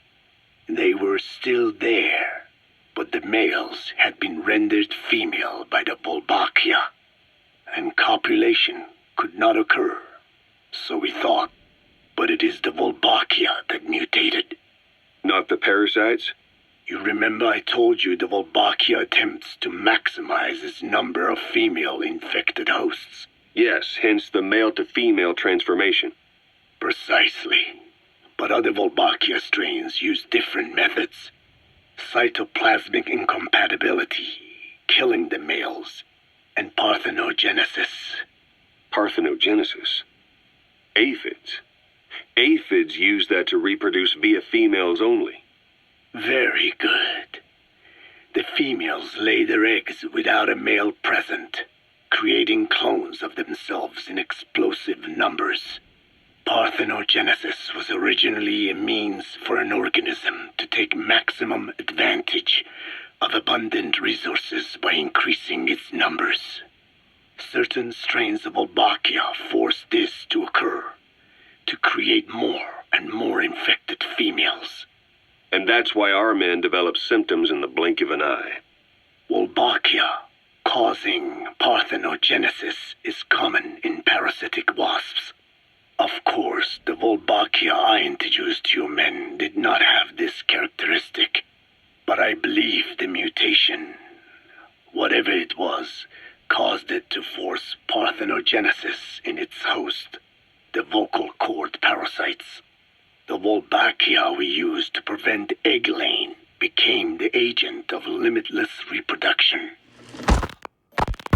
There's something else. The symptomatic infected in the laboratory all wanted to get outside, even knowing there was napalm waiting for them out there. You said the parasites made them act that way, but parasites controlling humans. Is it possible? Parasites altering the host's behavior is a common occurrence in the world of nature. Long ago, the vocal cord parasites had this ability, but even I never foresaw they might control humans. Until I heard the things your man said. You mean the researcher on the top floor? The bit about, I'm not a snail. Yes. Among parasitic worms, there is a genus called Leucochloridium that uses snails as intermediary hosts. As you know, snails prefer dark, gloomy environments. But once parasitized by Leucochloridium, they desire to be in the light. And that is not all. The parasitic worms thrust themselves into the snail's antennae, making them swell to abnormal size.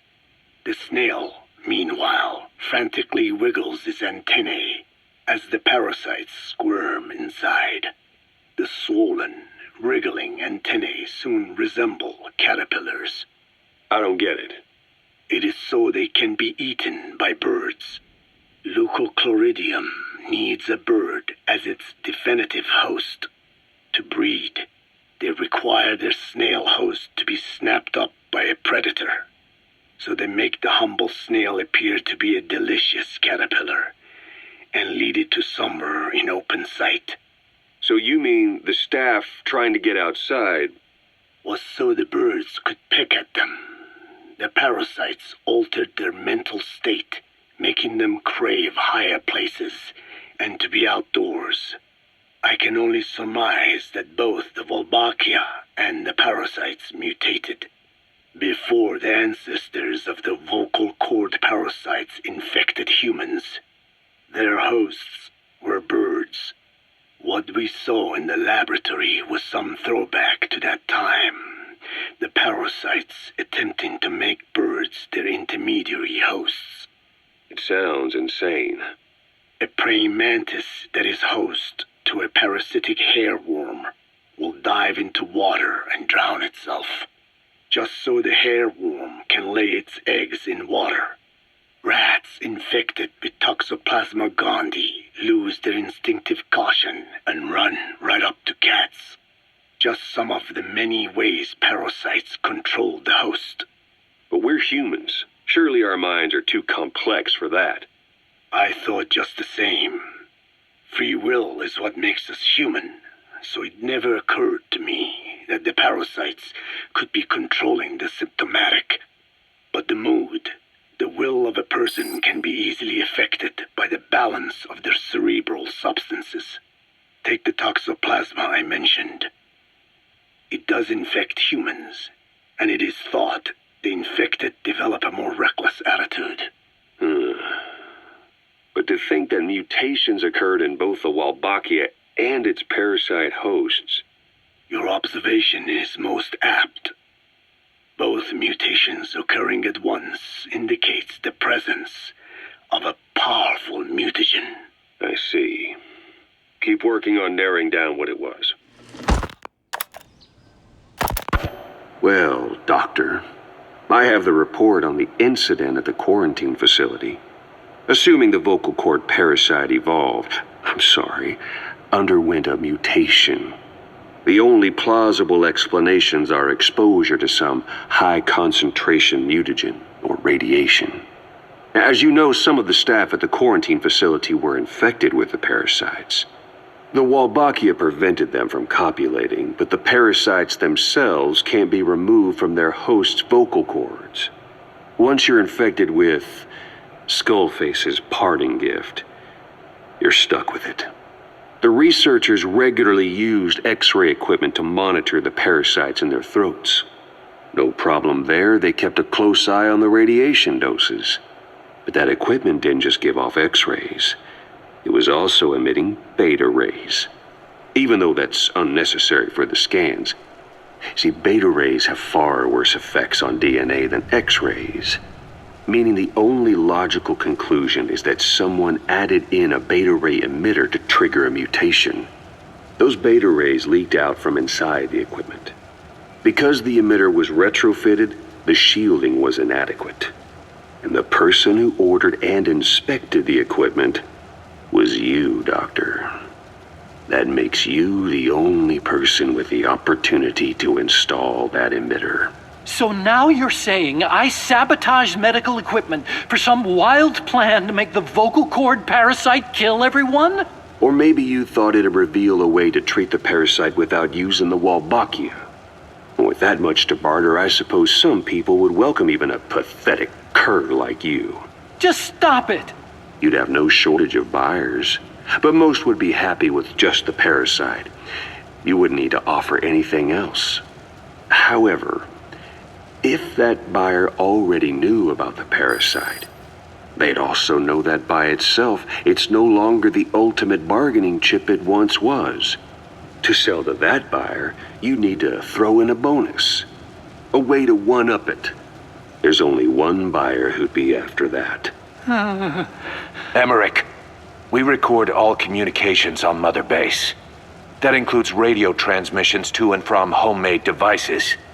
You've been in frequent contact with people in America. A private biotech company, a client of which is DARPA. And they are connected to Cipher. You made a deal with Cipher. You offered them a new parasite in exchange for your safety. This is the only place in the world where the vocal cord parasite still exists. And you used it as a testing ground, tried to resurrect their bioweapon.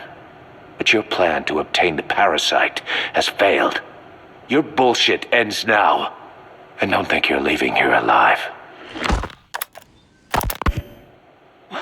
Wait, what are you talking about? Just what do you plan to do? Present the charges against you, and render an appropriate punishment. You're gonna put me on trial? Call it what you like. What's the meaning of this? Out of here, all of you. Back to your posts. No, hang on. Huey has killed their comrades and interfered with their lives. They've had all they can take. Kill that son of a bitch! Kill her! Stop! This is insane! You have no evidence whatsoever. You say you're an army free from government. You talk big about being a nation unto yourselves. But from the outside, you're just thugs, rebels, a militia, terrorists, an unhinged threat to society. You're nothing but a bunch of psychopaths. So you're not with us? No, I didn't. I thought we were on the same side. That's too bad. I didn't mean... Men, you will have justice. But our organization, the boss's organization, is built on order and reason. There will be no lynch mob. So stand down for today. We will gather all the evidence of this man's crimes. And then he will be tried. Dismissed. What do you think you're doing? Go ahead and execute me. It'll be murder in the eyes of the world. You've lost your minds. Don't you get it? You're seeing phantoms. Just look at that dog. No, you named him D-Dog, but it's obvious anyone could see that's a wolf because you're all a bunch of wild dogs. You wanted to believe he was too, to feel some connection, to fight your loneliness. You wanted something to cling to prove you deserve to be alive. You wanted to forget the death, your sins, so you'd cling on to dogs, or wolves, or even Big Boss. The boss is the same, isn't he? Every one of you is alone. That's why you suspect your own. I know, because I do the same. I'm one of you too. Alone.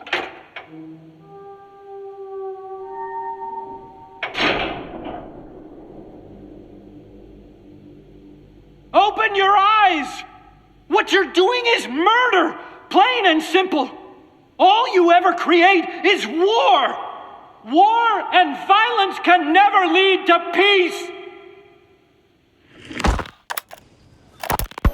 The R&D team's going to take over Emmerich's work. He may be gone, but it won't affect us one bit.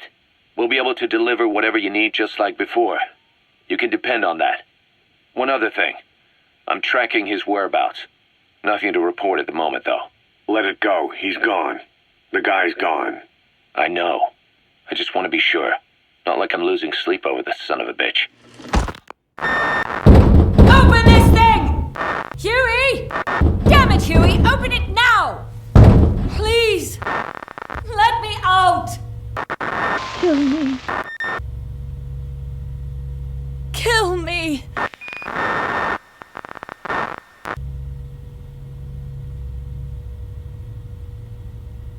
If only I'd tried to get out sooner. Perhaps I'd have made it. Why didn't I stop the hatch from closing? Even if it meant losing an arm.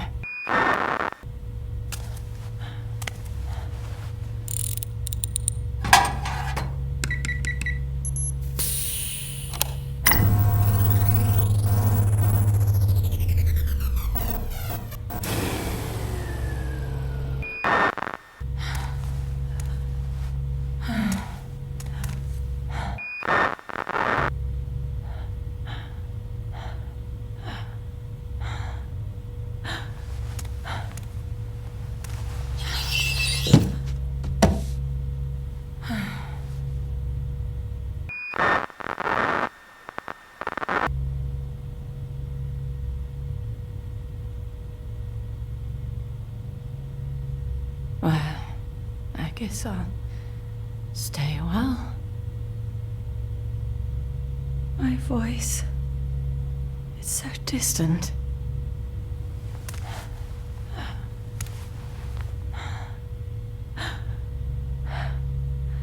But you can hear me, can't you, Joy? I know you can. You're recording all of this.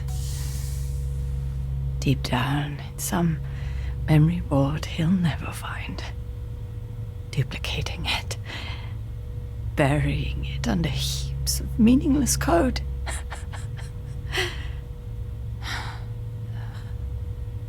Anyway, I guess I can say what needs to be said.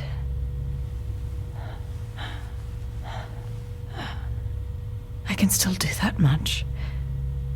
Talk to you.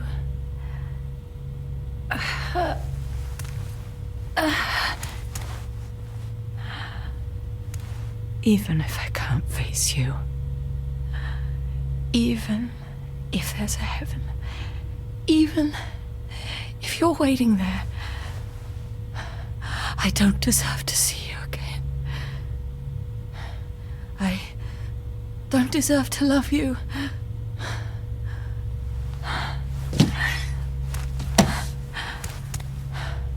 I signed up for Zero's plan.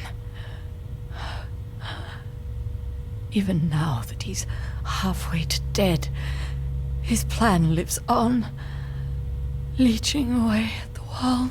And it took your strength to make it happen.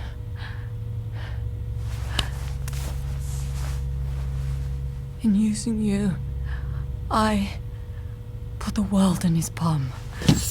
Once and for all.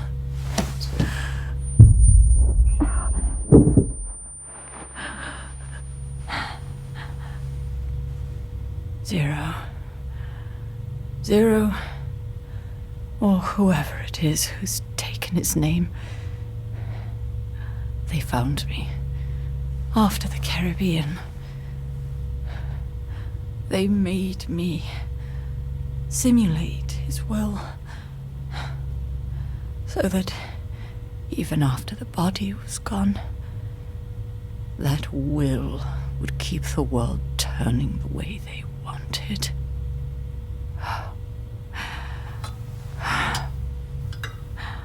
I had no choice. They dredged Lago Kosibolka, pulled up your phantom, forced me to revive and modify you. I thought I could bring you back, but in the end, I sold your will to him.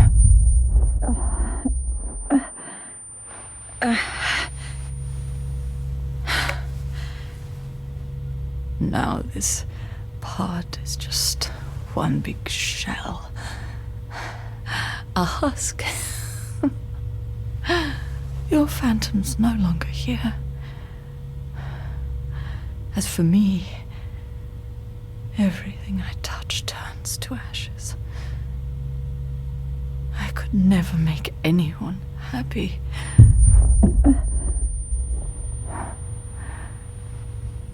And now I'll never see my son again. But at least Hal's free from his father's hands.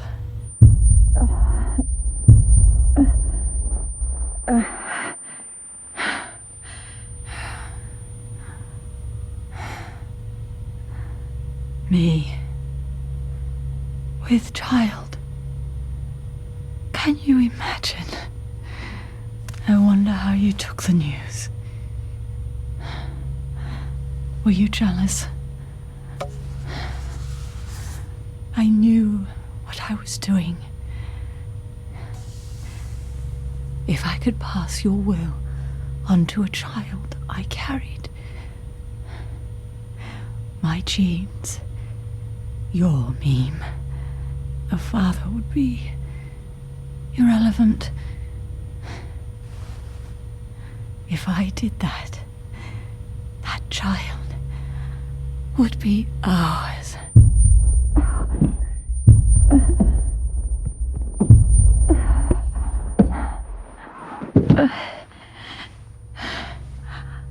I've been a fool.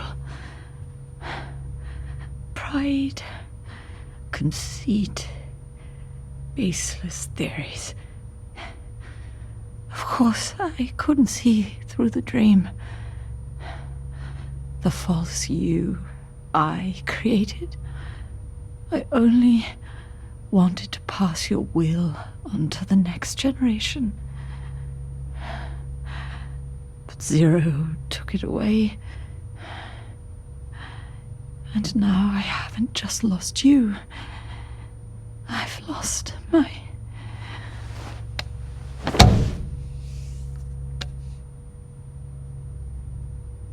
Oh, Hal, can you forgive the mother who couldn't protect you? The one who let them take it all away from us. Oh.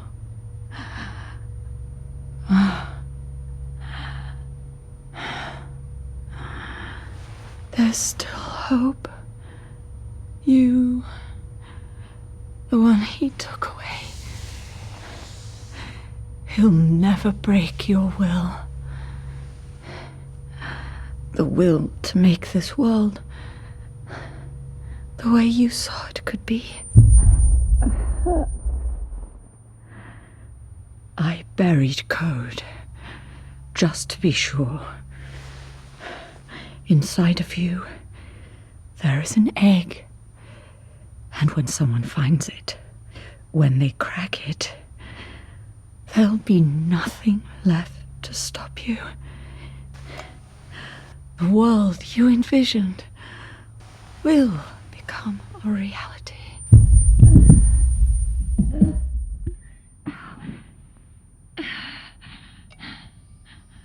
Joy, I know you can hear me. You do remember my voice, don't you? Please, take care of our son.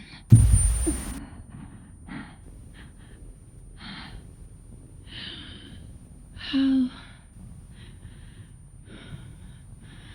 don't ever be afraid. Whatever happens out there, she'll be watching over you. The system, the framework for your world will protect you. You don't need me. You just need to be strong enough for the both of us.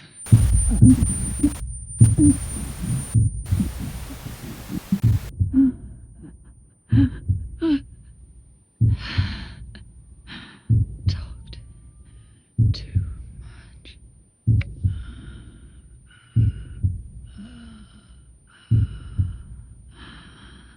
I'm glad it's you.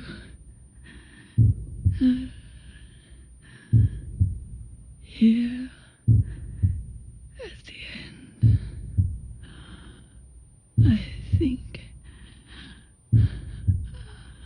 I hear your pulse.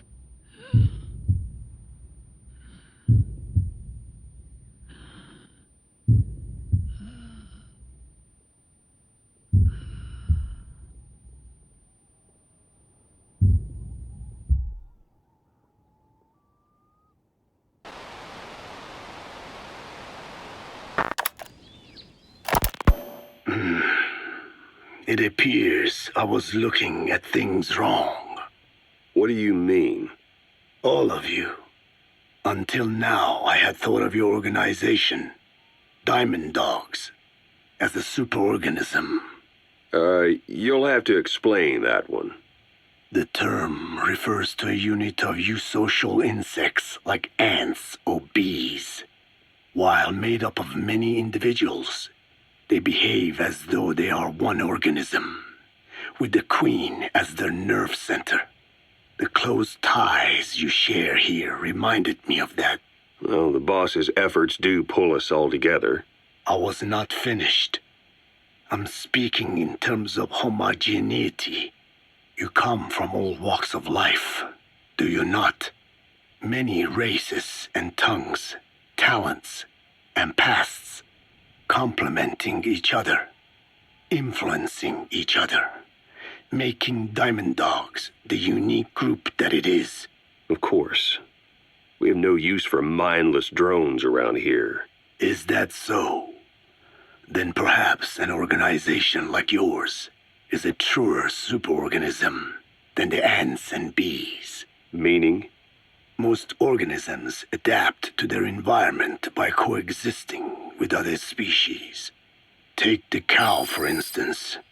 Its rumen, the first stomach, contains an incredible number of bacteria, which digest the food it has consumed.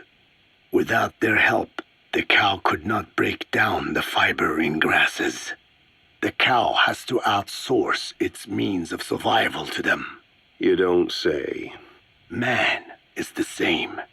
Some 100 trillion bacteria live inside the human intestines. Without the bacteria, they could not function properly. And it does not stop there. The stomach, the mouth, the skin, even the placenta contains bacteria that coexist with us. The same is true of parasites. In fact, the human immune system has evolved based on parasites being a part of it. Without them, the immune system can run amok and even damage other parts of the body. This is all very interesting, but what does it have to do with diamond dogs? A harmonious superorganism is made up not of a group of homogeneous individuals, but of diverse individuals that complement each other. That is what I saw in your group here. Then it occurred to me that man is a superorganism. Man's phenotype is not determined solely by his genetics. Some say if you mapped the genomes of all bacteria in the human body, the result would be over 100 times bigger than the human genome. The sum of man's genome and those of the organisms he coexists with, call it a metagenome, creates the superorganism we know as a human being. Well, now that's quite a leap. You think so? Then try a broader perspective. If our world were a human body, you would be parasites. You make a living by doing the dirty work that the world powers cannot handle themselves. From their perspective, you are likely a nuisance. But without you, pus would build up around the world, and autotoxemia, self-poisoning, would follow. The world needs your kind. Thank goodness for that. Skullfaced forced me to turn parasites into weapons. Creatures with which we are supposed to coexist. Meanwhile, that foundation I worked with focused solely on the human genome, apparently thinking that manipulating it would get them whatever new form they want. Both ways are mistakes. Neither is a true superorganism. I am Dine. By speaking with those living inside me, we enhance one another and enjoy harmonious growth. Such was the original purpose of my research. You have made me remember this. Well, it's an honor. You can travel the world, but you won't find another place like this. If the whole world was like this base, I think the peoples of the world would bid farewell to fighting for good. Maybe that's what the boss wanted in the end. I want to thank you, Code Talker. Your pinpointing the cause of the vocal cord parasite's mutation enabled us to purge an enemy from Mother Base. You mean that scientist? Yeah, I was convinced he'd betrayed us, but I was wrong. He was never on our side to begin with. So ultimately, there was no traitor among us. And yet I made everyone distrustful with my talk of spies. The end result being men turning on each other in the laboratory. You must not blame yourself. They were all infected with the mutated strain. The outcome would have been the same. You know, we defeated Skullface, but it didn't lessen our pain. It's a pain we'll never be rid of. I see that now. But I thought I could burn it away. In the end, all I burned was our own men. Infectious diseases, parasites. Without such foreign enemies, the immune system will start attacking the body, developing allergies and autoimmune diseases. The same is true of organizations. You're right. But I do not deserve to rebuke you. My desire to retaliate against the English language is what attracted me to the vocal cord parasites in the first place. Had it not been for that, I would never have been used by Skullface. We both allowed revenge to crawl into our minds and lay its eggs. Sahelanthropus will unleash that thirst unto the future. How long are we going to be tormented by what he left behind? There is no choice but to live with that pain. Be symbiotic with our vengeful nature. Whatever we do, we must not allow that thirst for revenge to control us. Boss, we've gone over the prisoner transport log you found. Quiet was grabbed by the Soviets and moved to Lamar Khatte Palace. They lost a lot of men to her. Can't blame them for wanting payback. But why did she just let herself get captured? I think it is time you knew. Quiet was carrying vocal cord parasites. The English strain, to be precise. The third English pair.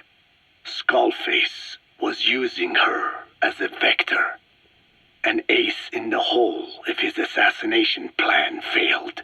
I knew it. But Quiet chose not to speak. She told me the situation in Dene, Navajo, the only language to which the parasites do not react. If you found out, she could not remain among you. And yet, she refused the Wolbachia treatment. Why? Because part of her still wanted revenge. Against you. Revenge against the boss? In order to stay here, she took a vow of eternal silence. But then, that sudden mutation showed this was not enough. As long as the parasites were inside her, she could not predict what might happen. And that's why she took off? Sacrificing herself to make sure the English strain died with her? Maybe. Or maybe she only wants to infect the world. Whatever her plan, we can't let her go free. The vocal cord parasites are the last of Skullface's legacy. It's up to us to erase it. Boss, the targets are Quiet and the English strain she's carrying. Your objective is to extract her. But if worst comes to worst, she may have to be eliminated. Both her and the parasites. We don't know for sure what Quiet's up to, but we need to secure her ASAP. She's being held at La Marjate Palace. Make your way there.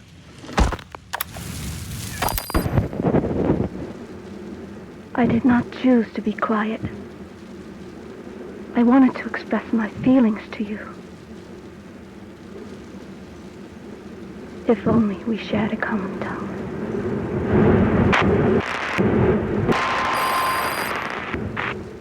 Vengeance was what drove me to them. The only language left to me, revenge. But the words we shared, no, that was no language at all. That is why I chose the language of gratitude instead and go back to silence. I am quiet. I am the absence of words.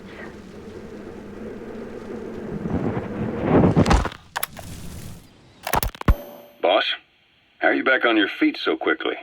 There's a non-smoking ward. Boss. If I listened to everything the doctors said, I'd probably die in here. No point waking up after 9 years for that. Well, having you out of that bed makes things a little easier. Bad news, huh? Things are looking worse. Go on. They found out about you waking up, and the man on fire picked this time to wake up too. We'll have to move forward ahead of schedule. Miller already has the preparations underway. We'll have to wake up your neighbor too. So he's not. He seems awake now. No. Well, he's not actively conscious yet, at least. He was a doctor, too. In his mind, that past no longer exists. Your past is his past now. He's going to be your phantom, not some simple diversion. He'll act as the new big boss, and the act just isn't for Cipher. He'll be your face on the world stage, until the time comes for your resurgence. You make it sound easy. We've been busy over the last 9 years. His altered state of consciousness has helped us implant powerful suggestions through induced hypnagogia. He's experienced all your missions on record and shares all your knowledge and experience to make him believe that he is the one true big boss. No one around him will doubt that he's the big boss they know. So, is he the real big boss or a stand-in? What does that mean to him? Nothing. The human brain is capable of many illusions. Of pain, of the future. What happens from here depends on his skill. You can vouch for that. He was always the best man we had. But 9 years ago in that helicopter, he threw himself between you and the blast. In that moment, the man you knew died. He died protecting you. And now, by becoming you, he protects you again. This is just a detour in his journey to hell. And don't forget, it's what he wanted. He's in his dog days now. It's not just him. We'll be putting the people in this hospital in the line of fire. They'll be your shield and necessary diversion to buy us some time.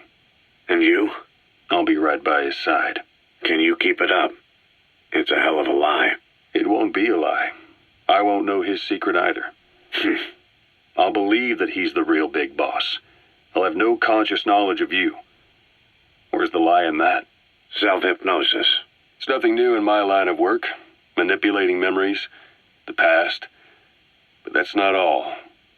When the time is right, I need to remember that you're the real boss. In a world, it's double-think. In this year, 2 + 2 = 5.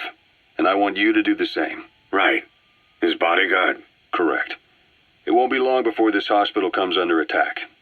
We'll wake him up right away, but he won't be back to full health in time. You'll need to take him through his final paces. Yeah. I want to see his face again. All right, John. I've never forgotten you in these 9 years, but I have to forget you now. Adam, I'm counting on you. What's up? About the 1972 project. Les Enfants Terribles. You never did like the French. All that Catherine the Great aristocratic pompousness gets to me, that's all. Palace talk. They can keep it. Les enfants terribles. The terrible children. That madness Zero started. Or the start of his madness. You found out something new? The plan itself was abandoned in '76. ATGC dismantled the project, and their account with DARPA was closed. So I was worried about what happened to you. Your sons. They're no sons of mine. And they're sure as hell not me. Just a bunch of cells grown in a lab? What they are is much sicker than that. Well, Zero doesn't think so. Eva doesn't either. To them, those boys are your clones. They're you, down to the last hair. And? The first boys were raised free range, like we thought. Both of them. David has never left the States, but the other, Eli, has disappeared. Might as well call it abandoned. They're through with him. Where is he? He was in England, Zero's home ground.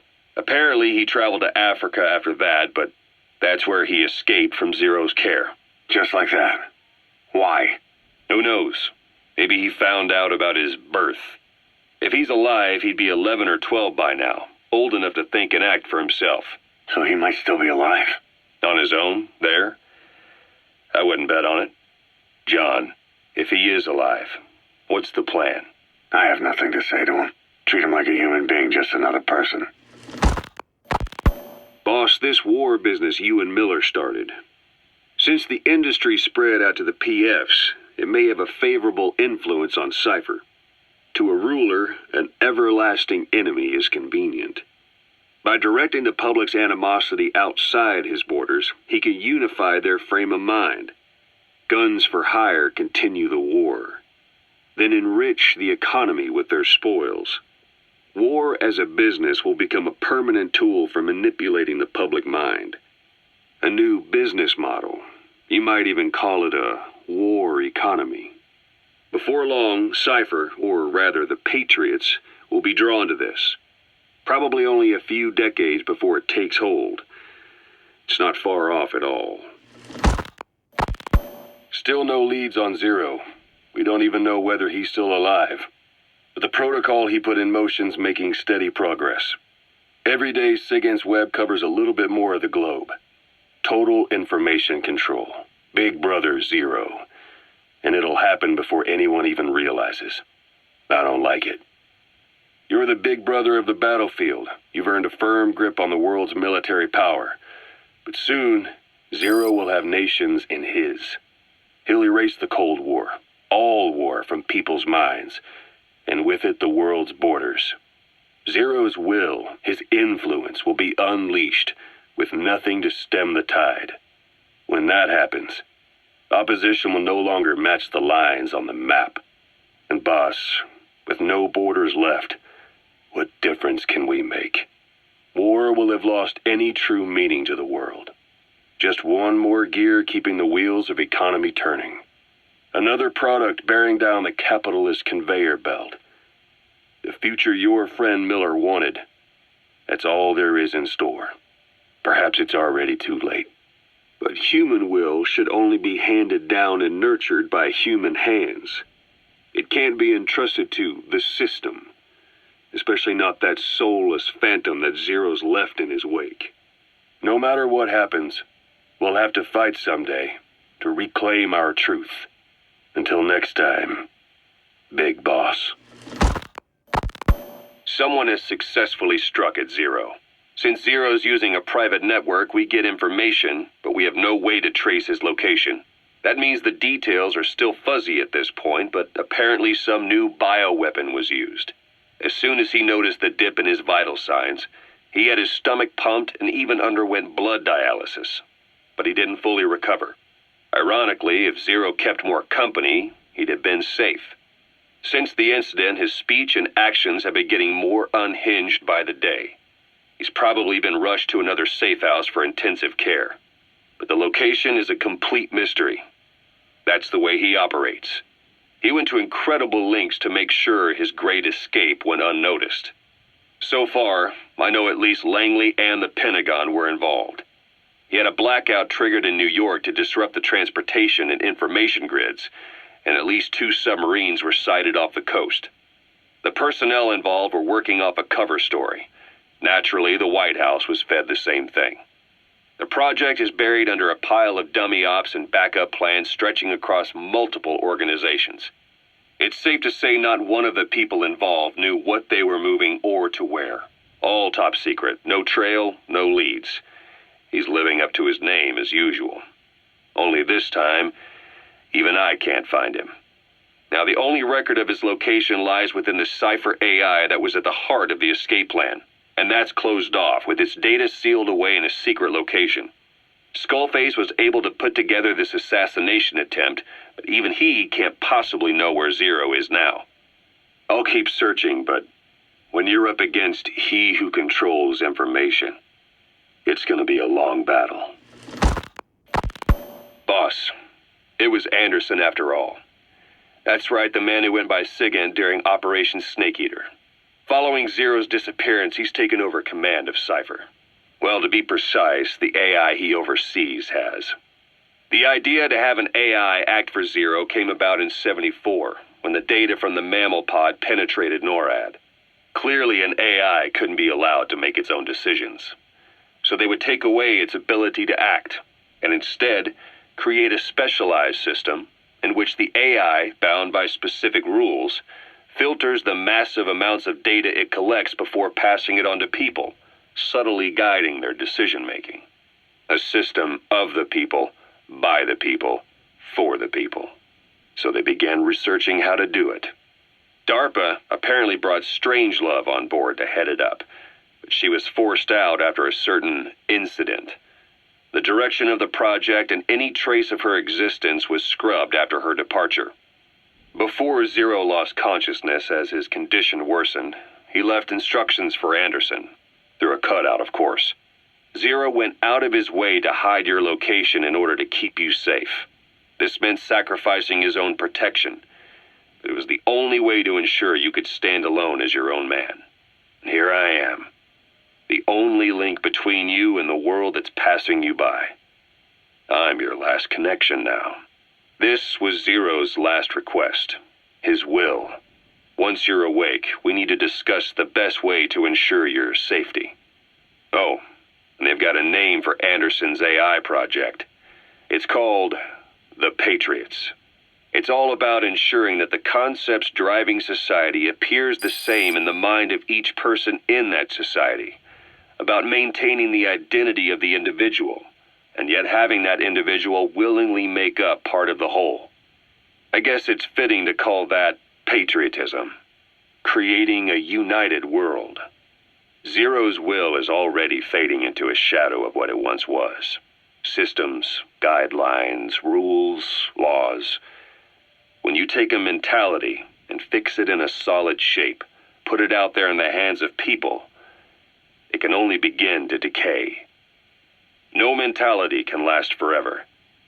When the body dies, the will dies with it.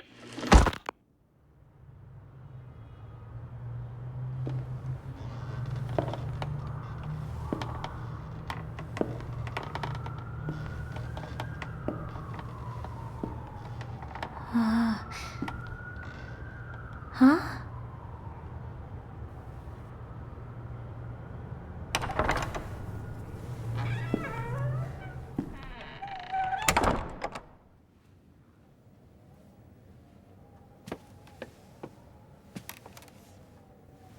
Over here.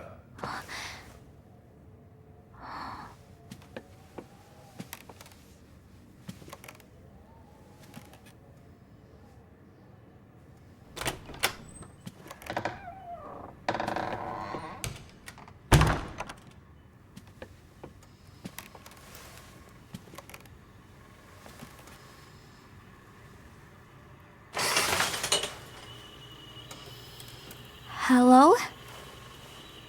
Not there. Here. Huh?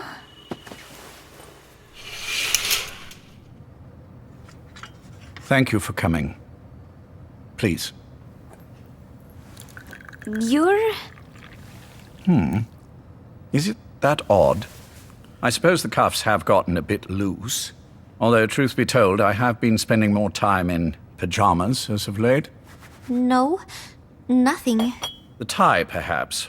Not the most fashionable pattern, I admit. No, it is very nice. How sweet. Will you take a little brandy? You're hardly underage, after all.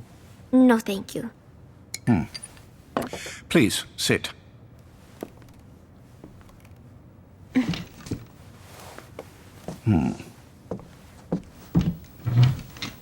Pacifica Ocean. What? Ah, yes. You've already begun. Not bad. A schoolgirl through and through. Even he won't suspect otherwise. Here you are. Thank you.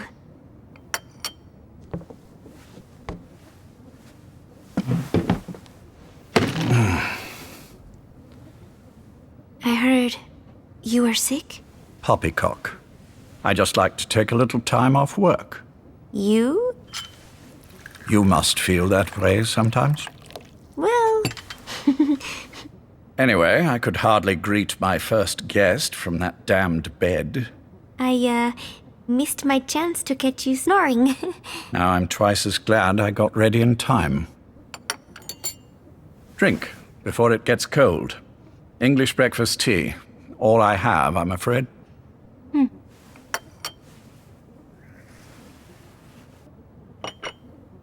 There were 8 candidates before you, meaning you will be the 9th Paz Ortega Andrade. What happened to the others? They're in the next room. They've been taking it easy these past few months. They... Do you see any windows here? No? I've gotten used to it, this life. I am who I am, after all, and I've had my fill of cursing this bloody dungeon. Excuse me. But I can't help sometimes wishing I could see the stars. What should I do? Well, you could go outside, go up to the roof, wait for the clouds to pass. You would have a view of Manhattan, and a pretty one too. But once the wind blows and the clouds pass, you can look up and see a sky full of stars, even here. You've had a hard time getting to where you are. Yes. Sewer rats lead better lives. I know. Extreme training, starvation, days spent without sleep. Abandoned, hurt, and all but killed in every way imaginable. Some of your compatriots died. Others betrayed you, left you for dead. And you did the same to them. But through it all, you survived, and you alone made it here. Just look at you. I can see everything you've been through. Yes. Consider this mission a reward for the mountain you've climbed. Thank you. Yes, well, you know what's next. Yes. And you are prepared? Yes. I believe you. That ever so slight tan. Not the type you'd get on the West Coast. If I didn't know better, I'd say you really did grow up around the equator. But it runs deeper than that. One look at you, and I see a wide-eyed student yearning for peace. Born and raised in Central America. I can see it all. How much preparation have you done? A little. You'll be perfect for this, to strike back at Snake. I'll share everything I know about him. But you mustn't forget who you're dealing with. If he were to get the better of you, well, I deeply regret having put you in that position. But beyond that, I'm putting my life in your hands. You can trust me, Cipher. None of my friends call me that. Tea's gone cold. Shall I make some more? I know we are the only ones here. There is no one in the other room. And how do you know that? You said I was your first guest. Oh, I haven't had this much fun in quite a while. All right, then. Cipher's been in hiding ever since his grand experiment. No one's seen him in years. All we hear are orders delivered by proxy. Except you.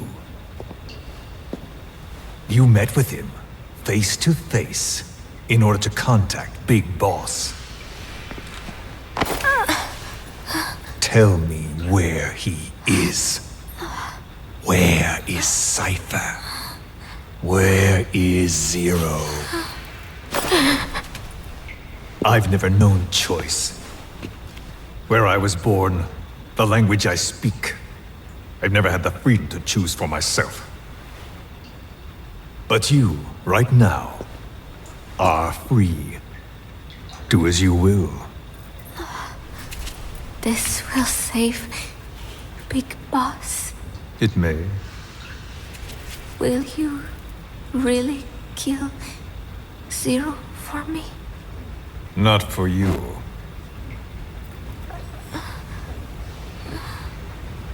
All right. Zero is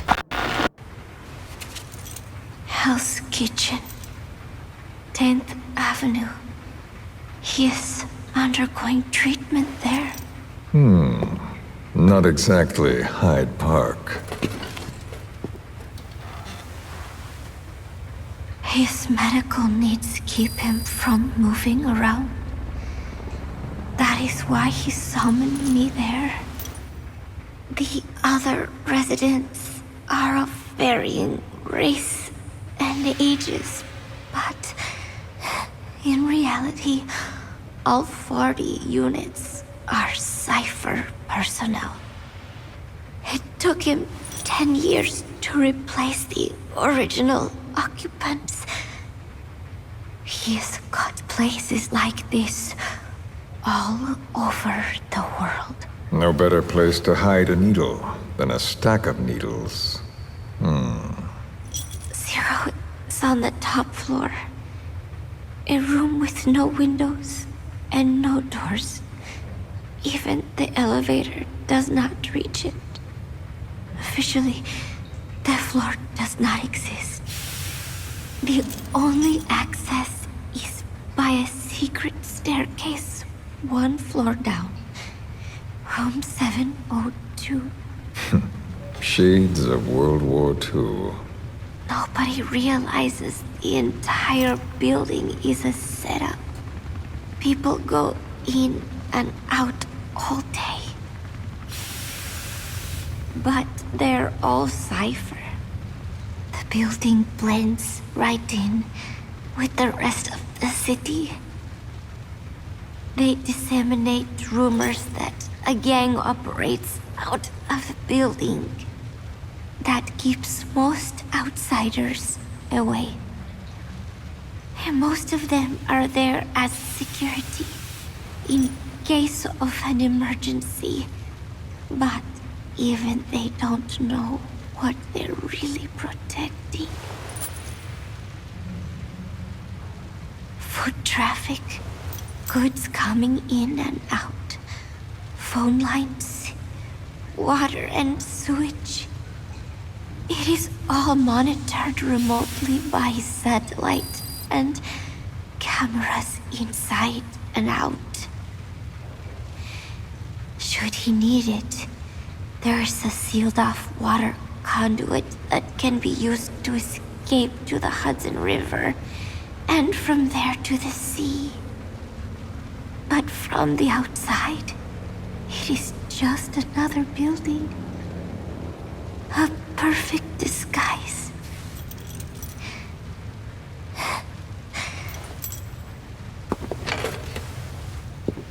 So the Major believes zero suspicion equals total security. Very bold. It's just the kind of ruse I'd expect from him.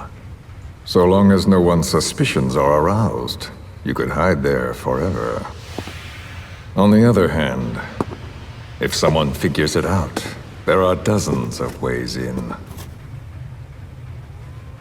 And he's so paranoid about information slipping out, no one involved has the full picture. That ignorance is a weakness, the downfall of a need-to-know system. The pitfalls are clear. Circumventing them will be simplicity itself.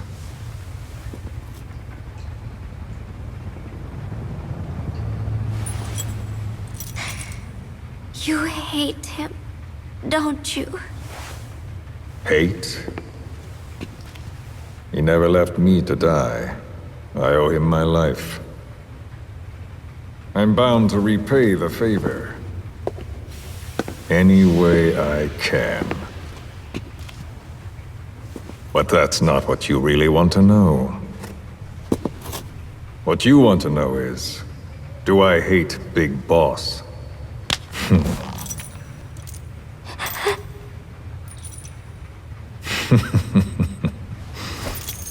I don't hate the man. I do deserve a little more of his gratitude. But he probably has no idea who I am. So you see, I have no reason to hate him at all.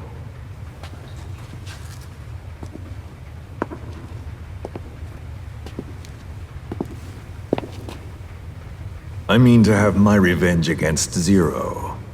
It's not petty hatred or resentment. Nothing so personal. Even the hottest lava eventually cools, becoming a mountain. And that mountain becomes the land.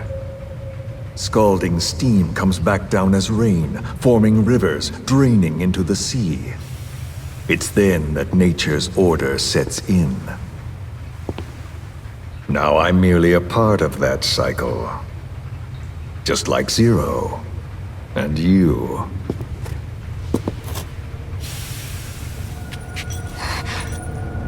And Big Boss. Don't do it! That lava, that vengeance, is already set as stone. Too late to change things now. Don't kill him! The choice is not mine to make. Please, let Big Boss live! Proceed. Please!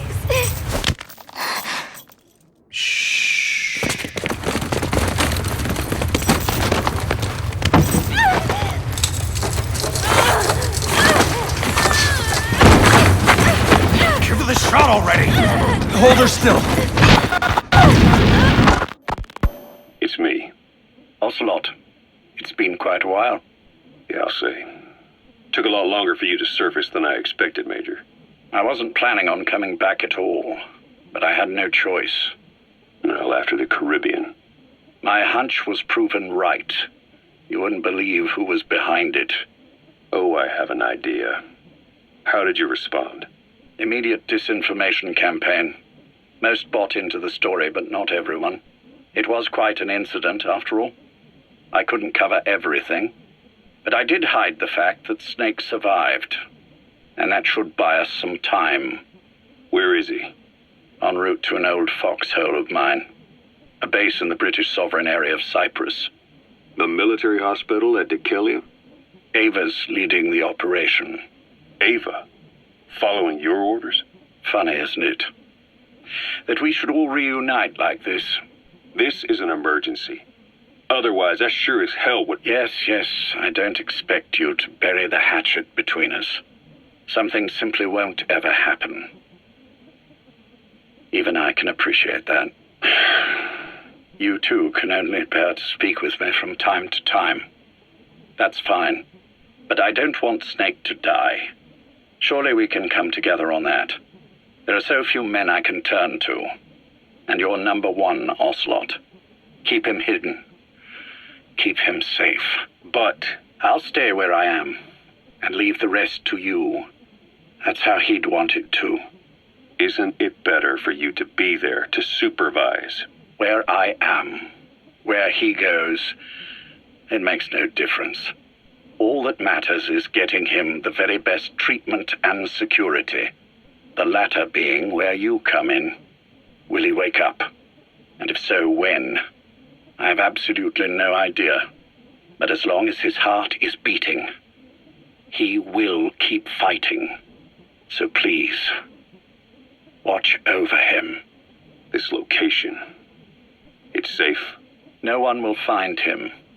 And if they try, I will deal with them. The information must be suppressed. Which is what you do best. Guess you're still at the top of your game, huh?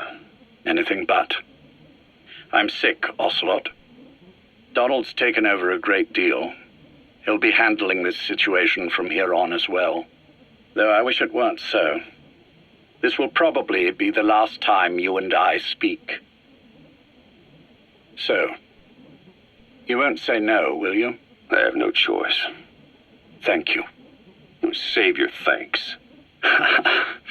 One more thing. A proposition. Yes? I've prepared a ruse of sorts. One I imagine you'll quite like. What is it? You could say I've made another Snake. Major? I'm not talking about the children. A mental copy. His phantom, if you like. I don't understand.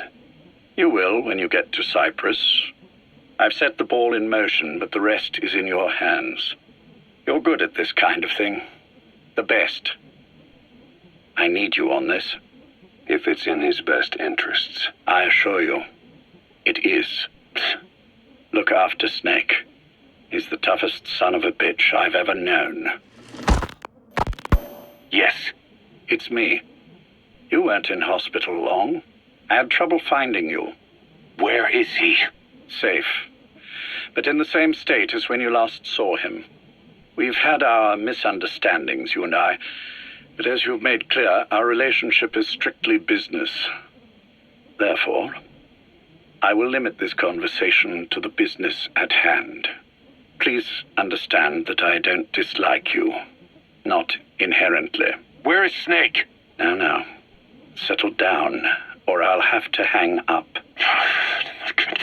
And then you never hear from me again. Do you understand?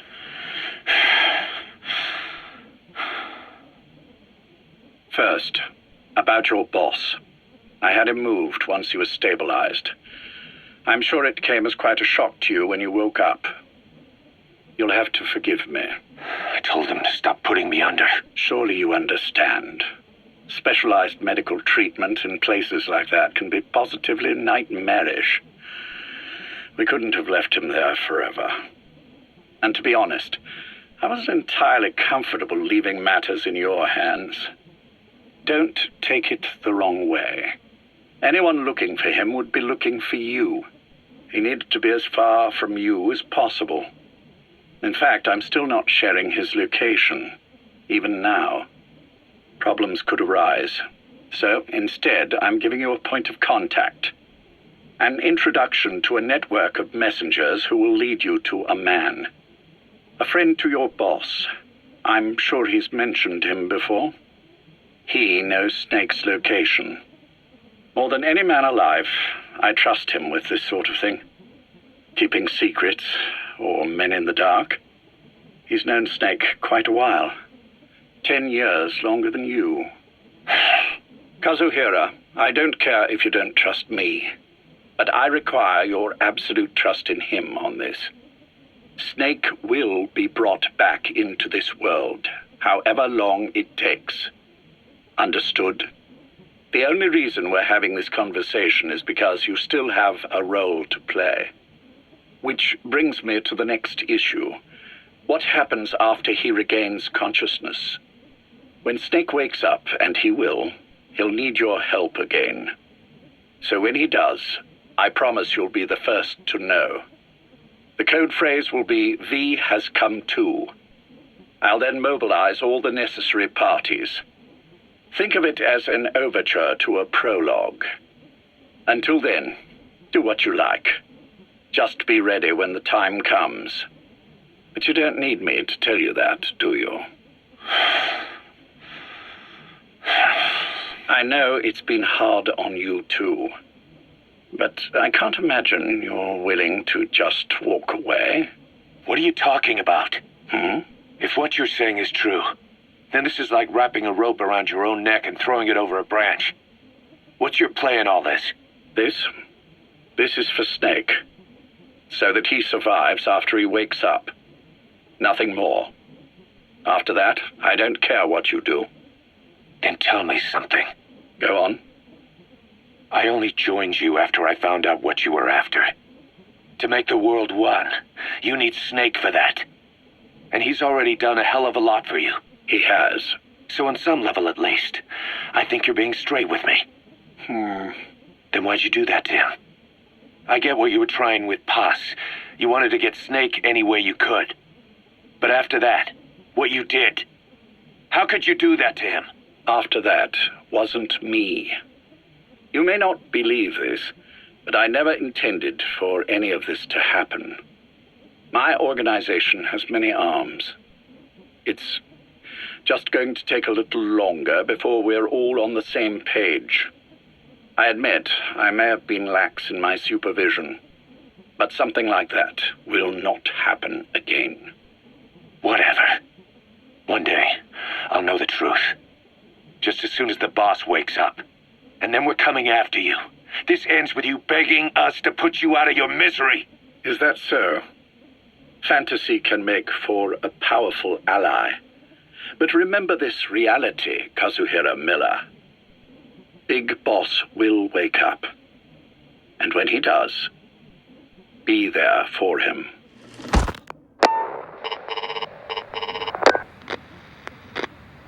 Major, I wondered whether you'd really call. Exer, I presume this was your doing? Do you like my gift? I've been searching a long time for this. It is what you were looking for, yes. The winged dagger of a comrade lost to the sands of Egypt. He served under the boss back in Rayforce. I delivered this pin to her after his death. We were both so very young. From that moment on, she never let it leave her side. She was still carrying it in Selinoyarsk. How about the back?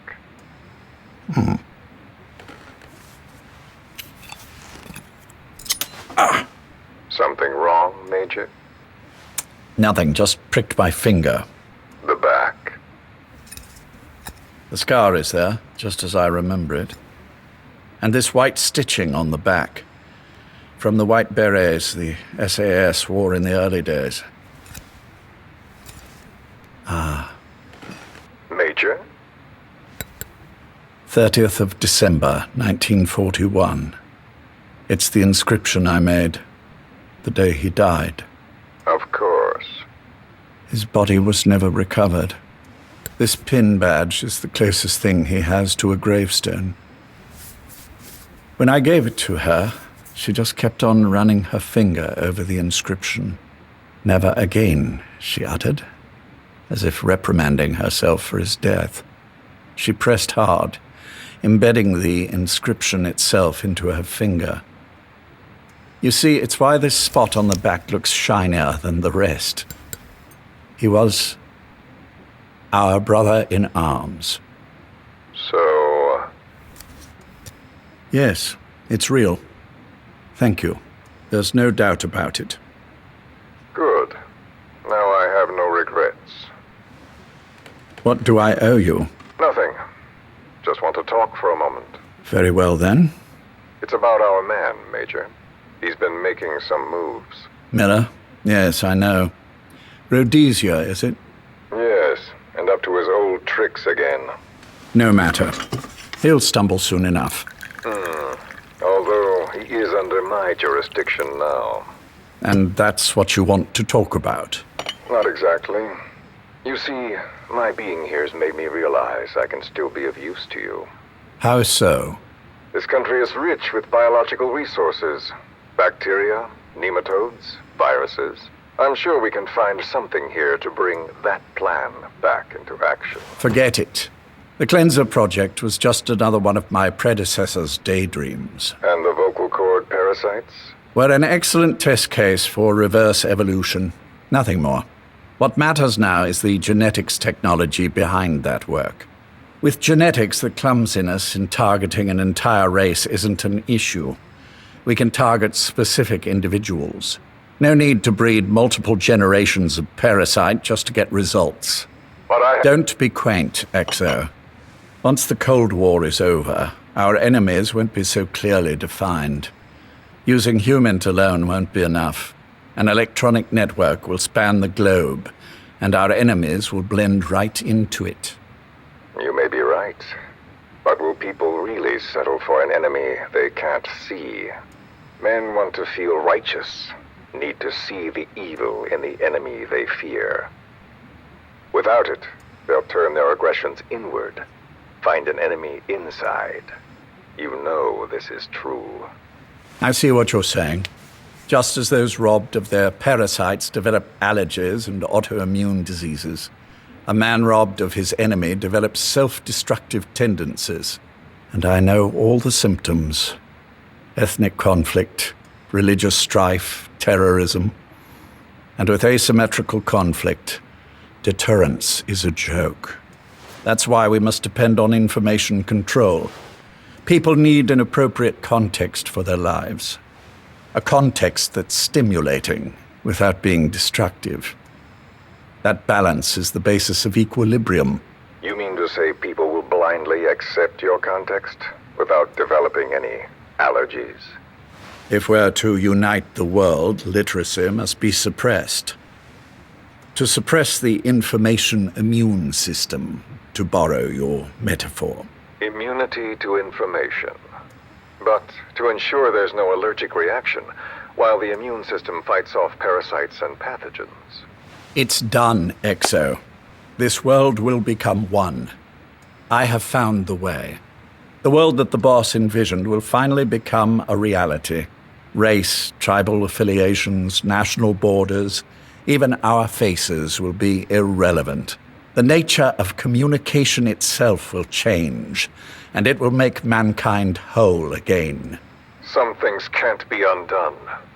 My face was taken from me. There's no taking that back. A face means nothing when one's soul is able to communicate directly with another. I have no intention of hiding behind your technological veil, Major. I wear my broken visage, this skull, in the open, so that I may never forget what I've lost. You. What are you? The chain of retaliation is what will truly bind this world together as one.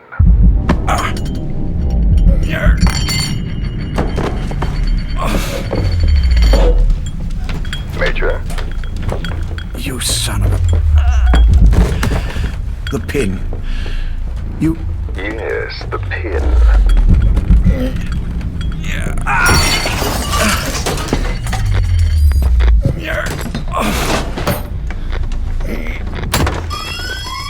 It's too late. They can't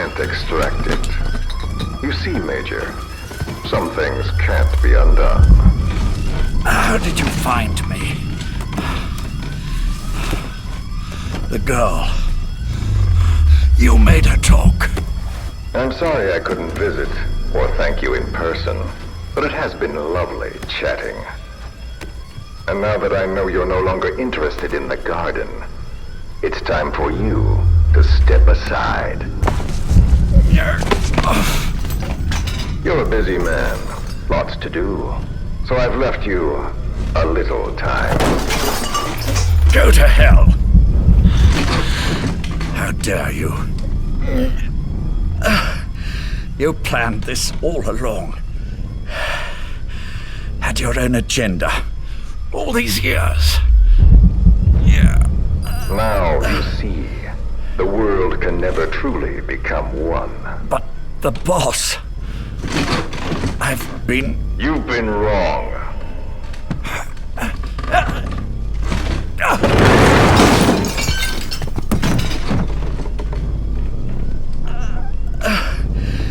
You're no different. Just like him. None of you understand the world she saw. I would say the same to you, Major.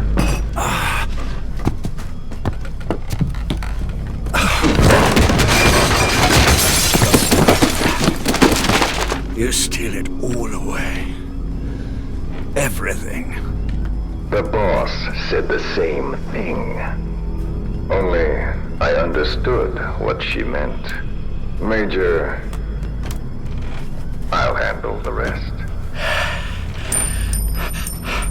Oh, and one more thing. That pin badge, it was a fake. I held on to the real one. I'll take good care of it. And continue the boss's work.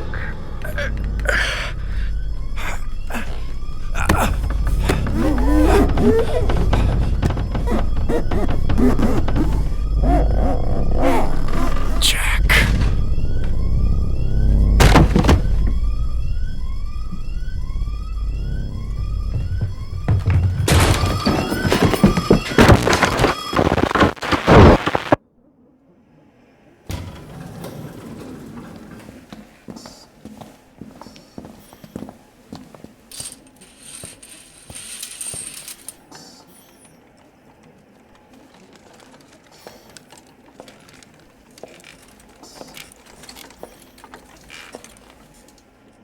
Go.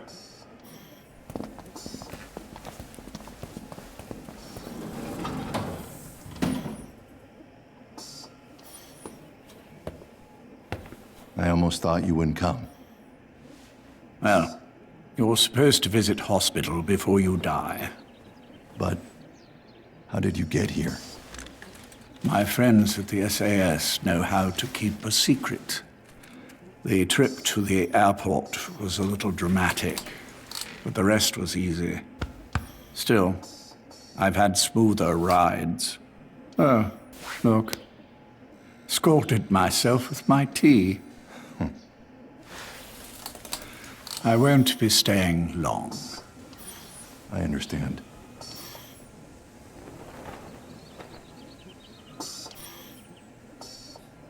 Which one is he? On the right. And the left? We did just as you instructed. Has either of them woken? Neither of them, no. Not once? Not in 2 years. Their weekly EEGs show stable activity levels. There's been practically no change.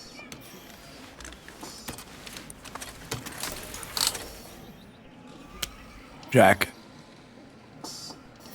Jack? It's me. You look fit to run a country mile. Every 4 hours, we move all of their muscles, subject them to load. They're stable, but eventually... Yes, of course.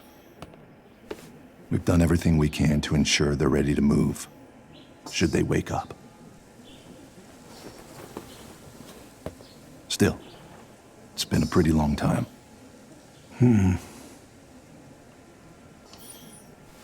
How long will they be here? Indefinitely. It's too dangerous to move them. And so far, no one knows they're here. I see. I am most grateful to you. And I need you to keep it up. We'll do everything we can. Can you give us a moment? Of course.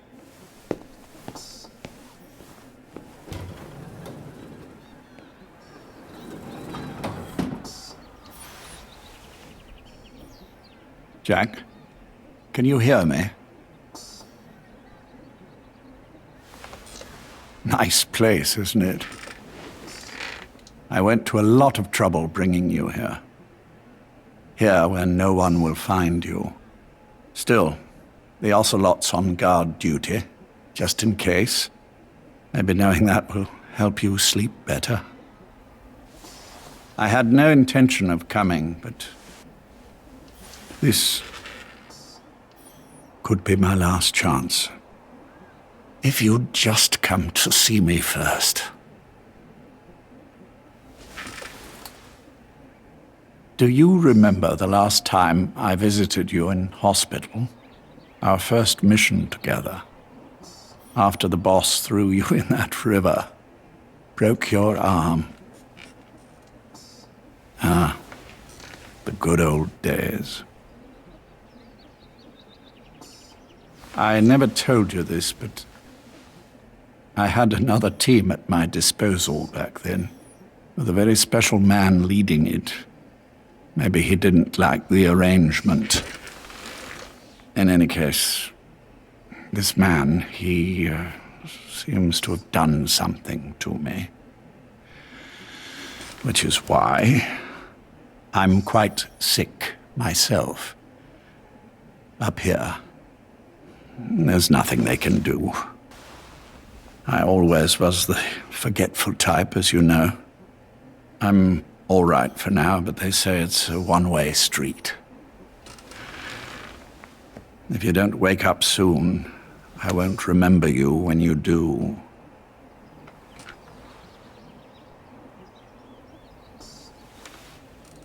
I don't mind about myself, but what he did to you, I can never forgive.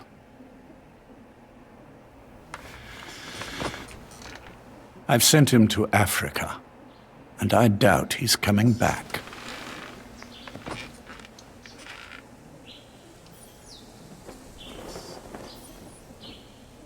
Jack, once your little holiday here is over, well, who knows when that will be?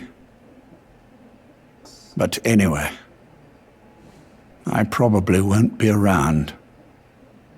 I'll be somewhere even you can't find me. A tombstone chiseled into the code of a machine. That is all I leave to mark my existence.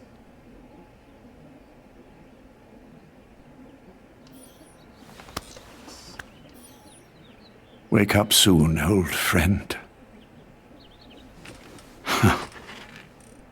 Time is running short.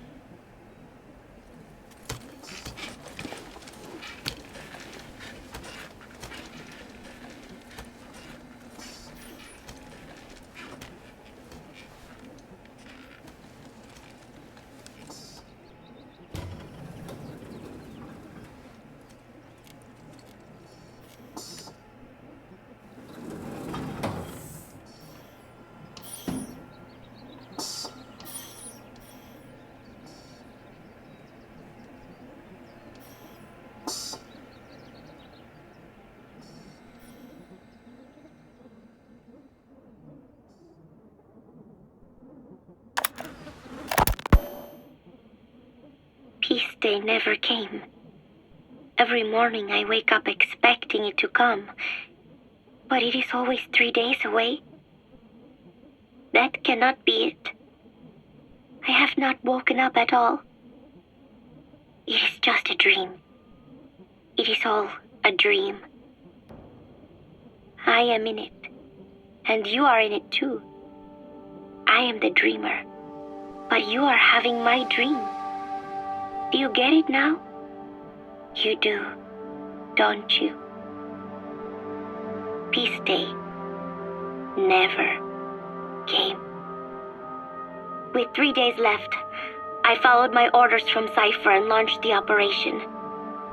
I hijacked Zeke. I fought Snake. I lost and was thrown into the ocean. I survived, but I was captured by Cipher. How happy I would have been if they had let me die then and there. But wishes do not come true.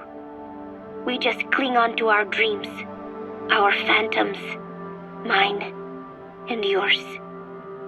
But I think this one is coming to an end.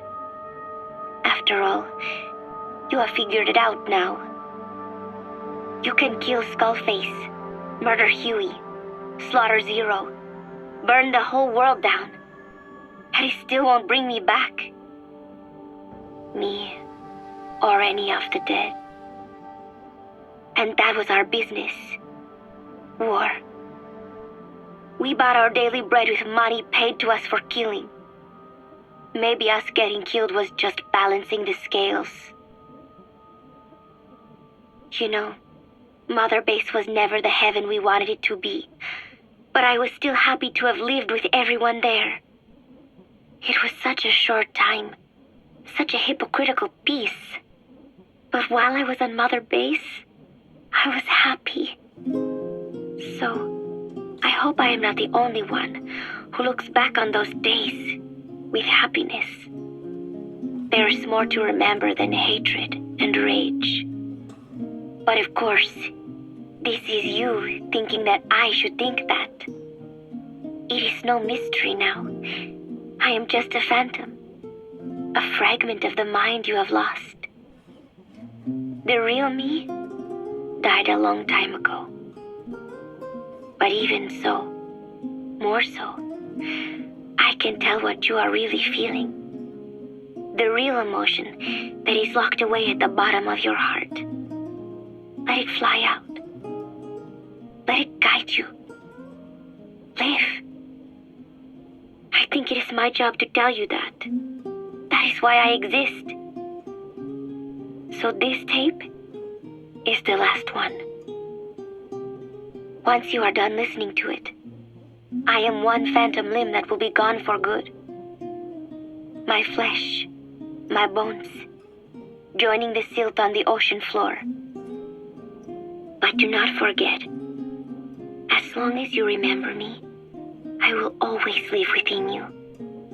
Not a phantom limb or a phantom anything, as part of your heart. I will always be your angel of peace.